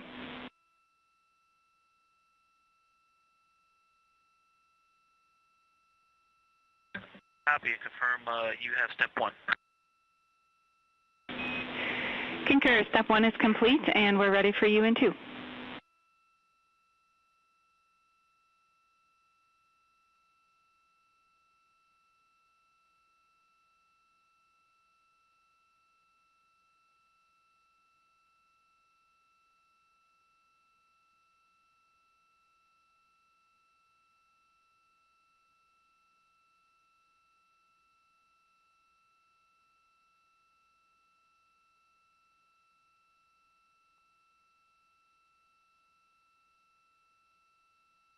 This is Artemis Mission Control in Houston, Texas. You have been hearing some communications between NASA astronaut Victor Glover, who is serving as the pilot on board the Orion spacecraft, and the Capcom or capsule communicator here in Mission Control, who is currently Jackie Mahaffey, which you can see there in the center of your screen.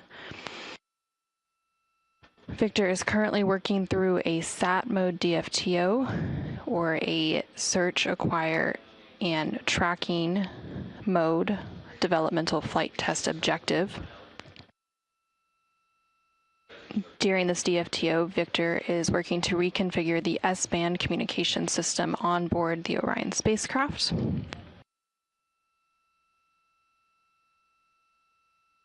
The Orion S-band communication system provides functionality of 4 radios in one, and allows communication with multiple space vehicles, as well as NASA's Near Space Network, NASA's TDRS system, and the NASA's Deep Space Network.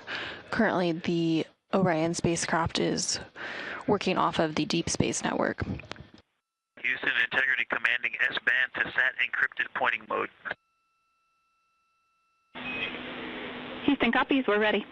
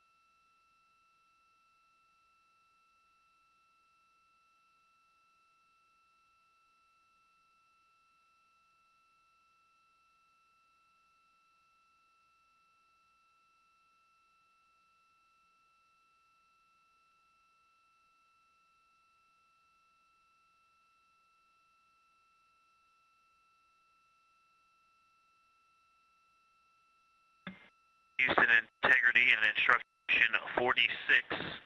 Ping, good. Baseband processor frame is locked. It was 2 minutes, 45 seconds. Checking with you to proceed to step 4.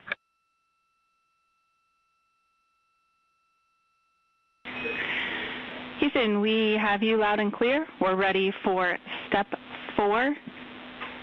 And Victor, could you read the instruction number of your step 4, please?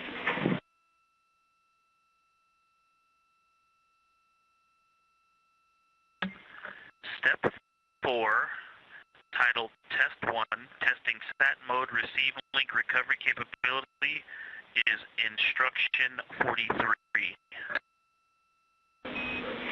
Okay, thanks. That is what we had. I think I misheard an earlier instruction call from you. Thanks.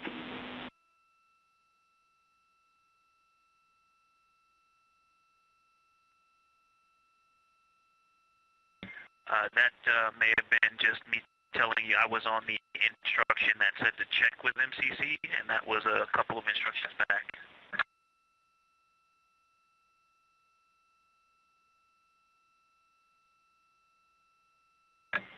Houston, integrity, ready for receive link, loss of signal.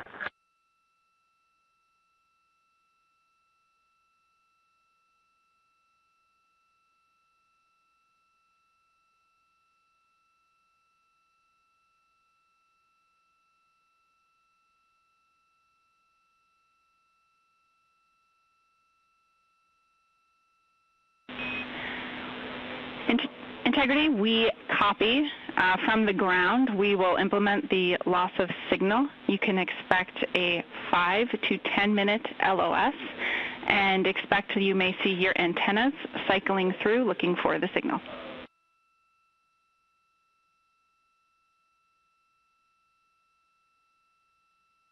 Copy all, and we're watching.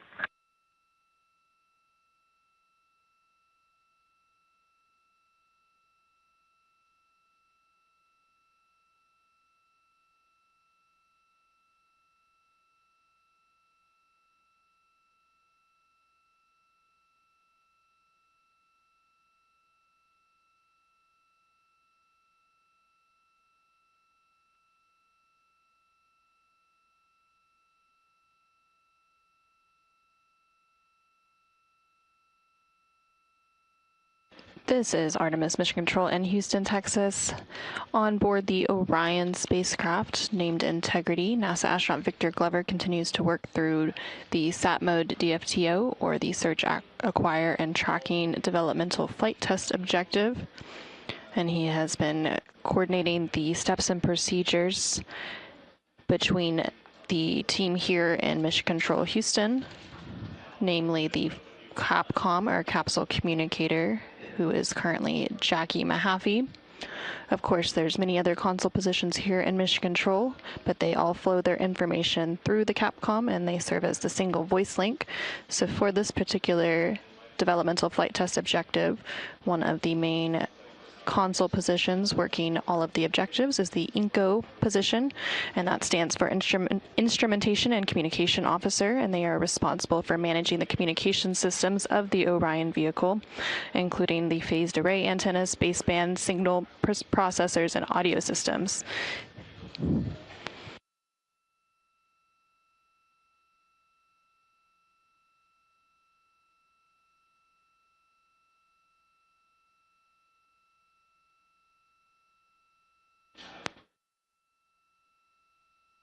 Working alongside the INCO console position for this developmental flight test objective is the GC, or Ground Control Officer.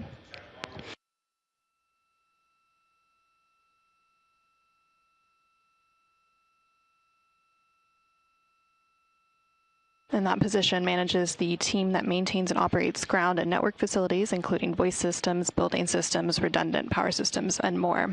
And there you're currently seeing a live look inside the Artemis Flight Control Room here in Mission Control Houston, and it's actually just down the hall in the same building as the International Space Station Flight Control Room, which is continuing to monitor the operations of the International Space Station and that crew. So currently there are 2 different NASA crews flying in space. Of course, the Orion spacecraft and its crew, comprised of NASA astronauts Reed Wiseman, Victor Glover, and Christina Cook, and CSA, or Canadian Space Agency astronaut Jeremy Hansen, on board the Orion spacecraft on its way to the moon. Yesterday, they completed the translunar injection burn, or TLI burn, which set it on its path towards the moon and back on a free return trajectory. And they are currently about 130,000 miles away from the Earth and about 140,000 miles away from the moon, so they're about halfway.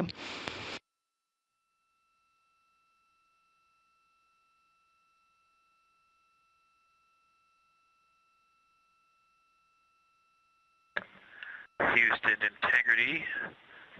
I am holding in instruction 59, checking with you to proceed to step 5. We are good and locked at about 2 minutes, 30 seconds.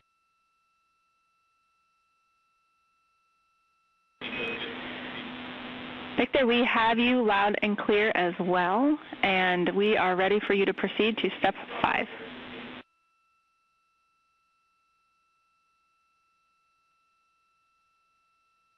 Copy, picking up step 5, instruction 62, test 2, testing sat mode, tracking through maneuver.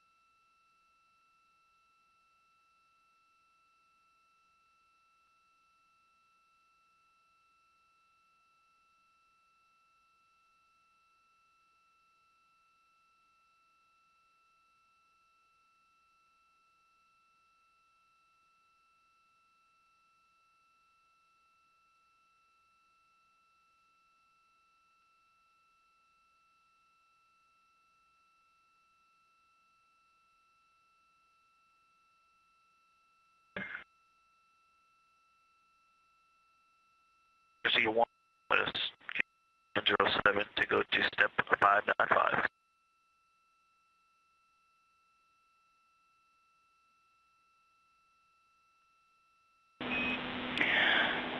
Victor, we had you loud and a little choppy, but copied. You're ready to proceed to step 5.5, and we are ready.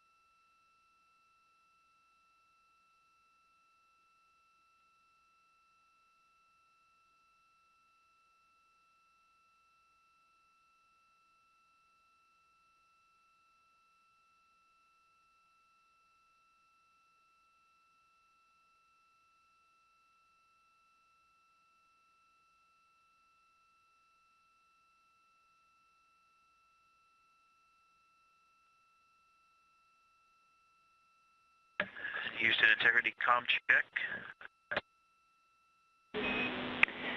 Integrity Houston, we have you a little quiet, but clear.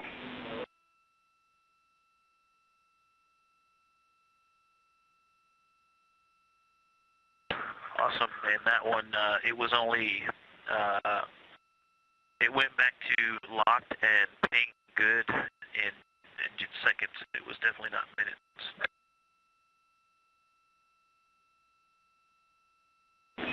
Houston copies.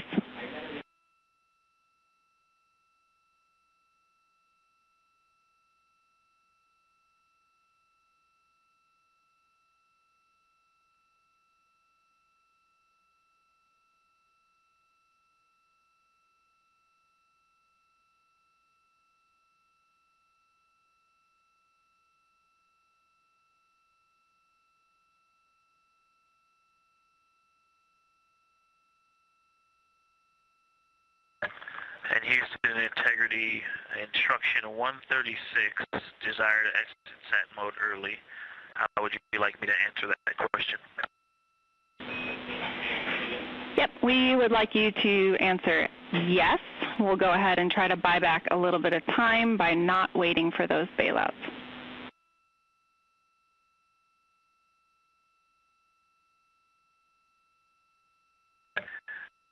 You broke up right when you gave me the important data, yes or no? Yes, yes.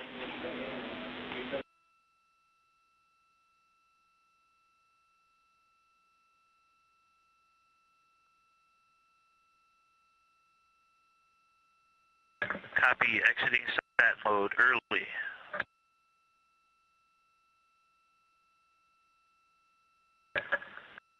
Houston integrity, commanding SE pointing. Houston copies, you're commanding S-band to GNC pointing.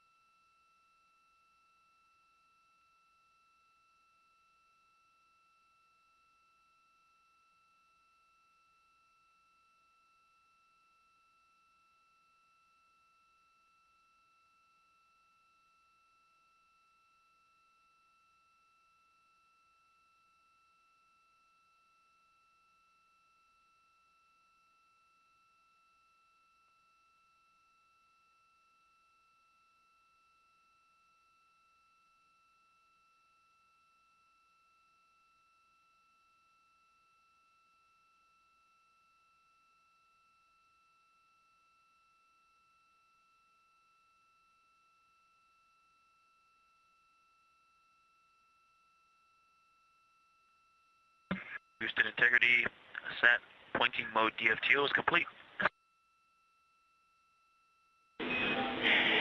Houston copies. We have a little cleanup from the ground, but that was an excellent test of that system. Things went very well. And we will work to get things in a config that supports exercise and let you know when that's the case.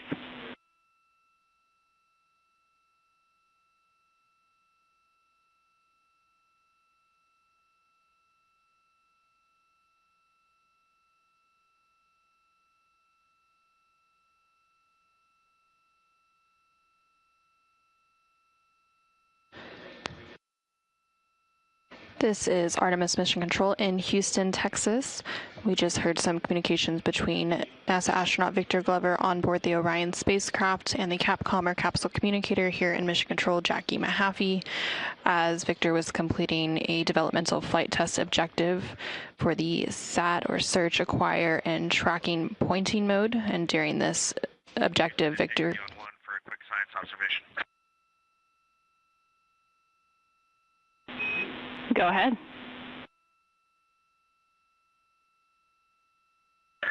Hey, Jackie, while Ike was busy doing that DFTO, he inadvertently put the moon directly in the center of the docking hatch, and we took some long lens photos, and we can see all of Oriental and maybe even a bit of the annular ring. So we know we aren't in Earth orbit, low Earth orbit anymore.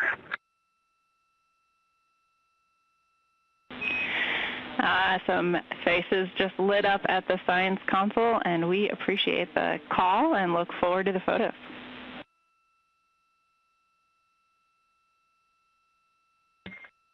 We'll put them in the PAO now, Linky. Thanks.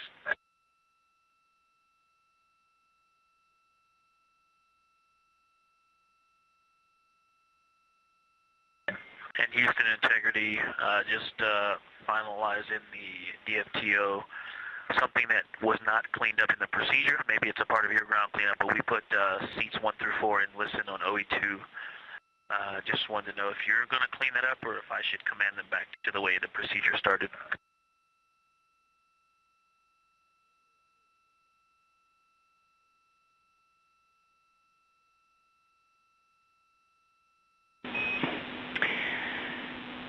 Victor, we think seats 1 through 4 were in listen on OE2 to start with. Was that what you were asking about?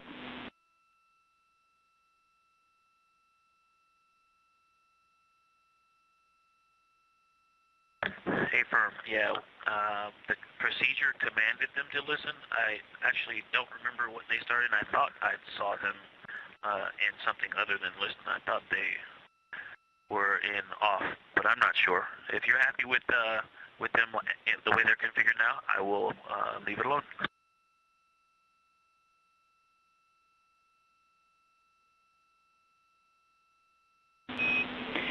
Yep, we are happy with the current config. Thanks for checking.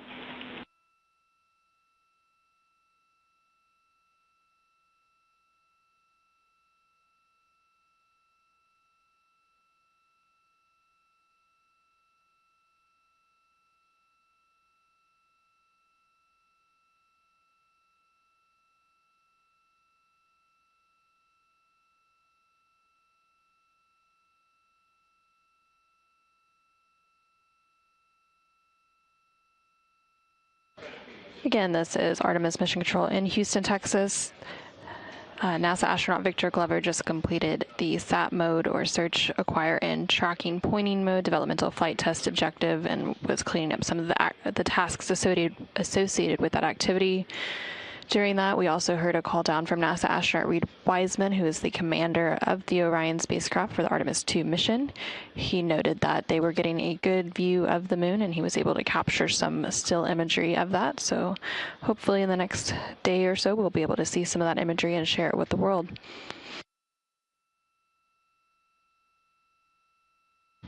The team here in Mission Control is also working to reconfigure some of the spacecraft so that CSA or Canadian Space Agency astronaut Jeremy Hansen can complete his scheduled daily exercise using the flywheel device.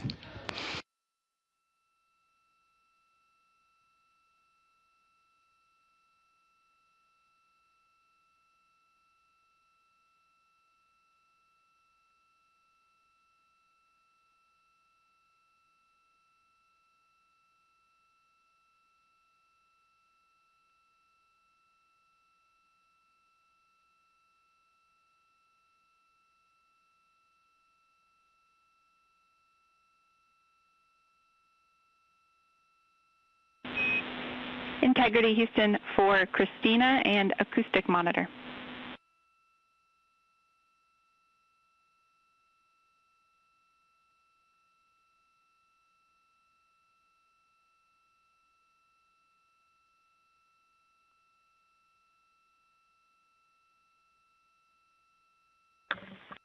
Go ahead. And also, before we start into that, can you verify toilets go?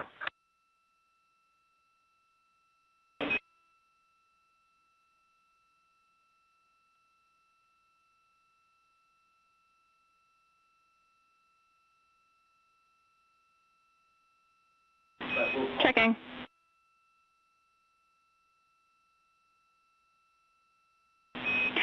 Christina, toilet is go. We are okay giving you a blanket go for the toilet at this point. We will call you if we need you to have a period of stand down.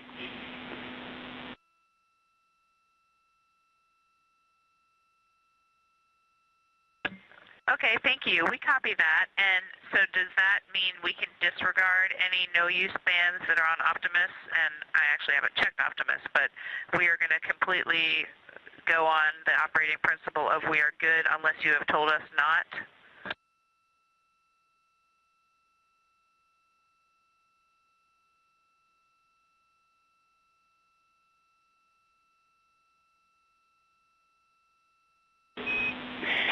Christina, affirm. You can ignore the toilet unavailable for wastewater dumps in the crew band, and we'll try to have a little better story for you tomorrow morning on the rationale and what the plan will be going forward.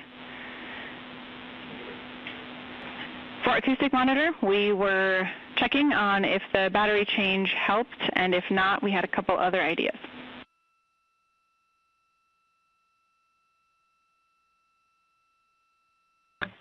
Yes, Jackie, I was just waiting on that DFTO to be over to give you a call about it.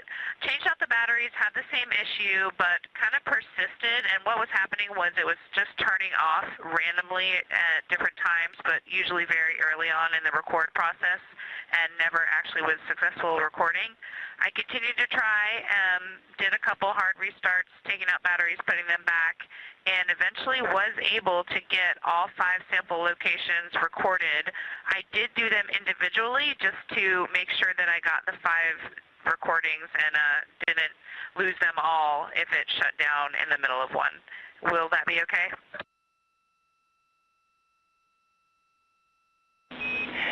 Christina, that sounds great. Thank you for wrangling the batteries. And a little bit of intel we had was that sometimes those batteries do have difficulty seating. So maybe one of the swap outs helped a little. But if in future activities it continues to be a struggle, there is an option to power via the PCD. So just let us know.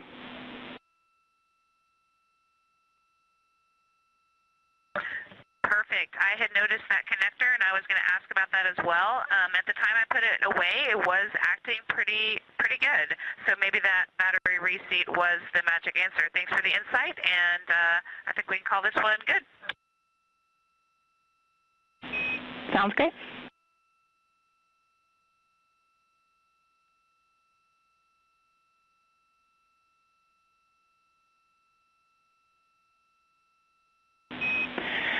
Christina, one more follow-up on the acoustic monitor.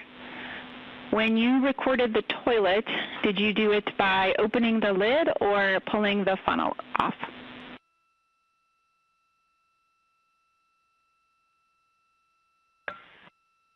Funnel. Houston copies.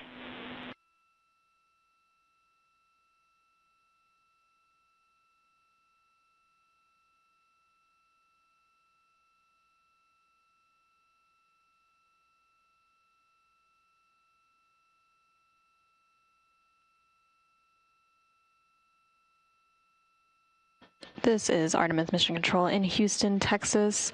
We just heard some communication there between NASA astronaut Christina Cook, who is one of the mission specialists aboard the Orion spacecraft, and the Capcom or capsule communicator, which you can see there on the center of your screen, Jackie Mahaffey. Christina is currently working through another developmental flight test objective related to the toilet acoustics. So as part of this objective, they're collecting some acoustic or sound data related to the toilet on board the Orion spacecraft to evaluate the operational sound levels.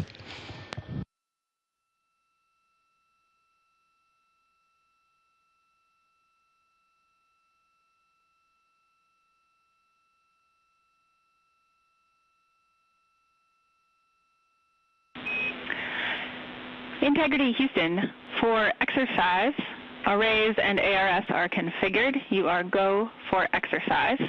And let us know if you'd be willing for us to come on board.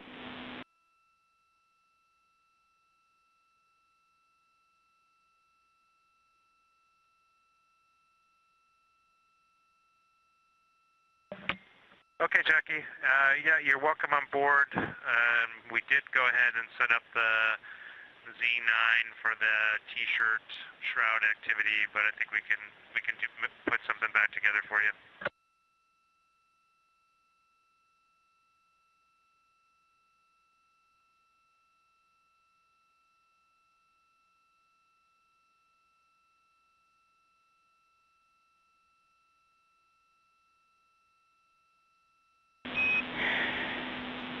Jeremy, for clarification, are you reporting that you completed the Z9 shroud build, or were you in the middle of it and would need to tear down to set up cameras?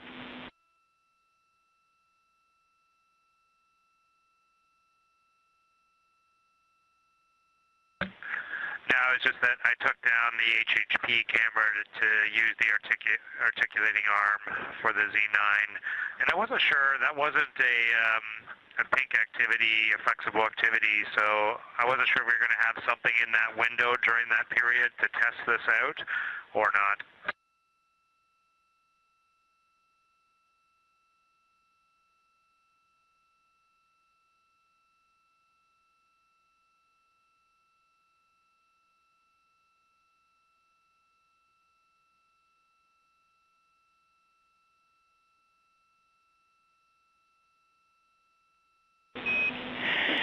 Jeremy, it was absolutely okay to set up the Z9 shroud early, and really it's just a spatial logistics check there, so we didn't need a particular target, and if you are happy with how you would set that up on the flyby day, then you are welcome to take whatever you need to set up other cameras.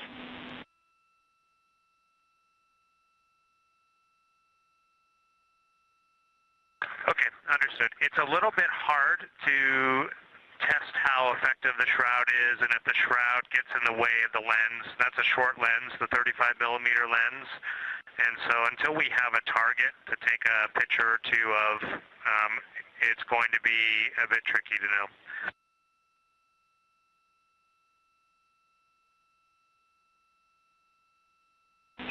Houston copies.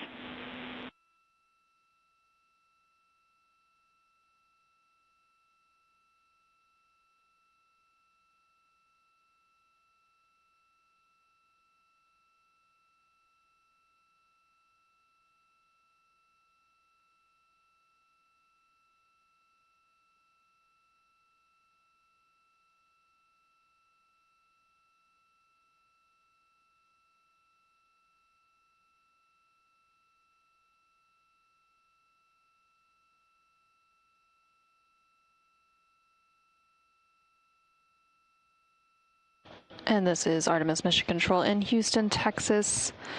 There is some communication there between CSA, or Canadian Space Agency, astronaut Jeremy Hansen and the Capcom, or capsule communicator here in Mission Control, discussing a Z9 shroud.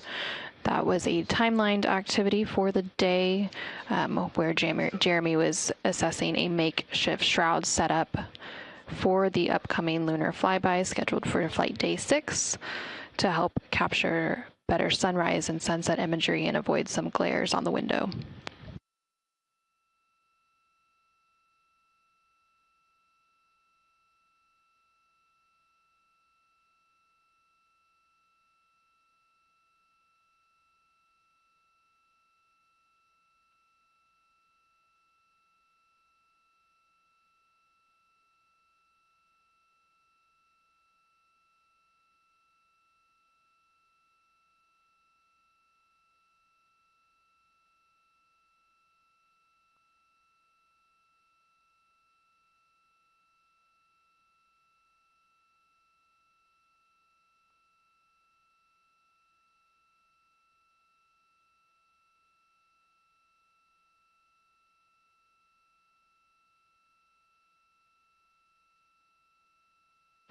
This is Artemis Mission Control. We're currently 2 days, 3 hours, and 52 minutes into the Artemis 2 mission, following a liftoff from NASA's Kennedy Space Center on April 1st at 5:35 p.m. Central, 6:35 p.m. Eastern. The crew has, of course, been capturing a ton of imagery during their mission, and this image there on your screen is a recent image that was uploaded and shared publicly. It was captured by the crew on the second flight day of the mission, and it shows the Orion spacecraft there in the foreground with the moon in its distance, and it was captured by a camera on the tip of one of its solar array wings, or SAWs. And there are 4 cameras, one on each of the 4 solar arrays, that have been capturing imagery throughout, and they often provide our live views as well. So now, on flight day 3, the Orion spacecraft is about 139,000 miles away from the moon, so a little bit closer since yesterday, and it will continue to close in on that target, the moon, with the lunar flyby and closest approach being made on flight day 6.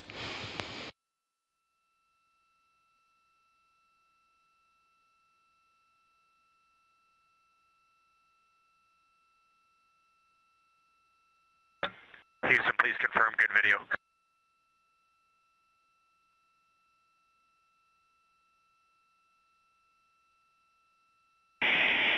Hey, we are going to do an ACU swap, and oh, we got good video, but just know we're going to lose voice for a minute while we do ACU swap.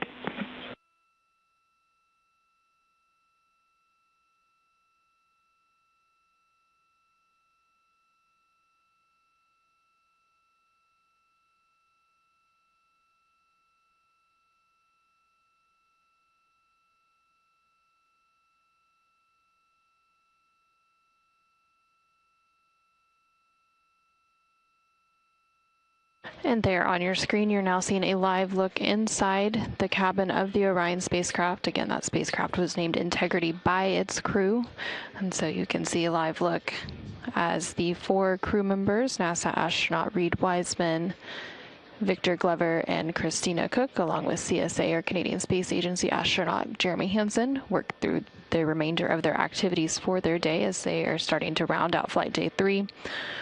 On the left-hand side of your screen, you can see NASA astronaut Victor Glover there. Integrity, Houston, voice check after ACU config.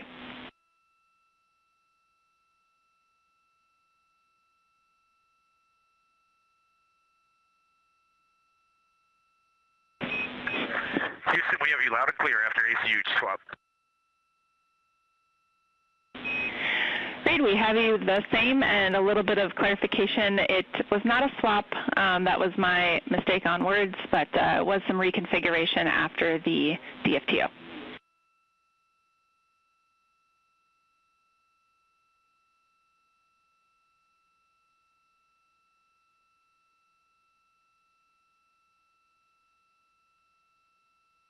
And there you can see NASA astronaut Jeremy Hansen giving a thumbs up to the screen, acknowledging the words that just came up from Capcom or Capsule communicator Jackie Mahaffey here in the room, who you can see on the bottom right-hand corner of your screen.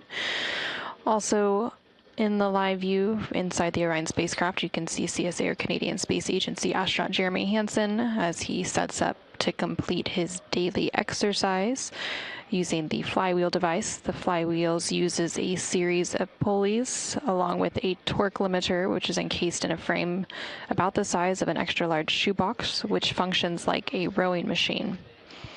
And so each of the crew members typically has a scheduled block of exercise time each day, and so Reed and Victor have already completed their exercise for the day, and then Jeremy and Christina will complete it now in the second half of the day.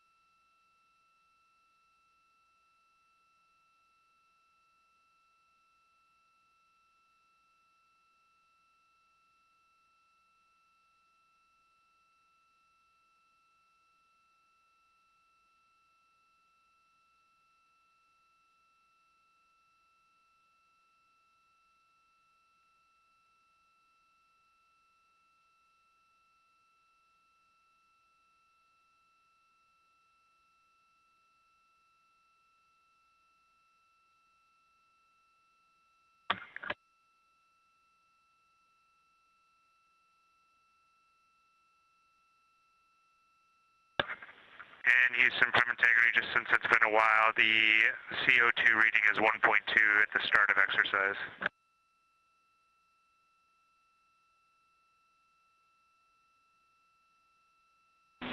Houston copies.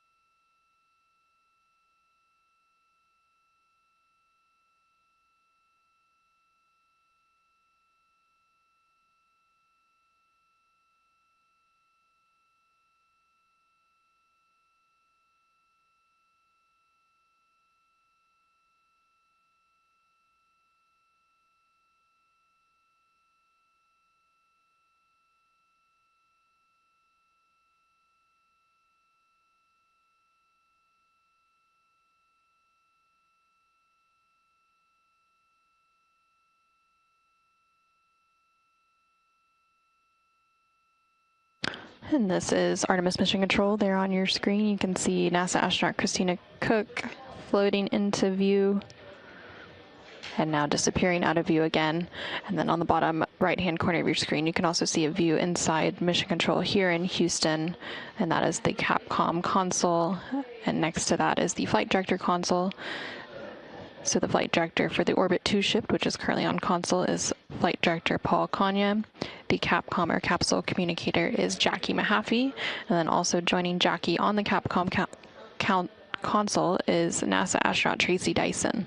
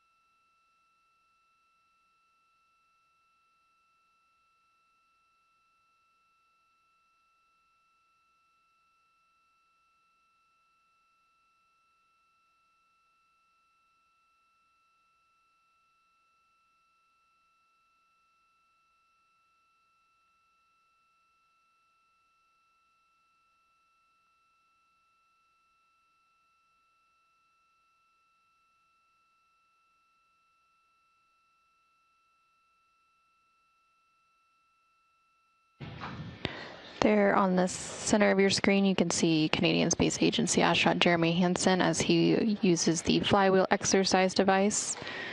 To use this device, the crew places a strap between their feet, and then they pull on the strap, which allows them to perform different types of exercises, including aerobic, resistive, and rowing exercises. By strapping their feet against the footplate of the device, they can also use the bar to perform exercises such as bicep curls, bent over rows, and deadlifts. And then using a harness, the crew can also perform exercises such as squats and calf raises.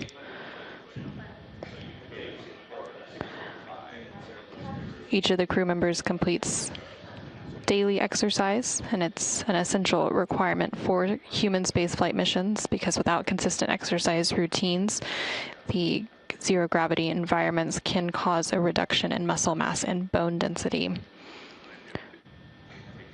Similar to the International Space Station, the crew there also completes daily exercise using different devices because they have a little bit more room to work with. So on the International Space Station, they have an ARED machine, which is a resistive exercise device, a treadmill type machine, as well as a bicycle that they rotate between depending on the surgeon-prescribed exercise routines for their missions. But here on the Orion spacecraft, they have the single exercise device known as the flywheel, which you see there, which can, of course, perform a variety of different exercises.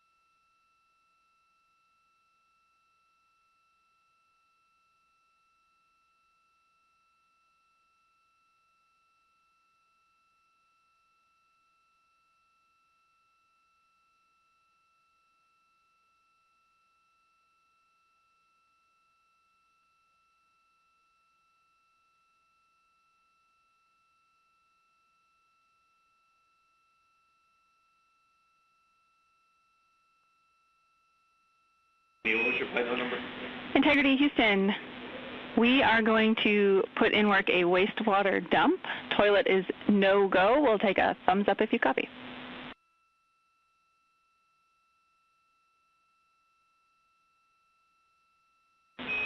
Copy thumbs.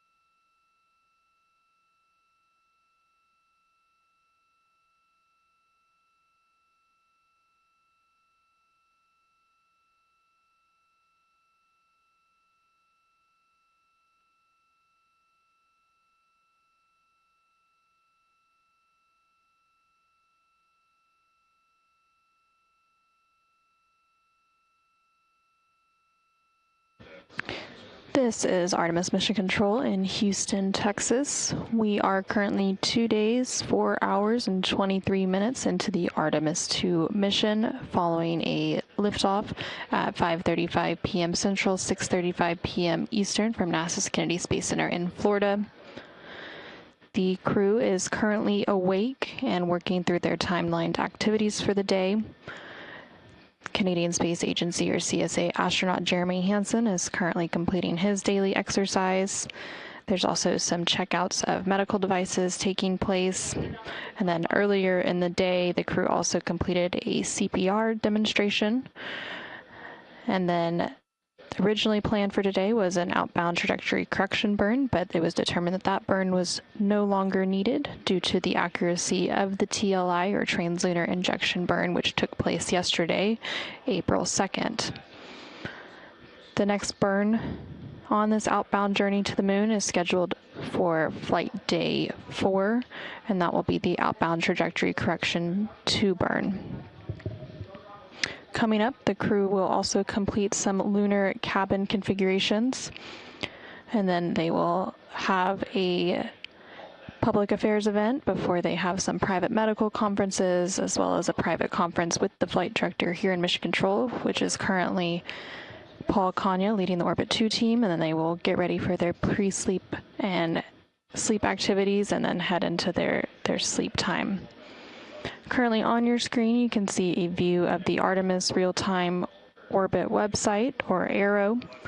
This website is available at nasa.gov/trackartemis, and you can continuously monitor Orion's data and telemetry on its way to the moon. So the Orion spacecraft is currently about 133,000 miles away from Earth and about 138,000 miles away from the moon, so about halfway between both.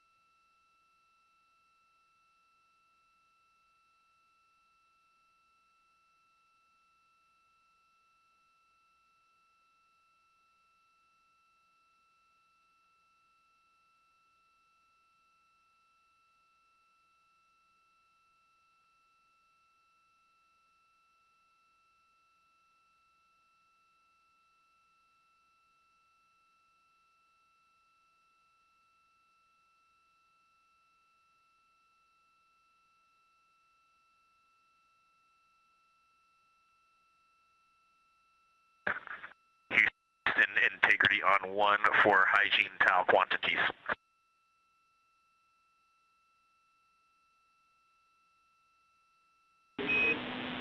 Go ahead. Hey, Jackie, can you confirm that we have 20 total, or do we have 5 total? Checking.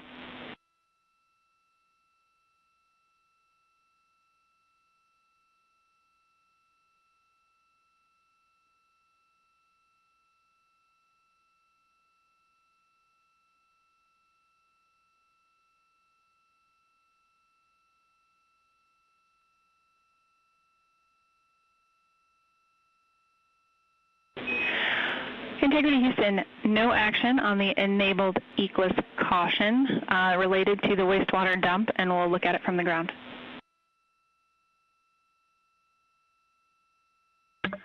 Copy that.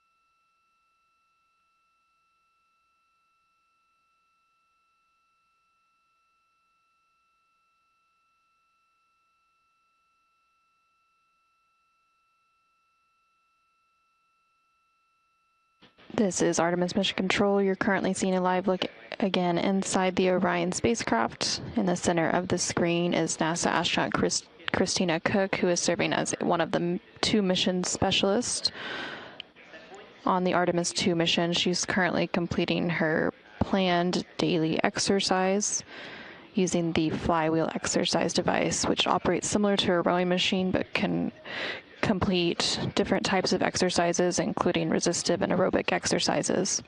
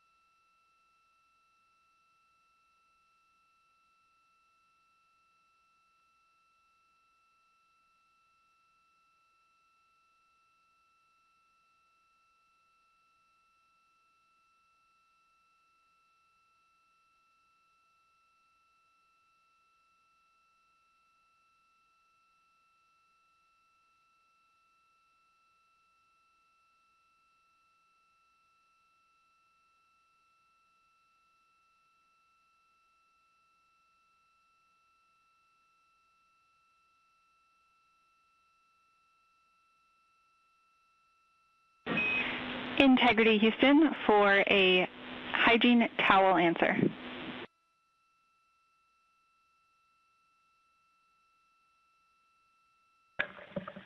Go ahead. Here, there are in fact 20 total towels on board. You can find more in Locker Echo, purple bag 15, and they are hiding inside unused fecal canisters.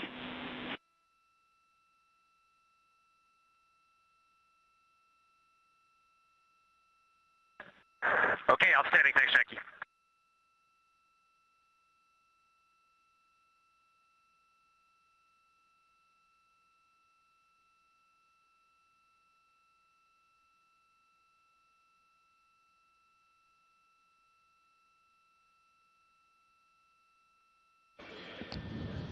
And you just heard some communication there between the Capcom or capsule communicator here, Mission Control Jackie Mahaffey, and the crew on board the Orion spacecraft as they were working to track down or count some hygiene towels.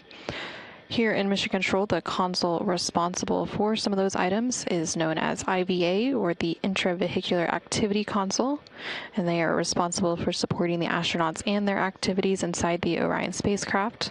And this flight controller monitors the crew's well-being, and they also provide suit support, hygiene, and internal crew support tasks throughout the mission.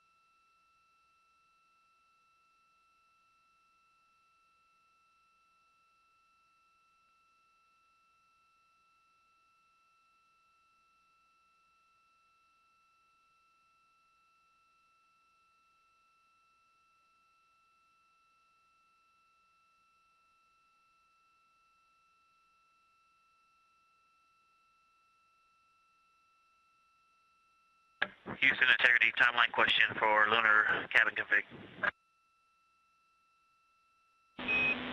Go ahead. Hey, with the delays to exercise, curious if you have thoughts on how we handle the pre-lunar flyby cabin config, or we can make a suggestion if you need one.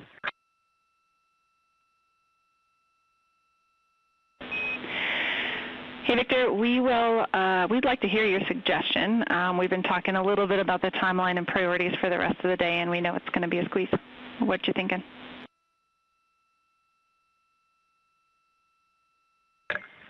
We'd like to finish the exercise and delay starting that cabin config, if that's okay with the science team.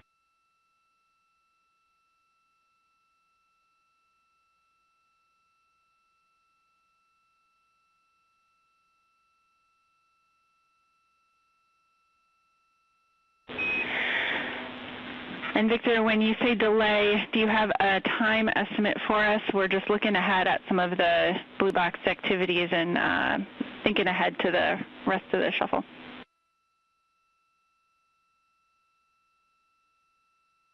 Yeah, we were thinking 10 minutes, but that's why if you have a recommendation, we will take your recommendation.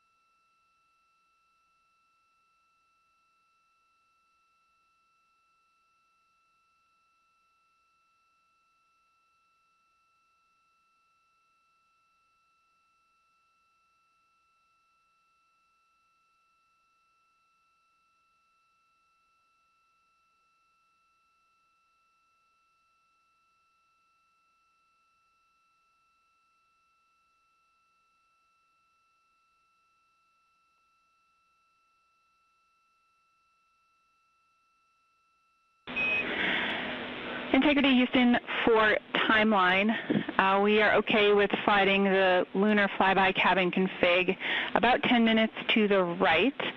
We do want to aim to give you that full duration of that activity, but we'd like it to be complete by the start of the DSN EMERCOM DFTO. It's going to be most useful to do that activity together.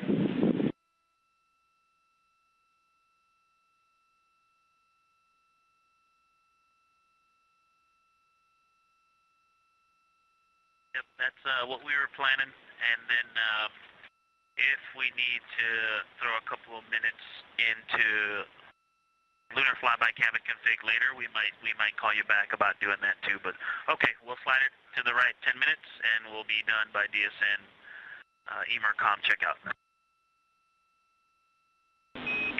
Sounds like a plan.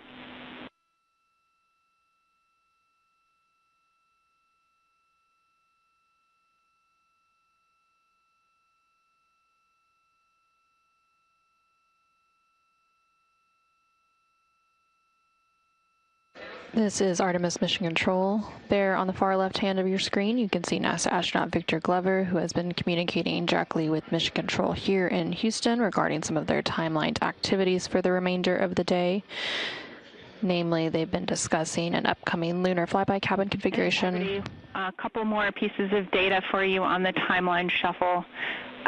The avatar photo and toilet maintenance are flexible, so we don't have a concern with you pushing into that time. You could pull the avatar forward. The second person does not necessarily have to be Christina.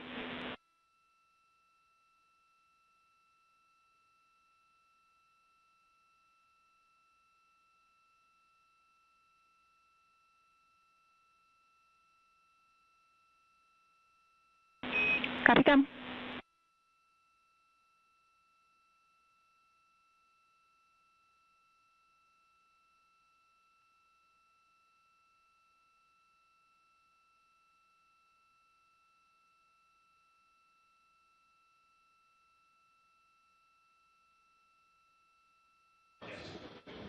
And they were discussing moving the lunar flyby cabin configuration. During this particular activity, the crew will develop and document an ideal configuration of the Orion spacecraft internal cabin for the lunar flyby observation period, which will take place on flight day 6.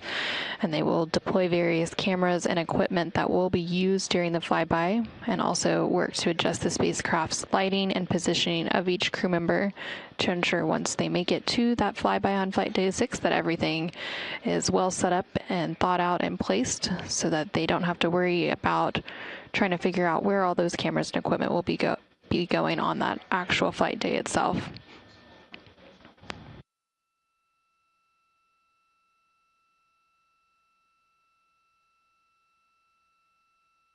There was also mention of some activities related to Avatar, and this refers to a science investigation flying on Artemis 2. Avatar stands for a Virtual Astronaut Tissue Analog Response, and it is an investigation that is using organ-on-a-chip devices, or organ chips, to study the effects of increased radiation and microgravity on human health.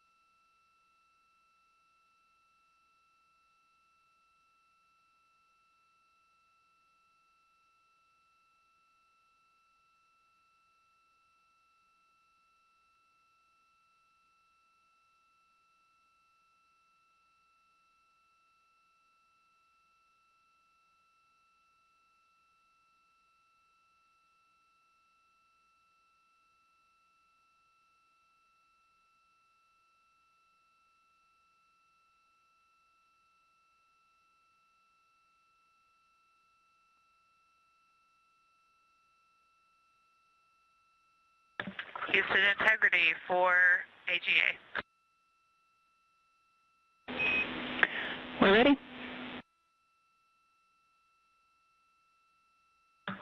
CO2 is 1.1. Do you need anything else?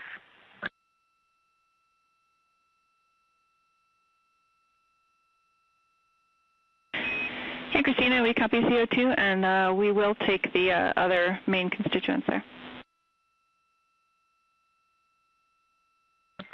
Okay, everything is off scale low. Otherwise, oxygen 19.7, pressure 14.05, temperature 75.7 Fahrenheit.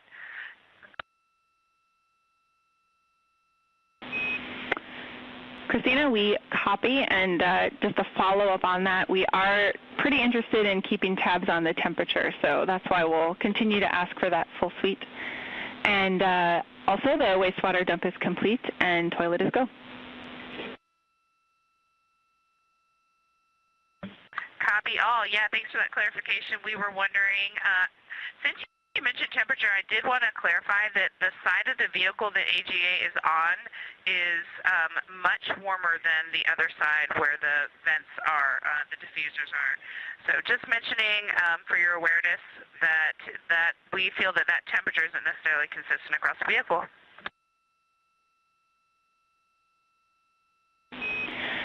All right, Christina, thank you for that insight. That is really helpful.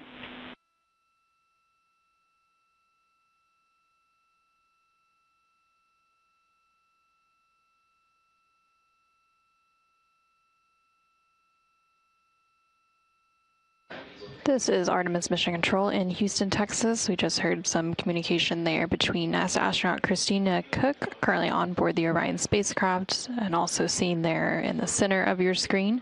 She just wrapped up some of her daily exercises in the flywheel device, and then she was also calling down to the Capcom or capsule communicator here in Mission Control to provide an update on some AGA or anomaly gas analyzer readings. And these readings are provided periodically throughout the day, and they are monitored and tracked by the EECOM, which stands for Emergency Environmental and Consumables Manager here in Mission Control, and they are responsible for the internal thermal control systems, air and water supply, and purification systems. And the equivalent to that position in the International Space Station Flight Control Room just down the hall is Ethos. They were also talking about some wastewater dump, the Universal Waste Management System, or basically the space toilet on the Orion spacecraft.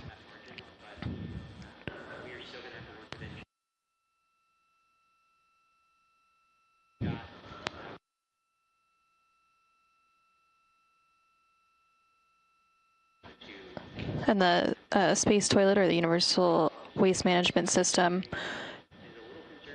typically dumps that wastewater every day overboard. It's vented overboard, much like what happened during the space shuttle era. Now the crew is going to start working on their pre-lunar flyby cabin configuration activity, so they're going to be deploying some cameras and other equipment that they plan to use during the flyby on flight day 6 to just ensure that they know where everything should be set up, where it should go, and where each crew member should be stationed for that observation period. And we're currently about 2 days, 4 hours, and 51 minutes into the Artemis 2 mission. The Orion spacecraft carrying the 4 crew members who you currently see on your screen are about 134,000 miles away from Earth, and they have about 137,000 miles between them and the moon. So pretty soon they will actually be closer to the moon than they are to Earth, and we do expect them to pass that milestone in about 31 minutes.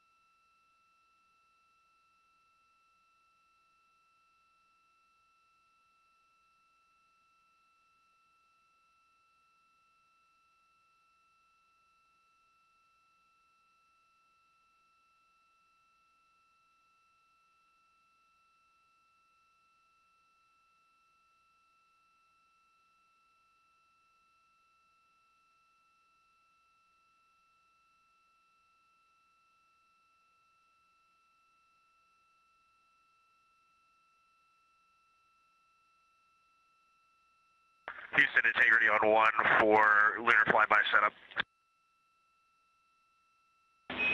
Go ahead.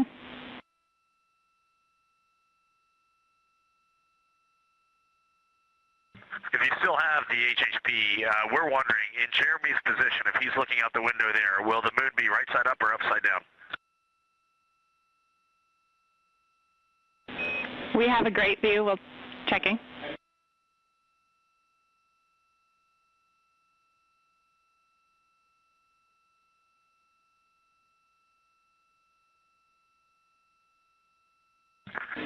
Alternatively, is the north pole of the moon going to be in the vehicle plus X direction? Yeah, we're going to go with the first way you worded the question and say affirm it's upside down in the position Jeremy is in right now. So if he flips over, it'll be right side up. That's how it works.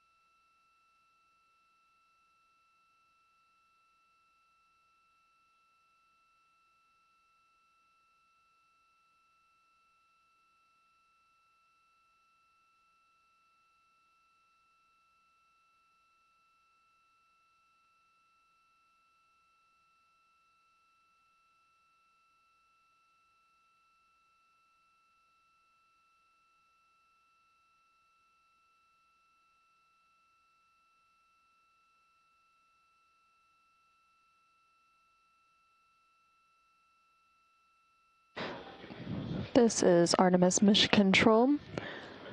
We are currently 2 days, 5 hours, and 3 minutes into the Artemis 2 mission. Currently on your screen, you're seeing a live look inside the Orion spacecraft, which is named Integrity, and it was named Integrity by its crew. The crew is currently working through a pre-lunar flyby cabin configuration activity.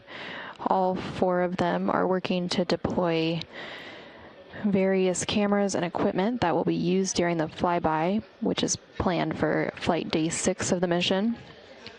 They'll also be adjusting the spacecraft's lighting and positioning of each crew member to ensure that all of the equipment, cameras, as well as the individual placement of each of them works and will be seamless during the flyby observation period.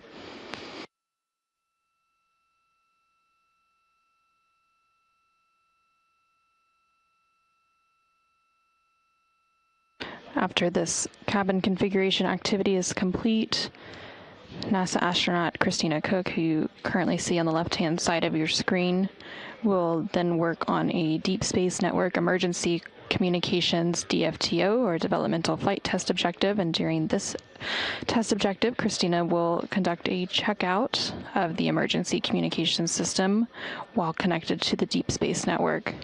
The Deep Space Network, or DSN, is NASA's international array of giant radio antennas that support interplanetary spacecraft missions, plus a few that orbit Earth, and it provides radar and radio astronomy observations that can improve our understanding of the solar system and the larger universe. And there you can see on your screen that the crew just turned out the lights on the Orion spacecraft. So now it's quite dark. And again, they are adjusting the lighting as part of that lunar flyby cabin configuration activity so that they can test the lighting as well as all of the camera equipment that will be used during the lunar flyby.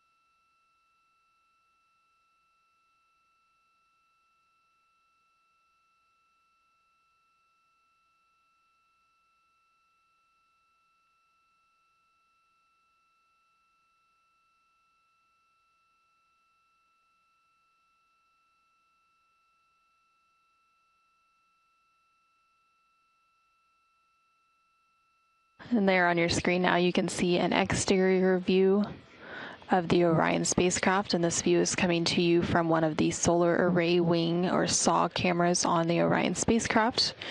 The Orion spacecraft has 4 solar array wings, and each of those wings has its own camera that provides various views throughout the mission.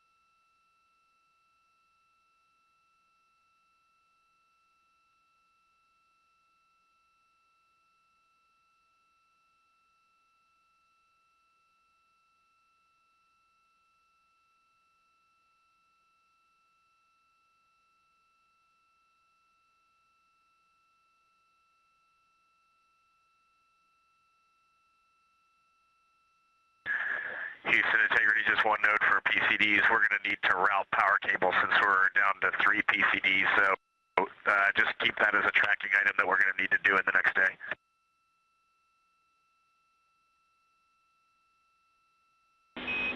Houston copies.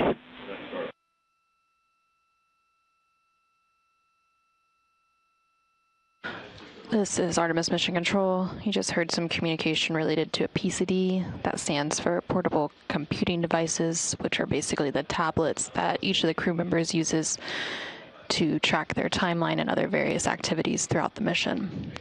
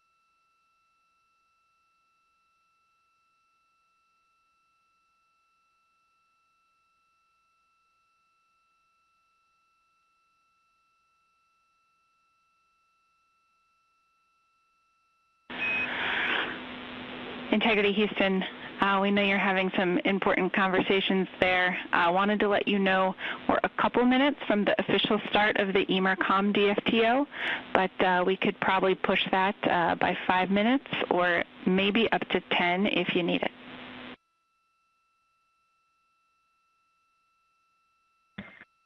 Okay, copy. I think we're wrapping this up now. I think we've learned a lot.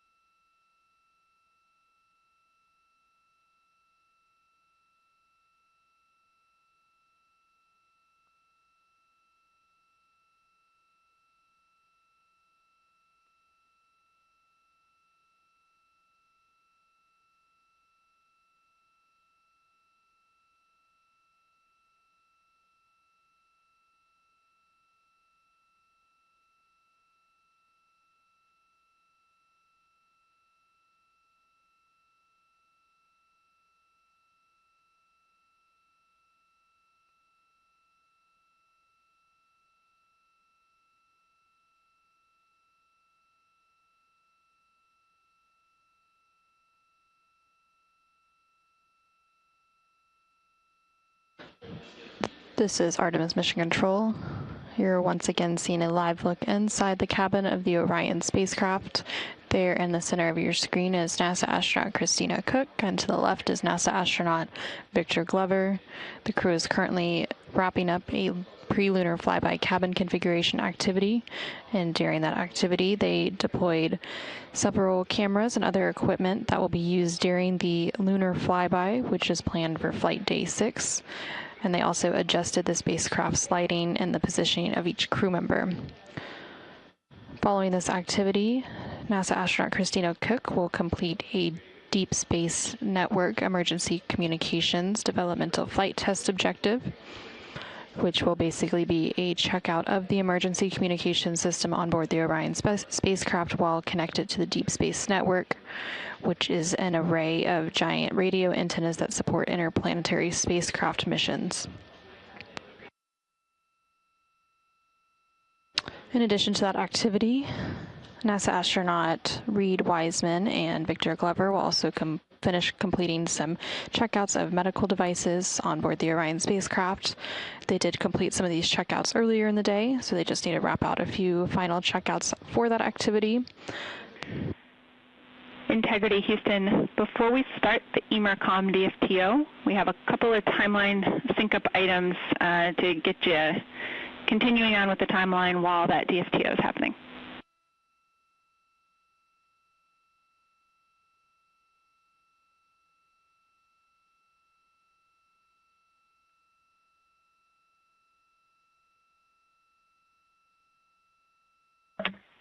Go ahead.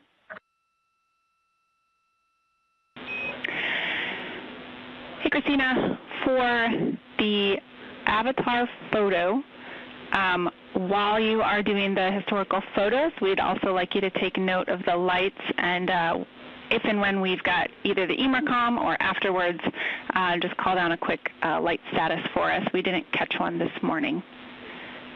And then second, I think we'd be interested in status on if folks got to the med device checkout at all yet. And with the trouble with the ECG this morning, we have uplinked message 3.03.06, ECG troubleshooting, and we would like that prioritized ahead of any remaining medical device checkout.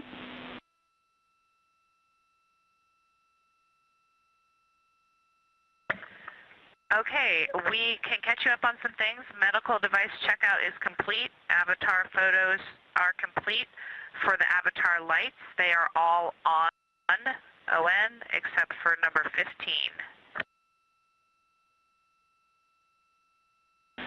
We copy. And in that case, then the only other thing we'd be looking for is that message 3.3.6.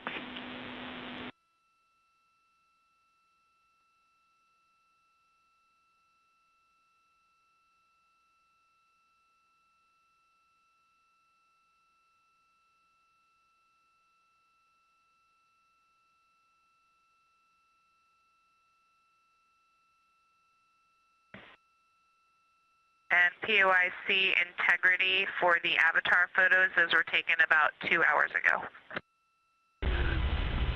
Integrity Huntsville, we copy about 2 hours ago. Thanks so much.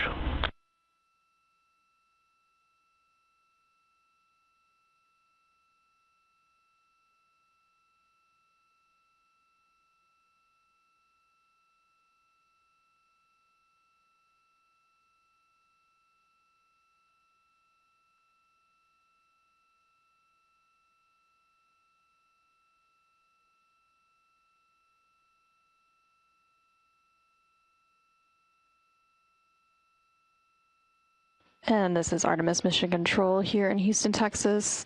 There was some communication there between NASA astronaut Christina Cook and the Capcom or capsule communicator here on the ground, discussing some of the remainder of the activities for the day. And so Christina will be supporting a Deep Space Network emergency communications test. Integrity Houston, our team on the ground is ready to step into the emergency comm DFTO when you are.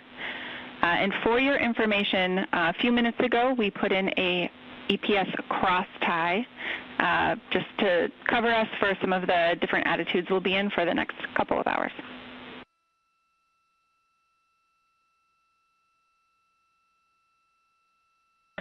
Copy, EPS cross tie is in for a couple hours, and I'm starting the EMERCOM DFTO now.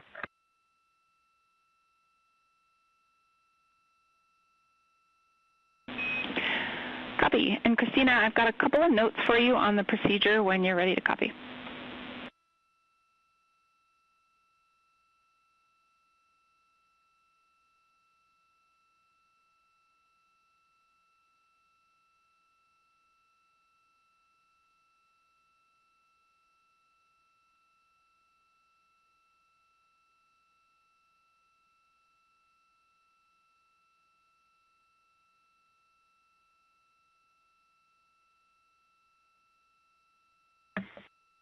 Ready for your notes.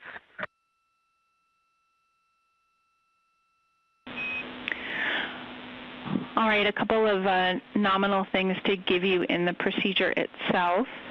In instruction 15.1.5, you will want antenna 3.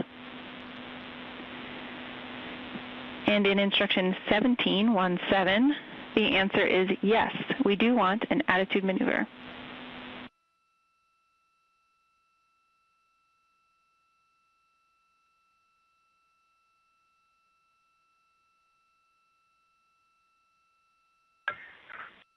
Copy all.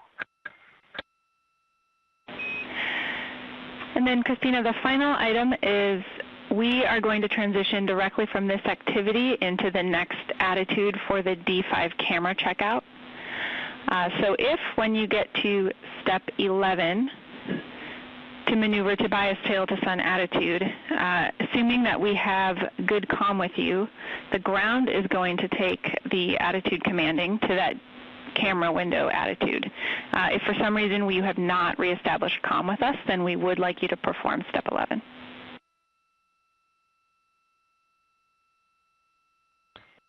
Copy. I will stop in step 11 and talk with you if we have comm. Otherwise, I will continue the procedure as written.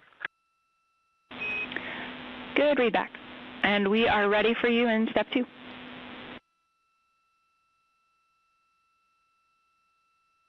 Copy. Skipping to step 2.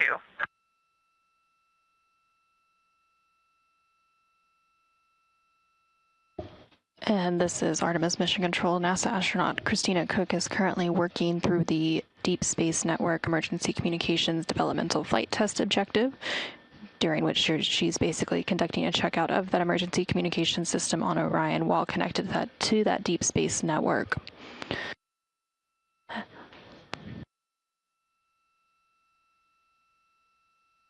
And coming up in just a few moments, we will hit an important milestone in which the Orion spacecraft will officially be closer to the moon than from Earth. And Integrity Houston, we have some news to share with you. As of 30 seconds ago, you are now closer to the moon than you are to us on Earth.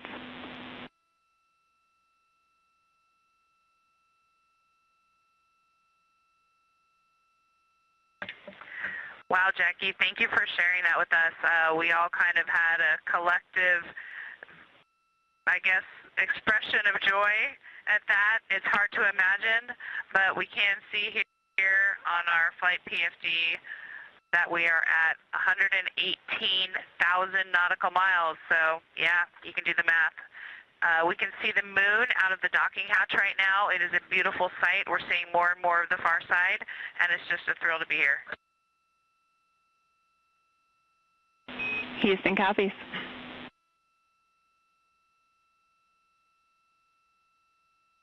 And there we just had that confirmation called up to the crew that the Orion spacecraft named Integrity and its crew, which you can currently see on your screen, are now officially closer to the moon than they are to Earth. This comes about 2 days, 5 hours, and 24 minutes following a liftoff from NASA's Kennedy Space Center on April 1st at 5:35 p.m. Central, 6:35 p.m. Eastern. Now, while they are officially closer to the moon than they are to Earth, they have not entered what is known as the lunar sphere of influence yet. That milestone will come on flight day 5. And when that milestone happens, that is when the moon, instead of the Earth, becomes the main gravitational force acting on the Orion spacecraft.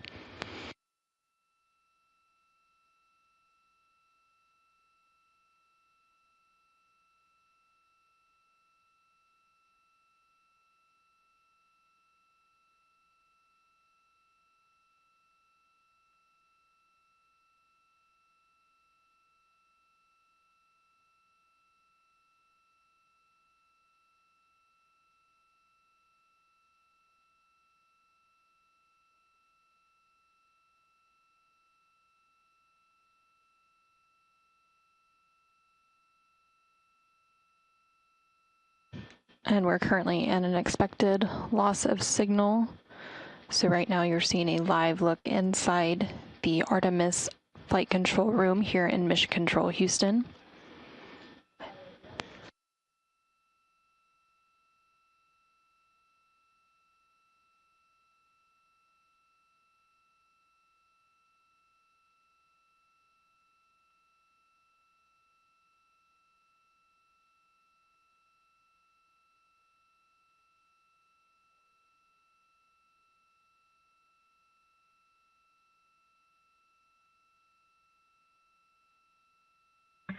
And Houston integrity on 1 for toilet and that kind of burning odor smell that we were reporting on the ground.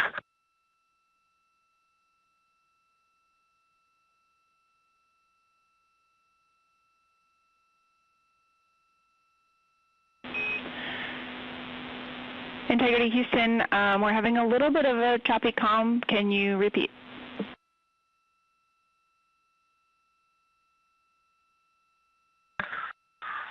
Yeah, Jackie, we just wanted to sync up with you. We know that there was some talk about some burnt smell from the heaters.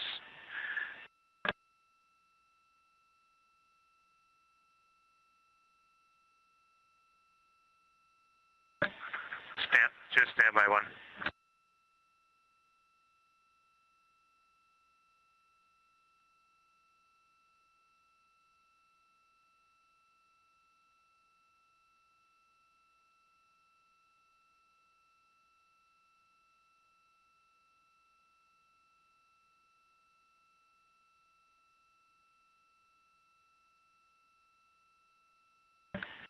Okay, Jackie, so this time we turned on the WHC on the toilet and it had that burning odor smell that we just hadn't experienced before. And so we just wanted to talk to you about it. We know we had a briefing on that.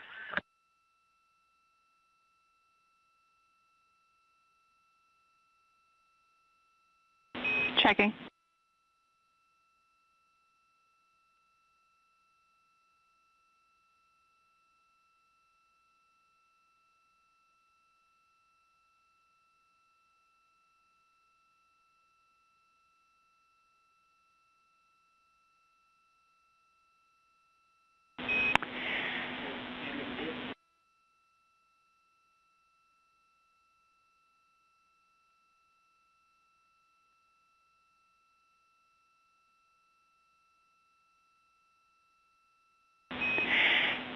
Hey, Jeremy, on the toilet, we're actually scratching our heads a little bit down here tonight on the odor that you are referencing.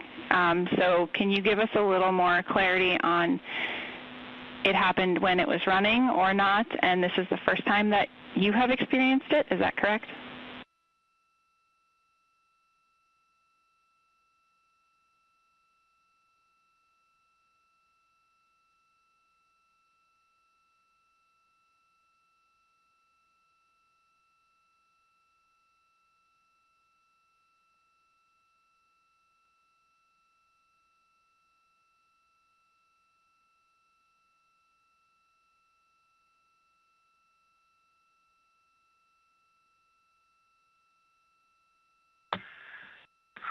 So the crew has smelt it once or twice before, but this time was stronger and was different. And we opened the door, everybody in the cabin could smell it.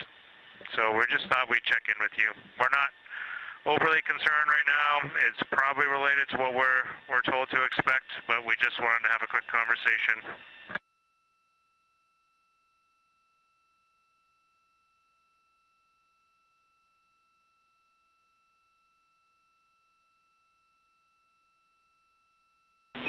Jeremy, we're checking.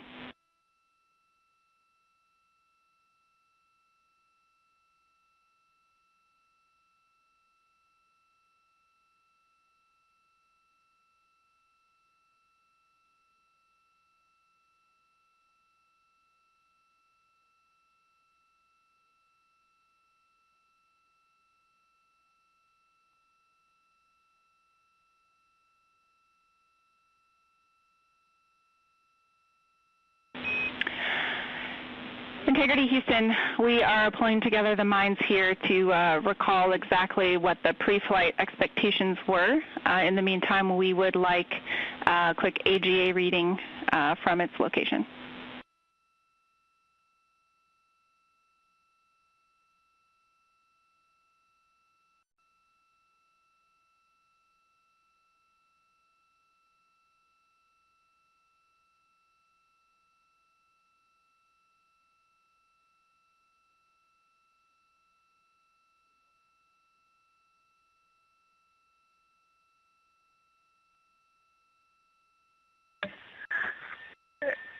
And Jackie, all AGA readings are off scale low.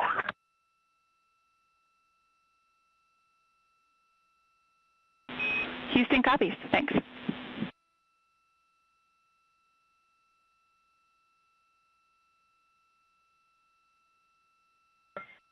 Jackie, for the EMERCOM DFPO, I am ready for your go in instruction 76.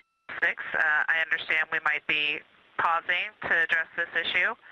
And regarding the smell, I just wanted to be sure you all were tracking the EGS notes of the kind of burning heater smell that was coming from toilet several times.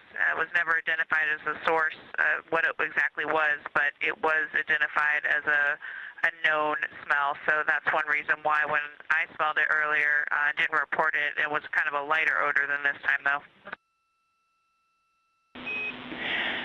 Copy all, Christina, and yeah, we'll discuss at least for a few minutes here before we continue on with the EMERCOM DFTO. And yep, we are getting the information about the pre-flight smell now, so thanks.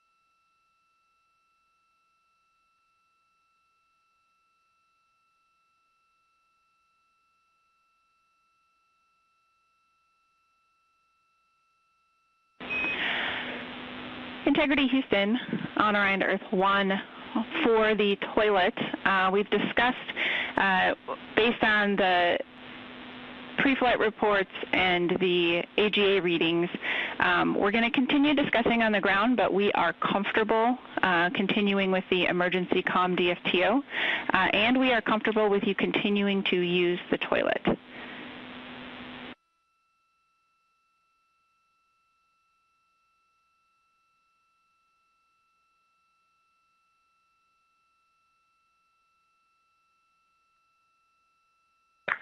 Okay, understood, Jackie. No, that sounds reasonable to us. Okay, and the final thing, we'll lose video during the EMERCOM DFTO, but just in case you're still working on ECG checkout when we get back, just please be mindful of screens being viewed by the HHP camera.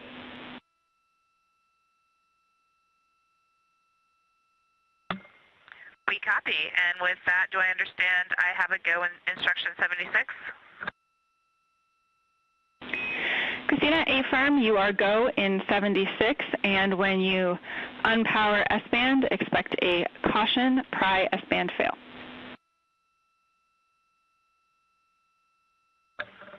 Copy.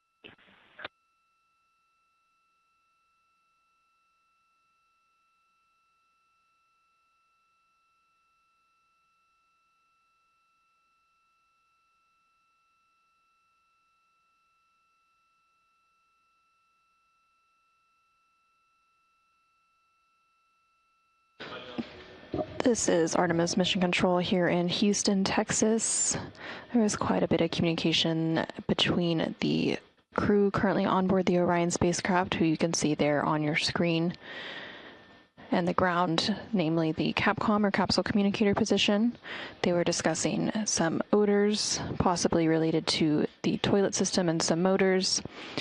And then they were also discussing resuming the Deep Space Network Emergency Communications Development Flight Test objective. So Christina continues to work on that.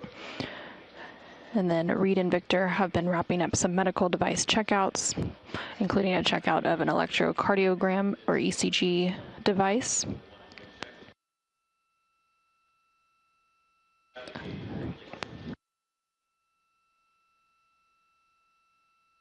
And right now we're in an expected loss of signal. So you're seeing a live look inside the Artemis Flight Control Room here in Mission Control Houston. And this flight control room is just down the hallway from the International Space Station Flight Control Room. And currently on console is the Orbit 2 team of flight controllers. And during the mission, there are 3 shifts, which are known as orbits, that monitor the crew and its systems 24/7. The Orbit 2 team of flight controllers is being led by NASA Flight Director Paul Kanya, who you can see there on the upper right-hand side of your screen, and he is sitting next to the Capcom or capsule communicator for this shift, who is Jackie Mahaffey there in the center of your screen, and next to her is NASA astronaut Tracy Dyson, also sitting at the Capcom console.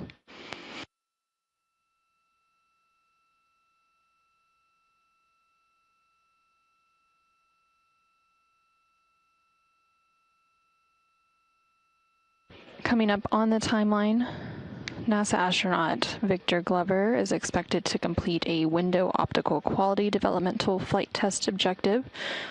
And during this objective, Victor will take out a D5 camera and take some images at different focal lengths of various subjects out of the windows, such as the Earth or Moon, to evaluate the optical effects of the windows on the Orion spacecraft on imagery. And then currently on your screen, you're seeing a view of the Artemis Real-Time Orbital website, which is available at nasa.gov/trackartemis. And this provides view of live data and telemetry coming from the Orion spacecraft, especially when we don't have the live views of the Orion spacecraft itself. And just a few minutes ago, the Orion spacecraft and its crew did surpass a milestone, of which they are now closer to the moon than they are to Earth. So you can see there in the bottom right-hand side of your screen that the Orion spacecraft is currently 137,000 miles away from Earth and about 135,000 miles away from the moon.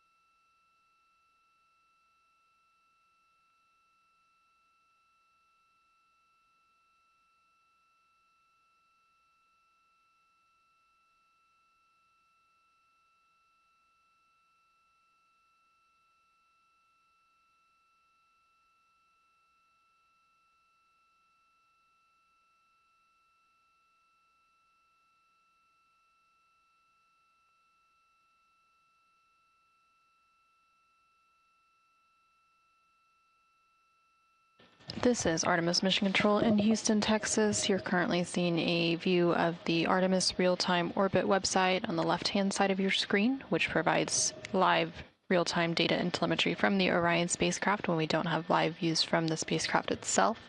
We are currently in an expected loss of signal. And then in the bottom right-hand side of your screen is a look inside of the Artemis flight control room here in Mission Control, Houston. Currently on console is the Orbit 2 team of flight controllers being led by Flight Director Paul Cagno, who is in the upper right-hand side of that screen. On board the Orion spacecraft, the crew is currently awake. They are wrapping up some final activities for the day. NASA astronaut Christina Cook is currently working through a Deep Space Network Emergency Communications Developmental Flight Test Objective. Victor is also working on a test objective related to the D5 camera imaging and taking some images at varying focal lengths of subjects such as the Earth and the Moon to evaluate the window optical effects on imagery. And then NASA astronaut Reed Wiseman is working to transfer some data from the flywheel, which is the exercise device on board the Orion spacecraft. And then coming up here in a little bit, CSA, or Canadian Space Agency astronaut Jeremy Hansen, will support a public affairs downlink event for the Canadian Space Agency. We are currently 2 days, 6 hours, and 1 minute into the mission, following a liftoff at 5:35 p.m. Central, 6:35 p.m. Eastern on April 1st.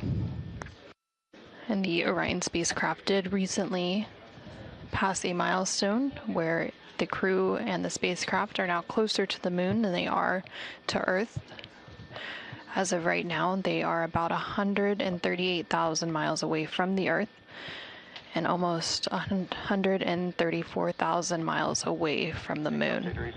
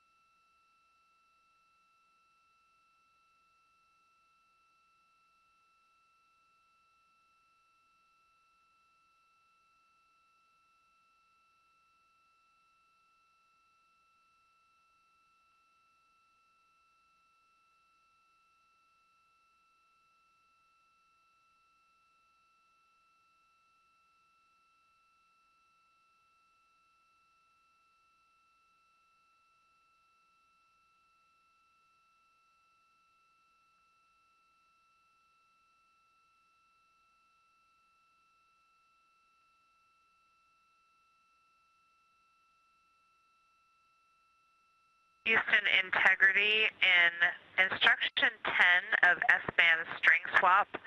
I have a frame lock, but ping is still suspect. Perhaps that's because we are going to be receive only here. Let me know if I can continue.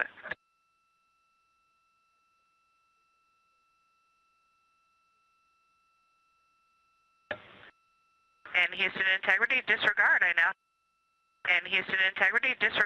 have a good ping as well.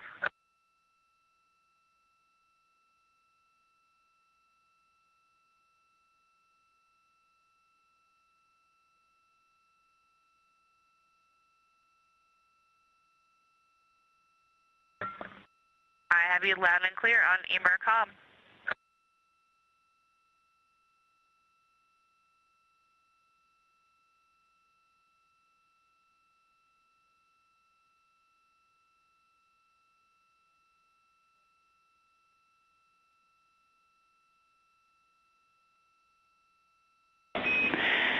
And integrity Houston, voice check, I'm coming up on regular OE1.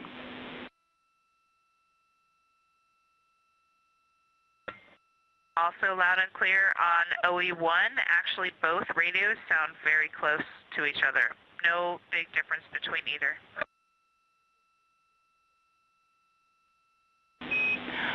All right, great news. And Christina, with that, we are go for you to begin step 10.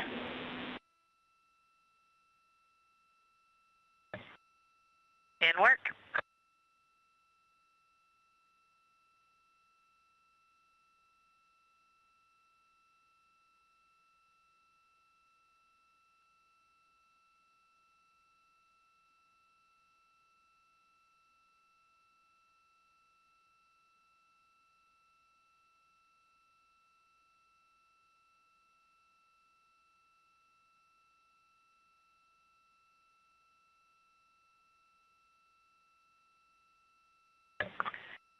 And Jackie, I am in step 11 where you told me to give you a call, and I do have one question about EMERCOM.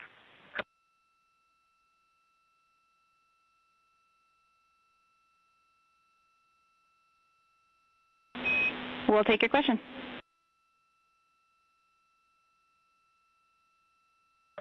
Okay, not to hold you up, just for understanding, I noticed I had a timer going for about 45 minutes there since we started the ranging.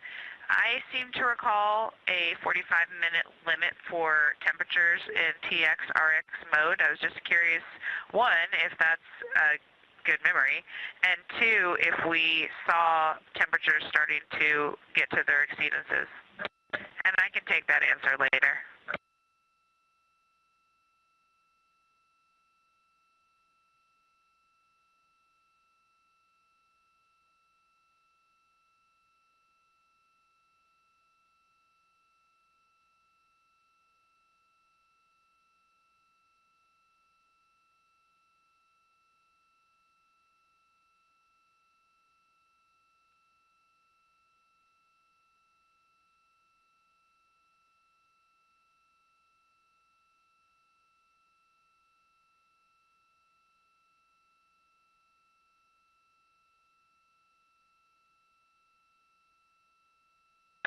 And Houston integrity, just wanted to check with you. I assume we can't do the PAO test until Christina's done.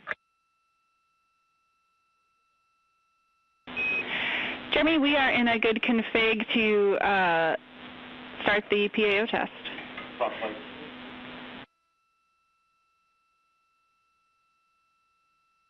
Okay, I'll start it now.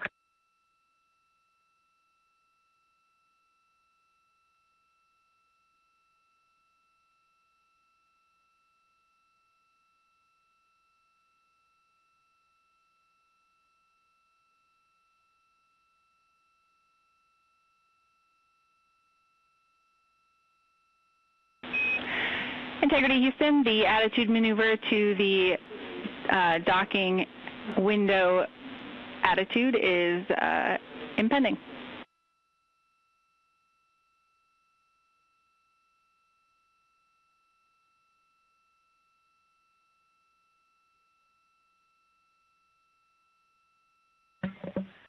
Copy, thanks. Jackie, can I go ahead and close the EMERCOM procedure and consider that complete on my end?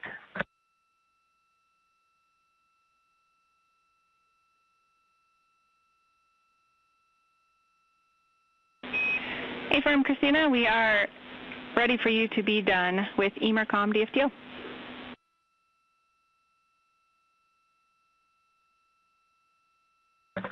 Copy.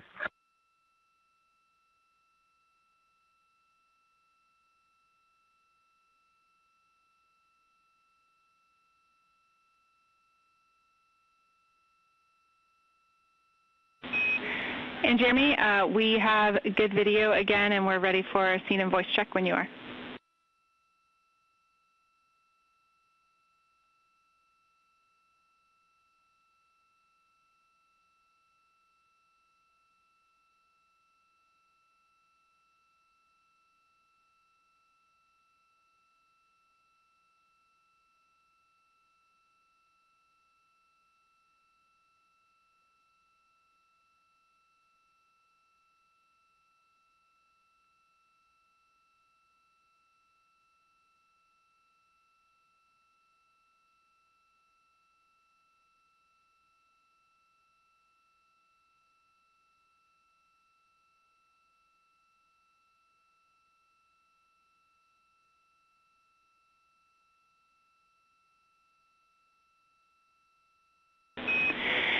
Hey, Jeremy, you look great, but we did not hear that audio via the microphone.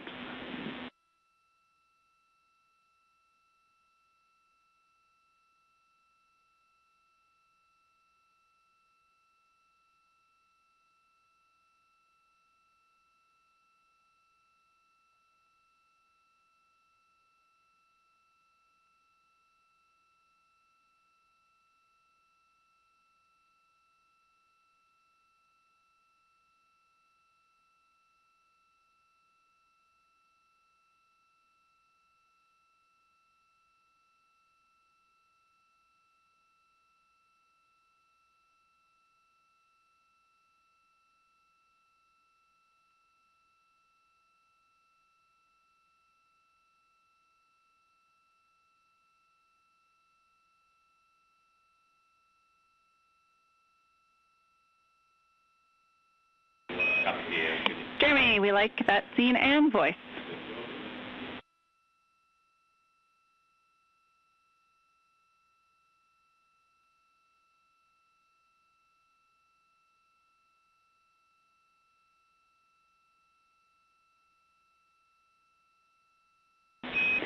Jeremy, we expect to be ready for an on-time start.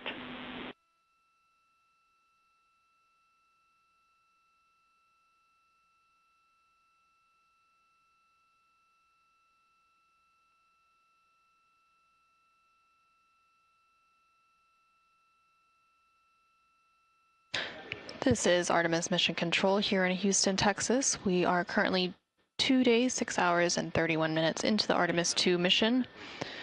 Currently, you can see CSA, or Canadian Space Agency astronaut Jeremy Hansen, as he gets set up for a CSA Public Affairs downlink event, which will be taking place here in about 3 minutes.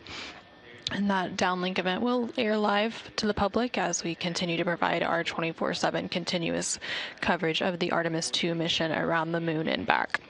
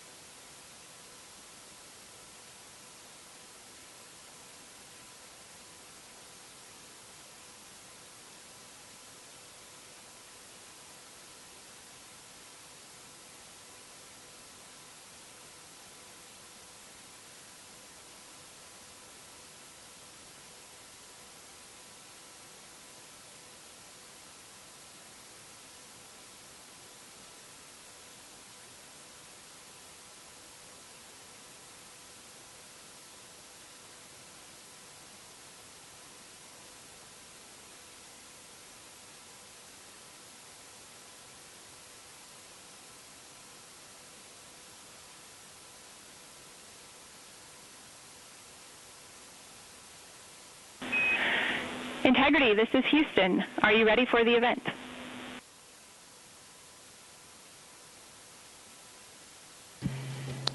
Houston, Integrity is ready for the event. Canadian Space Agency, this is Mission Control Houston. Please call Integrity for a voice check.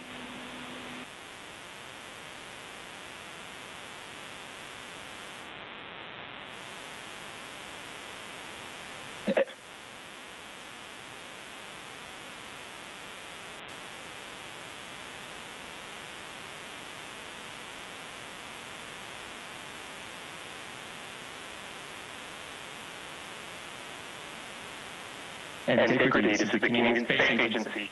Do you hear me?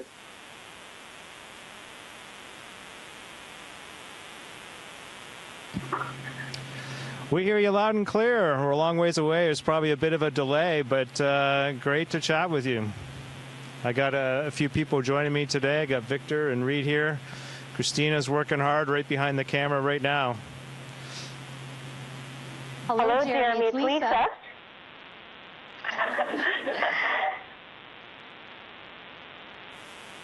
Hi there, Jeremy Hansen. It's Genevieve Boschman from CTV News here on Earth. Great to talk to you en route to the moon.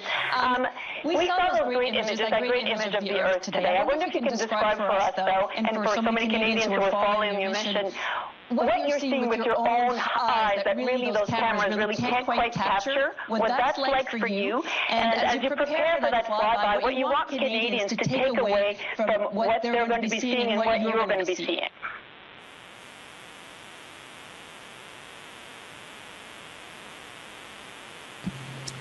Well, first off, hello to you too, Lisa.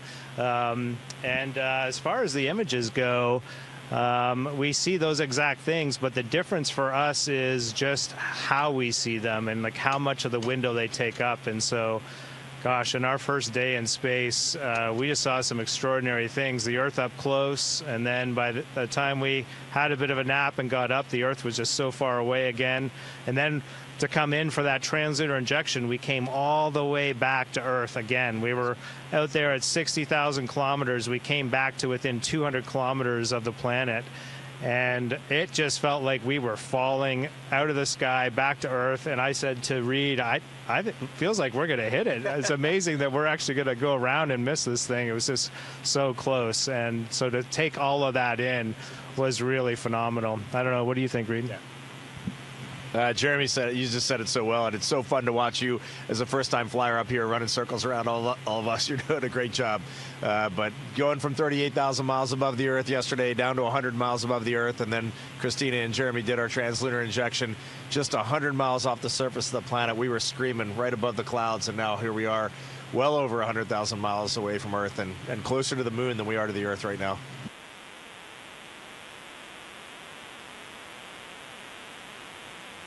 Bonjour, Camille Cassidy-Monet de Radio-Canada. Une question en français maintenant.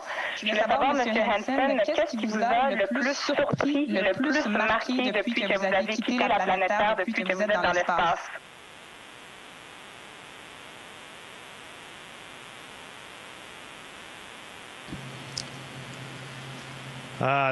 The most awe-inspiring thing for me, pour moi, il y avait trop de choses, mais d'être sur la fusée et toutes les sensations de la fusée, c'était quelque chose d'incroyable. J'ai eu le sens d'être un enfant encore et bien sûr la vue que j'ai parlé de la Terre et aussi la Lune. Les choses changent avec la Terre aussi. On voit pour nous, ici dans la capsule, c'est comme la Lune et les phases de la Lune, mais c'est la Terre. Et c'est juste quelque chose d'extrêmement extraordinaire pour nous ici. So some of the things that are riding the rocket for us has just been extraordinary, and we have all these simulations, but it felt so different for us in real life. And then the views of the Earth and the crescent Earth is really incredible.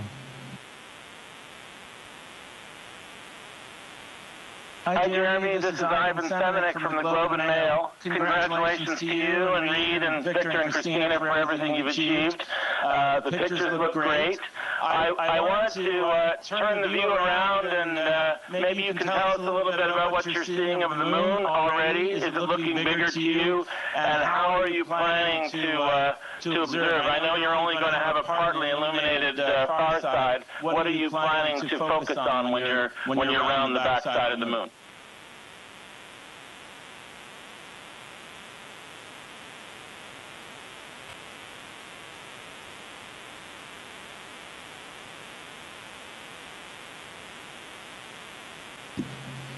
So very interesting that we've taken some pictures. We are now over the halfway point to the moon, and we took some pictures earlier today, and then after putting them on the computer to look closer, we found a feature, you know, the Grand Canyon of the moon. It's called Oriental Basin, and we were able to see the entire thing. Stand by. We were able to see the entire thing, and so it's clear that we are not on Earth because that feature is not all visible from Earth. And so it's already special, the view that we have. And yes, the Earth is quite small and the moon is definitely getting bigger. And as far as things we're looking forward to seeing, of course, you know, seeing Oriental on the far side of the moon, of course, up close would be extraordinary. But on this, because of this launch date, something that the scientists have added for us is we're going to see an eclipse of the sun behind the moon, which would be pretty neat, actually. And we can use that opportunity to look for some of the lunar regolith lofting, etc. So that's something that we hadn't been thinking we were going to be able to do, but because we launched on April 1st, the birthday of the Royal Canadian Air Force, I'll just add in there, we're going to get to see that now, which is pretty neat. And I love the fact that science just is like, okay, well, that's what we're going to have now, and here's what you're going to do. And it was really cool to see that all come together.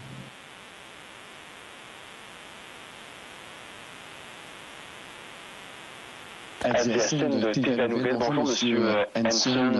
Alors question assez encore une fois, il y a beaucoup de jeunes Québécois, de jeunes Canadiens qui vous regardent aujourd'hui. Qu'est-ce que vous aimeriez dire à tous ces enfants qui vous regardent et qui sont inspirés de vous voir aller?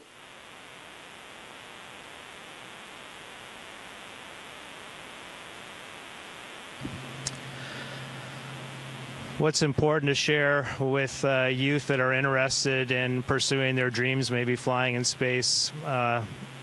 Pour moi, une chose qui est vraiment importante, c'est de trouver vos passions et suivre ces passions, mais aussi partagez-les avec les autres.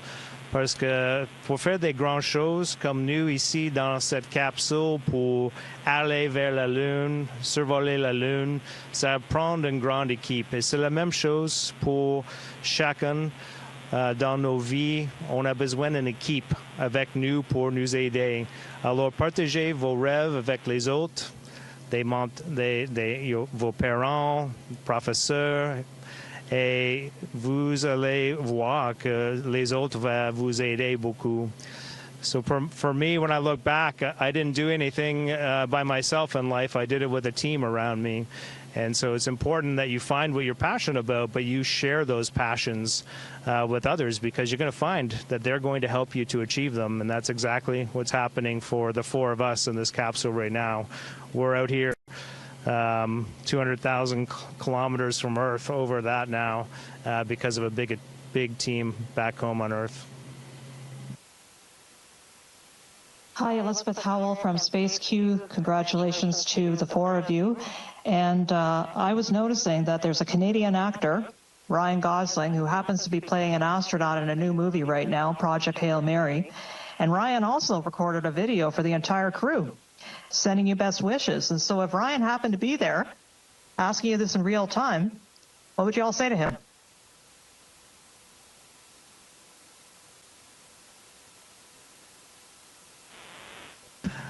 That's super cool. We are all really lucky. We got to watch Hail Mary when we were in quarantine. That was a real treat that they sent us a link to view that at home with our families, getting us ready to go on our own space adventure.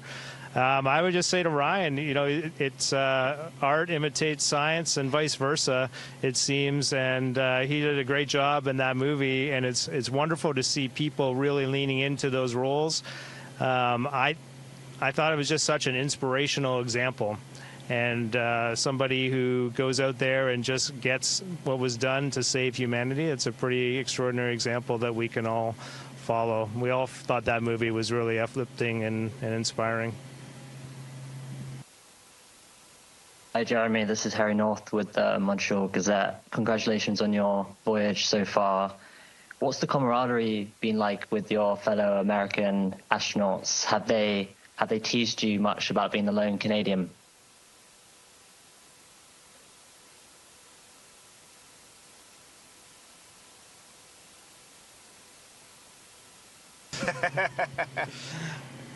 It's on. There is no way that we are ever teasing this man right here. Jeremy and I have known each other since 2009 when I got selected to NASA and he got selected to the Canadian Space Agency, so we've been great friends ever since. It's impossible not to be good friends with this guy, though. It's just his demeanor, his care for others, the way he goes about life, the way he cares about his family. We might joke around together, but we're not teasing him. And Ike, anything you want to add to that? You know, similar to our countries physically, this crew is very close, and you know, it's been tough to make fun of him because he got up here, and even though he's Canadian and a first-time flyer, he's making it look easy. He's been doing great so far, so not a whole lot to make fun of.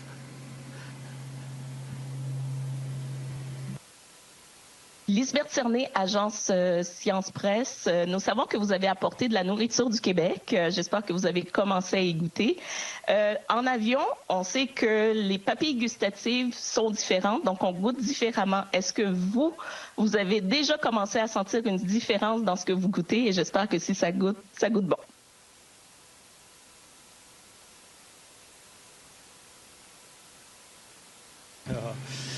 Je suis désolé, mais j'ai manqué la dernière partie de cette question. Alors, encore une fois, s'il vous plaît. Donc, la question, Jérémy, était de savoir si le goût était modifié dans l'espace et si ça goûtait bon au niveau de la nourriture que vous mangez.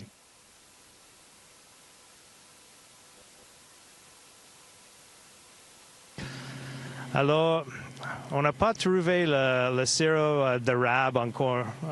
C'est ici, quelque part, mais je ne sais pas exactement où de maintenant. On a, pendant la première journée dans l'espace, on a trouvé des biscuits d'érable. Alors, ça, c'était quelque chose de fun à la fin d'une longue journée. De maintenant, pour moi, ça goûte à peu près la même chose ici dans l'espace. J'ai entendu dire que ça change parce que c'est comme vous avez une grippe dans l'espace à cause de comment la sang bouge dans le corps, mais pour moi, ça goûte à peu près la même chose. The question was if taste changes in space, and for me so far, I haven't really noticed much change, although I was expecting to notice it more. I don't know. What about you guys? No? Not on this mission so far. No.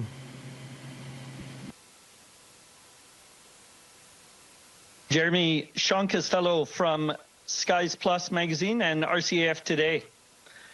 Question for yourself and Victor. From an aviator's perspective, can you please describe your test flight experience so far, including some spacecraft performance observations or takeaways from when Victor was piloting the ProxOps tests?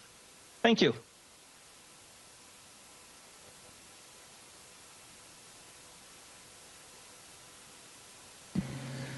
Well, I have to start off by saying it was a ton of fun. It was a great experience. My favorite thing about the whole evolution was that the entire crew participated. All four of us worked together. And I do love to fly or drive, you know, and operate machinery, and this spacecraft flew marvelously. It was actually in every way better than the simulator. It was, you know, the weightlessness, the sound and feel of the thrusters was very different than what we simulated, and all in a positive direction, and it flies very nice.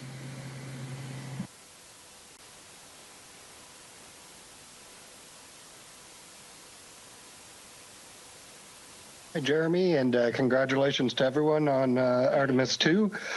Jeremy, you've spoken of the importance of the Air Cadet's influence on your young life. Did you know you wanted to be an astronaut when you were an Air Cadet? And now that you are in space, what transferable skills and experience from your time in the cadets have served you in space?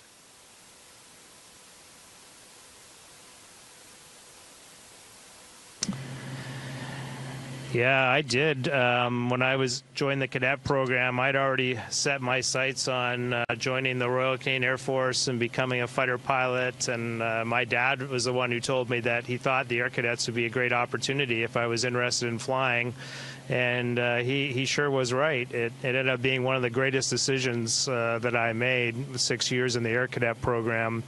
I was inspired by images of humans walking on the moon when I was a young Canadian, and that's what encouraged me to kind of follow this path to now. But Air Cadets, transferable skills, there's a lot of them. One of them was, I learned to fly, got a glider pilot license, a private pilot license. That was a huge asset for me. Was building some self-confidence at the age of 16 and 17, but it was much bigger than that. Self-discipline, I learned a lot of that from cadets. It's not all flying and fun. Some of it is marching and parading around, and got to iron your uniform and polish your boots, and so I learned some self-discipline. I learned a lot of confidence because Air Cadets was pushing me outside my comfort zone. There were things that I needed to do, to get these flying scholarships that I didn't really want to do. I didn't want to be on a parade square in charge of a group of other cadets necessarily. I was a little bit shy, and Air Cadets pushed me outside my comfort zone and helped develop that skill set. So I'm really grateful for the cadet program. Merci, Jeremy, Reed et Victor, c'est Lisa encore. Ça a été une expérience formidable pour nous tous ici à l'Agence spatiale canadienne et en ligne. Auriez-vous un mot de la fin?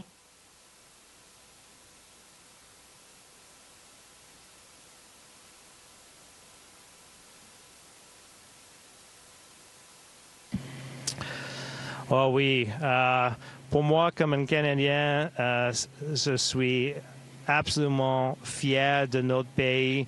C'était, quand je pense de cette expérience et pourquoi je suis ici en représenter le Canada, je suis fier et c'est juste important pour moi de dire merci Canada for cette experience. It has been an extraordinary experience for me to leave our planet, to ride that incredible rocket with my 3 Canadian colleagues, and my 3 American colleagues. It is such an extraordinary example of collaboration and what we can do when we set big goals and we reach out to achieve them together. And so on behalf of Canada, I just want to say thank you to my colleagues for this opportunity, and I would like to remind Canadians, if we can send a human around the moon in 2026, just imagine what we're capable of doing next. Thanks so much for joining us on board Integrity. It's a great ship here, and we're closer to the moon today than we are to Earth. This is a big milestone for us, and we look forward to sharing more with you in the coming days. Wishing you all the best. Au revoir. Thank you all. Bye-bye. Integrity, this is Houston ACR. That concludes the event. Thank you. Thank you to all participants. Integrity, we are now resuming operational audio communications. And Integrity Houston, with that, we are ready for the D5 camera at the docking hatch window. And then after that, you can work on dual camera bracket if you'd like.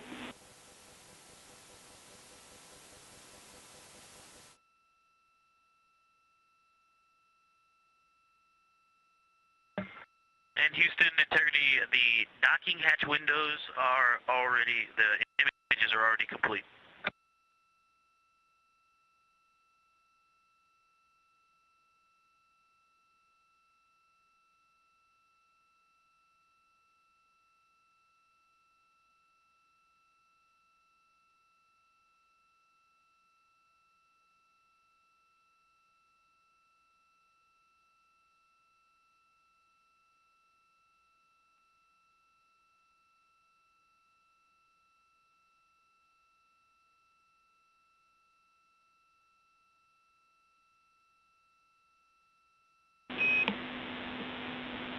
And Integrity, Houston, for the docking hatch window photos, we didn't see you in that area after we had gotten into the attitude, since the attitude maneuver was a little late after the EMER-COM DFTO. So we're just wondering if you could let us know what your target was, what your photo was like for the docking hatch window.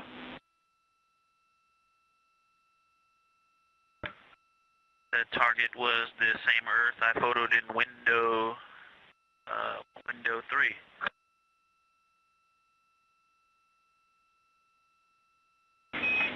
Okay, sounds good. Thanks for just double checking for us.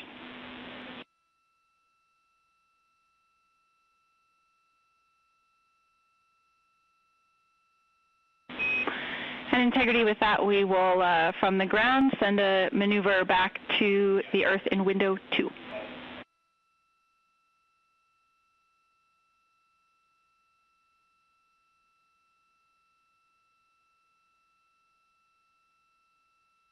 Copy, we're ready for that, and I'm ready to take pictures out of window 2.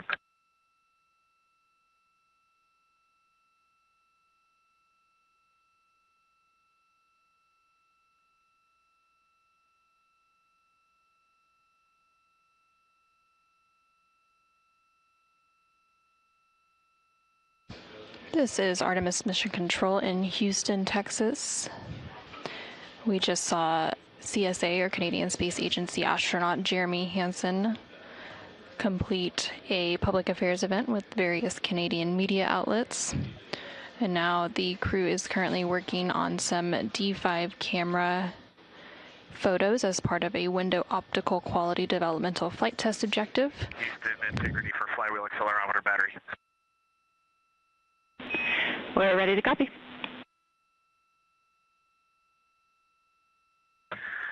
Two quick things. First, the battery for the accelerometer on the hull of the vehicle is 55%.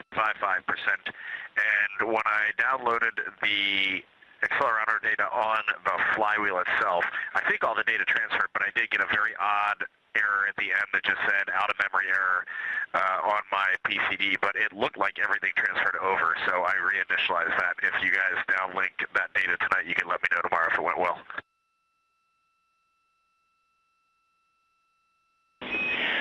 Reed, we copy both the battery level and the error you got. We'll take a look at that data and make sure we got it all.